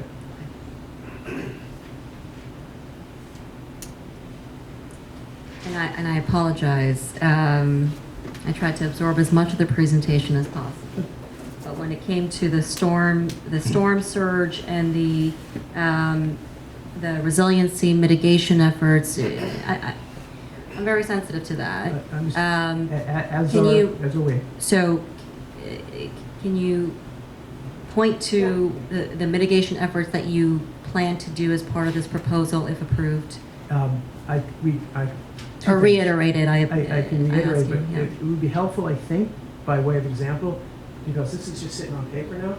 Yep. And maybe helpful to hear from one of the owners who actually is in charge of that exact point and maybe tell you exactly what they're doing on site too. And then we can have a broader conversation, because I think by way of example, it makes this more real. And Okay. since they are the most advanced Is the owner in here? the project, he's ready to speak. Okay. Please come to the mic and state your name and. My name is Steve Bryman. I represent the Lot 65, or one of the owners. John Leang, my colleague, is sitting at the end of the table. I was born in Flushing, 1 mile from the site where we're doing this project, FYI, at Booth Memorial Hospital, actually. Do you still live in Flushing? No. Actually, I grew up in Whitestone, went to school in Queens, public school. I learned how to ride a bike at Flushing Meadow Park. My father and my 2 brothers, we used to go there to watch the guys with the radio-controlled airplanes they used to have. I don't think they have them anymore. You had a wonderful childhood. It was great. Okay. We used to go to the RKO Keith to watch movies, and they used to show, we saw Bambi there. That's a loaded word when it comes to land use. No, I saw Bambi there with my mother and one of my brothers. So with Site 2, I understand you're the owner? Yep. Okay. So at the end of the day, here I am to talk a little bit about what we're doing regarding the flood zone resilience on our project. I have a good amount of experience with it. I spearhead the effort on behalf of the developer to work with the city to come up with a plan to dry flood-proof 140 West Street, the old Verizon building down in Lower Manhattan. Everybody knows that during Superstorm Sandy, that was under 12 feet of water at the time. So there were plans put in place. I had the good fortune to be able to work with James Colgate, who at the time was the responsible for writing Appendix G for the New York City Building Code, which after 2014 code was updated, dictated to everybody, whether it was an existing building or new construction anywhere in New York City, what was necessary to be compliant. So it makes me, I guess. So you know what you're talking about? Yeah. Okay. Yeah. So in a nutshell, not just what we're doing on our site, I can speak for what the other developers are doing because it's code. Okay. We actually met with Joe Ackroyd, who's the floodplain manager, early on in the city planning review process and design development process, to just spell out to him what we were doing to make him feel comfortable. Of course, he remembered my project, and he, after having our meeting and after having worked with Langen Engineering, 2 of the representatives happen to be here, but frankly, I know more about it than they do, only because I was directly involved from inception on what was necessary to make a building dry floodproof. So what we have at our site and what the adjacent properties will have at their site is a foundation that's meant to withstand the hydrostatic loads of the creek and any surrounding water flow that comes in. It's all going to come from the creek. It's not going to come from anywhere else, simply because of where we're at. We're on a hill. So whether we have a 50-year storm, a 100-year storm, or a 200-year storm, doesn't matter how much it rains, it's all going to want to migrate towards the creek. Right now, today, code tells us that we need to be 1 foot above what is called this the base flood elevation. We have a design flood elevation of +1. So effectively what we're doing is voluntarily lifting it out by a minimum of 1 foot at some areas of the properties. In some cases, we're actually higher than that. We're at +2. What does that mean? I can tell you, it's millions and millions of dollars in expense that we're spending, because what we're doing is we're making provisions under the advice of Joe Ackroyd when we met last year to basically say, you know what, we had the plans in 2014 when we wrote Appendix G to say, you're going to want to be at this level. The truth of the matter is that they expect it to rise. And like everybody knows, and I know, and anybody who, unless you're, oblivious to it, knows that with the environment, with anything that's happening with the flood zone, it's going to rise over time unless something changes. But for now, code says be at this elevation, and right now it's 12. We're building at a minimum of 13, and in some places it's to 15. And So you're building above code? Correct. Has that code changed since Superstorm Sandy in 2011? No, but we've been So this told- is the same code. If you're testifying, I'm going to ask you to come to the mic, identify yourself. Doug Hamilton, I'm design director with Archelier Architecture. We are the architects for Lot 3, the F&T property, just south of U-Haul. So within the last year or two, FEMA has been publishing new maps that Look at have... the code, though. She asked the question, does the code change? The answer is it has not changed, Doug. So you're it's not exceeding... changed. She's talking about the baseline. It has the baseline. Mr. Breyerman is right. My question was, the resiliency mitigation efforts that you are doing for this property is in excess of the minimum required by the Today, code. correct. But that code is the same from what the minimum was pre-Superstorm Sandy. No. Oh, that's what you're trying to answer. I'm sorry, Mr. Hamilton. No. Before 2014, Yeah. frankly, there wasn't ample measures in place. It was bad code. It was a bad code. It was Okay. deficient. Okay. And like I said, I had the good fortune to work with James Colgate, a very prominent architect who wrote Appendix G in concert with FEMA to basically come up with something that was going to mitigate it, at least for what everybody is calling the 100-year storm, Right. the 100-year flood. That's what we have in place today. But, like, again, everybody knows if you pick up the paper, you want to be proactive. So after having met with city planning, met with Joe Ackroyd during our pre-planning process, we all listened, and we all looked at each other, and we all agreed that it was going to be smart, even though it was going to be at a substantial additional expense. And I say substantial, I mean substantial. It's 8 figures, not 7 figures, it's 8 figures, to basically add elevation, raise our buildings up higher than code requires today. Across all buildings. Correct. Throughout the property. Correct. The bottom line is, if we wanted to go bare bones minimum, like many people are claiming, or some places they're claiming we're ignoring the code to begin with, the fact is that we would be at the base flood elevation that code calls for today. That would be short-sighted of us. It would be short-sighted of us to ignore the fact that we're going to have to do better. The truth of the matter is, we could turn around and say, what if we rose these buildings 10, 20, 30 feet? The truth of the matter is, all it would do is ruin what is right now a natural pitch from Roosevelt Avenue down to, from College Point Boulevard, down to the creek. Robert Moses tried that. He tried to change the scape by basically ignoring the conditions around it, and that's what destroyed the creek, destroyed the wetlands. Robert Moses destroyed the wetlands. What we are doing is 100% contradictory to what every developer does. If we went ahead and we wanted to build simply to make money, we would build at the bare bones minimum, okay? And we would be ignoring the future, we'd be ignoring what would be the potential for something. Also, the damage will cost you tremendously. Of course. At the next 100-year storm, when, the water line is above our heads. That notwithstanding. And yeah. plus, we're making major capital investments in real estate, and it was pointed out earlier, below grade. One of the reasons why there are issues with handing over to the city our public streets. The reason is that we're actually building habitable space below the streets. We worked with city planning to come up with ways to build parking, amenities, interconnectivity, public spaces. These are public spaces. So that means if somebody is walking with a baby carriage during the 100-year flood, our buildings will actually be safe havens, okay? Hundreds and hundreds, technically thousands of people could seek refuge in the basement of our buildings during a 100-year flood and be safe. Or maybe in Based on that the- community based on the center. design. Based on the Ward design. 7 asked for. So the concern that we were putting people in harm's way is not true. And I want to take it a step further. We have plans right now at the Department of Buildings.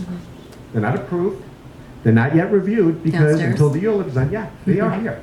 Okay? The truth of the matter is, anybody, they're our public record, who wants to look at them and see how our buildings are designed and engineered to withstand the hydrostatic loads necessary, the waterproofing systems necessary, the elevations necessary of our foundation to basically be safe and sound, be safe havens during the 100-year flood, as will the other buildings. This is not what we're doing is code and then plus 10%, okay? Now, if somebody says, why aren't we doing code plus 30%? Because I think you would hate us. I didn't hear that. I didn't hear that from the public I'm just- testimony today. I'm just saying, but I know a lot of people would like us to do more. The truth of the matter is we are doing more, and it's a fact. And like I said, it's not just a fact because I'm stating it. I'm happy to go down to the plan room with anybody who's interested. You can look at the foundation plans that are sitting there right now. You can look at the supportive excavation plans that are right now on file. I can pull a permit, walking out of this room, walk downstairs, get a permit, to start my excavation necessary to conform with my state brownfield requirement. 110,000 cubic yards of contaminated soil. This gentleman over here could talk for 2 hours about what's in the soil. Mercury, lead, oil. Every day it rains, all that washes into the creek. When we're done, none of it's going to wash into the creek. It's going to be gone. It's costing us to do our foundation roughly $42 million in excess of what it would cost if we weren't in the contaminated site.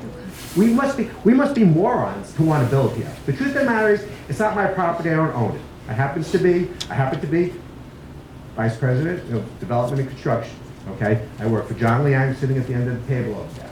We represent a sponsor who has roots in the community, just like every other firm that we're working with and collaborating with have roots in the community. The truth of the matter is, why are we doing this?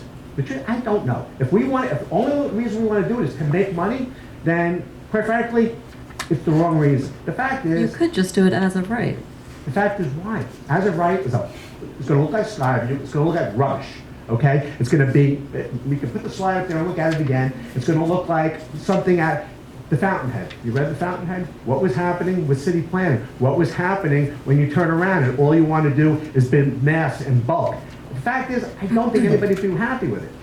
I don't think anybody would be happy with it. And quite frankly, yes, it would be less expensive to build. It's not what I want to be known for, okay? My name is in this community, okay? Like I said, I was born 1.3 miles from where we're building, okay? That's a fact. If you want us to look it up, you can look it up. I haven't used the birth certificate. That's what I want to be remembered for, okay? That's what I want my family to be remembered for, and that's what my colleagues want to be remembered for. Yeah, I don't know if this is a question, and I appreciate, so in short, I'm hearing, tell me if I'm wrong, that the storm surge and resiliency mitigation measures are being met, if not exceeding code. They are being exceeded. Okay. Not they exceed. Again. Okay, that's what I'm hearing. Thank you, I appreciate the insights on that, Mr. Browerman. My pleasure. And speaking, and I don't know if this is a question for you or back to Mr. Moskowitz, the waterfront access, which I heard a lot of today, whether it's on-water access or approaching the water, I'm very concerned about Flushing Bay. It's been a concern, and I know that concern is shared by many. And so any possibility of further cleanup for more utility of precious waterfront is very appealing. But given the cleanup measures and the mitigation efforts and all of that you have planned, whether as of right or if the proposal passes, do you feel that the waterfront will be safe for all this waterfront access that you anticipate, whether it's the as of right scenario or is it safe? It's one small question. You can answer the rest.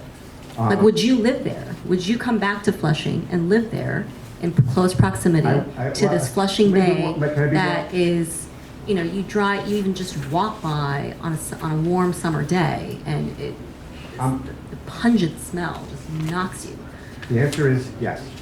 I am You would live there. If I build this development, I'm building my In home. any of the buildings. Well, I will be living, If you're in Site 4, one of the affordable units in Site 4. All the criteria apply. Right now, and again, my development specifically, in its advanced stage, we have gone through the 2 rounds of review by the state, DEC, and Army Corps of Engineers regarding to the waterfront design. I know there's been talk about accessibility, there's been talk about liability, about what happens if you have access. The truth of the matter is that these are things that can be dealt with after we build the bulkhead, but most importantly, what we're being told and what we've been asked to do at our expense, okay, is to build a bulkhead that is robust enough to withstand operations that are going to be taking place by the state, by the Army Corps of Engineers, when they commence their environmental cleanup. All right, Jim Gilday can talk a little bit more about the design, but the bottom line is that when we first did our submission, we had something that was beautiful and attractive, and technically somebody with a small child could walk down right up to the edge of the creek. Army Corps rejected that design, not in its entirety, but what they said is that you need to modify it and make it more robust, because when they start dredging, and they have equipment there that's going to be doing that, which is going to be necessary to actually make it beautiful and make it usable and make it safe. Bottom line is that we were going to have to modify our design to accommodate it. We did modify our design. Langen did that on our behalf. They've accepted it. We're expecting to have a bulkhead be approved by the Army Corps and SBS as early as March of this year.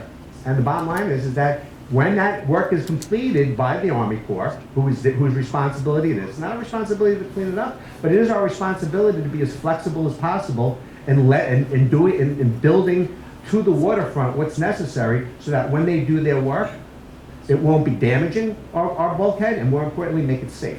So the bottom line is that after that work is done down the road, I can't tell you when, I don't know if anybody can say exactly when, we are spending money. 2023.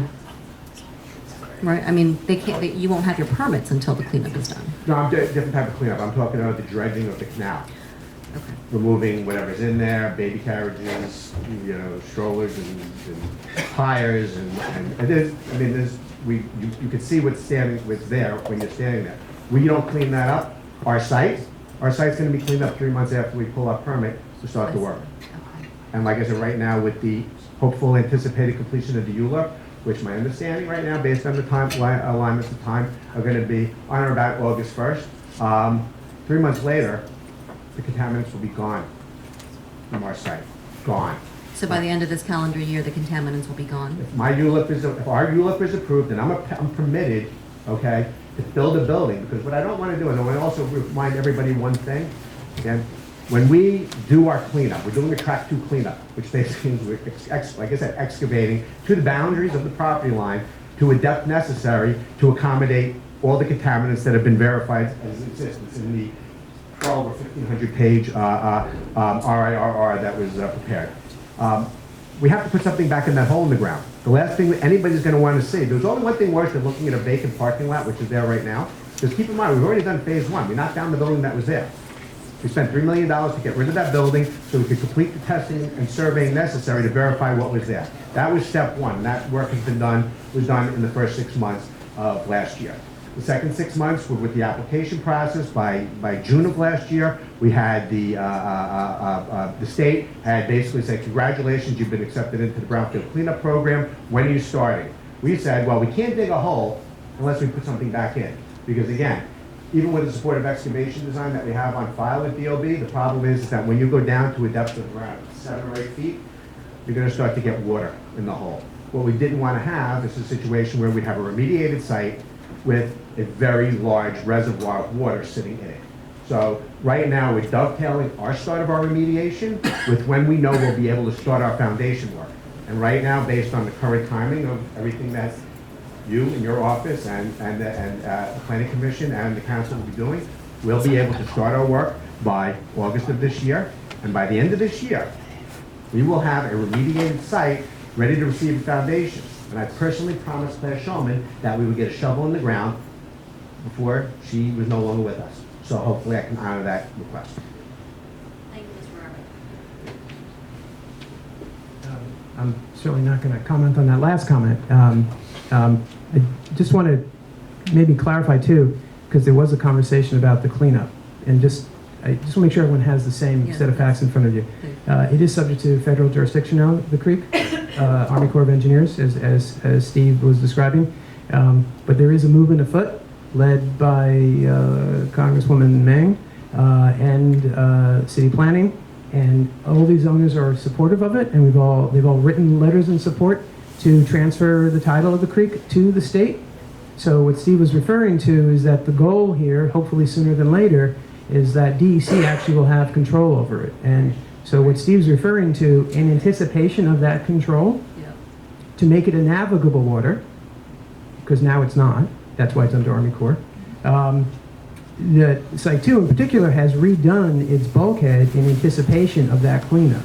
DEC actually said, we don't have jurisdiction yet over what the creek's going to, the cleanup, but in anticipation of that, since there's a lot of momentum to make that happen, we want you to go back and redo how you're doing your bulkhead. And Steve just described to you what that was and the costs associated with it. I want to be cognizant of your questions. I just want to make one other point, and this is only because Chairperson Kelty and Sweeney discussed it. I personally have a little bit of a different recollection of what Councilmember Koo said at the Land Use Committee meeting, but it doesn't really matter. There's a tape, so you can get a transcript, and that's probably the best. Wonders of technology. No, that I'm saying is rather than. He said. Right, I'm just, I have it clear in my head, but it's not fair, and I don't want to counter Mr. Sweeney. So I think the tape is probably the best way of And I appreciate you addressing that. That's yeah. really more of a question about things. Correct. So that's why I want to just make sure that, yeah. Now, did you have... I do have a couple other no, I was going to say, any more on the waterfront? Because there was, I think my colleague, Mr. Gilday, went through a lot of it, but I don't know if you want to go back to, because I think there's one slide here that I guess because we've been here a while, people seem to have forgotten about, which is, the discussion specifically about the waterfront and what's being done both on the educational basis about all the ecological treatment. I mean, one of the speakers, again, not to personalize, I don't remember who said it, but it made it seem like this wasn't being done. So I don't know if you want Jim to go back through this or you have specific questions about it. This is what we're doing, and again, the restrictive declaration will embody all of this, and there will be a legal binding document. So this idea that this gets approved and they do whatever they want, that's just not going to happen. Or if they try to do it, candidly, they're going to get into trouble.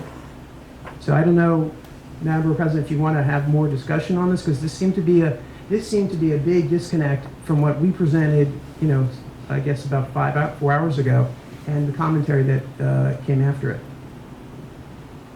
So is there waterfront access? In the water, no.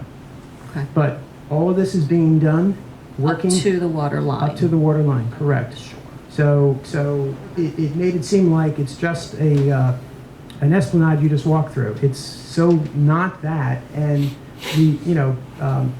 the commentary from the community board, the commentary from some of the people, in fairness, some of the comments that came from the community, including people who spoke today against the project, we're actually doing. Because we thought there were some good ideas that came out of it.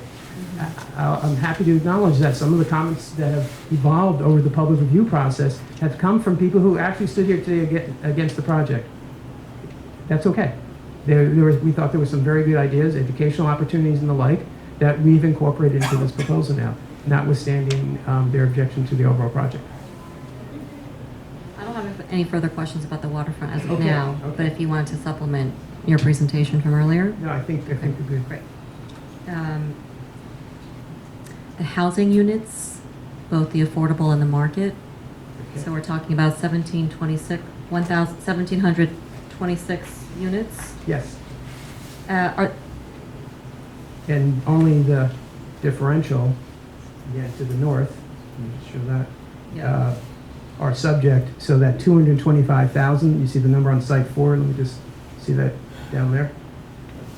That's the only square footage that's required under the law to be subject to mandatory inclusionary housing. So the two options we were discussing before, obviously option 1, which is 25% of the floor area, that's why that yields the 75% down there, sorry, 75 units, and option 2 is 90 units. Of course, it's kind of disingenuous to say that's 5% of the total units. I understand that's a mathematical equation, but the law actually says what we're doing here. And Councilmember Koo, and by the way, this is the law beyond just the percentages. This is the law on the AMI. This is the law on sort of how it gets integrated. The building will. There's no. What was the word that was used years ago? Pour door. There's no pour door here. This is one building. One of my questions. There's one building. Whatever the percentage of the 1 bedrooms are, that's the same percentage for the affordable. 2 bedrooms, same percentage. They're integrated throughout the floors. There's not like, I hate to say it, there's not like, you have a note on your door that says this is an affordable unit. You will not be able to distinguish between the two The units types. within Site 4? Correct. And again, Councilmember Koo, as you all know, ultimately is the one who chooses which option gets done. So outside of the 75 to 90 affordable, the remaining 1,600 and change market units, are those all rental? Are they ownership? It's a mix. It's a mix. and What's the breakdown? Could you remind me? Or is it on the presentation? Or It's not in the presentation, and I think it's somewhat in flux, to be honest with you. Sure. I think the best way of characterizing it, that this site, which is the site 4, that's the one that will be all rental. Site 4 would be all rental? Right, and within that will be the 75 to 90 affordable units. Site 4, okay. Site 4 is all rental, and then how about sites 1, 2, and 3? That's going to be a mix, and, Okay. and there's some flexibility because depending on the market, but it will be a mix of condominiums and rental.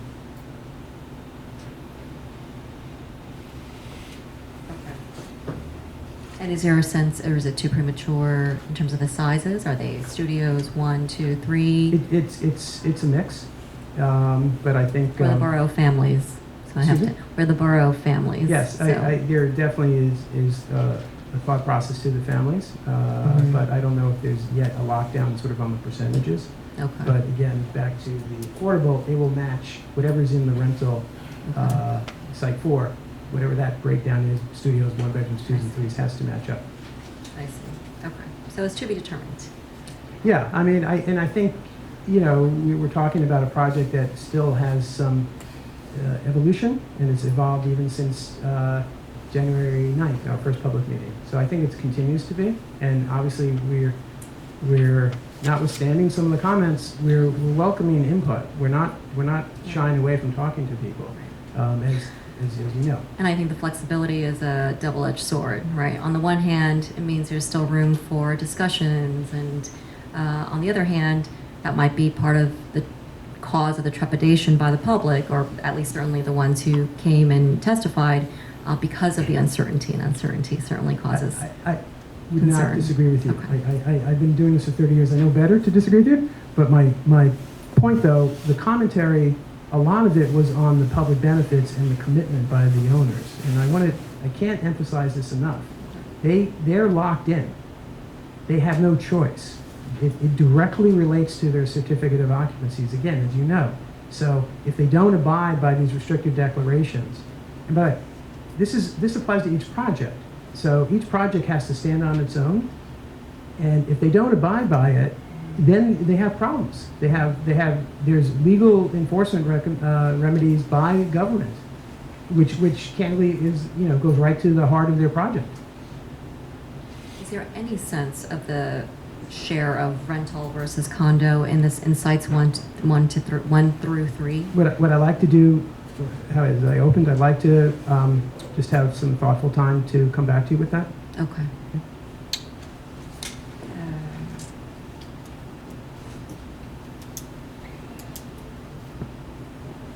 The jobs.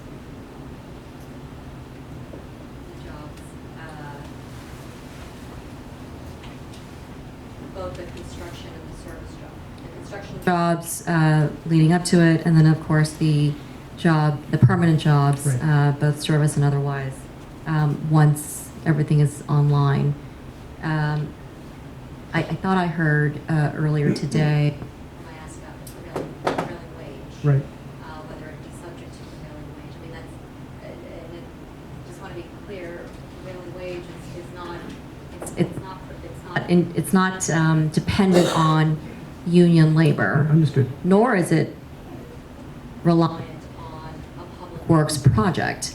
There doesn't have to be a single penny of public dollar that goes into, that would require, the prevailing rate is an industry standard. Yeah, So I just want to make sure that we're clear on that. No disagreement. And so along those lines, is there serious consideration of prevailing wage for these, both the construction and the service jobs? There's an overall conversation about the jobs. It's you know, it was raised in the community, and as I mentioned earlier, there's council who's been actively involved. Which council? Oh, your legal counsel. Legal counsel. Okay. And they have, it sounds like from 32 BJ's point, it's in our court, so I think we heard that loud and clear. Okay.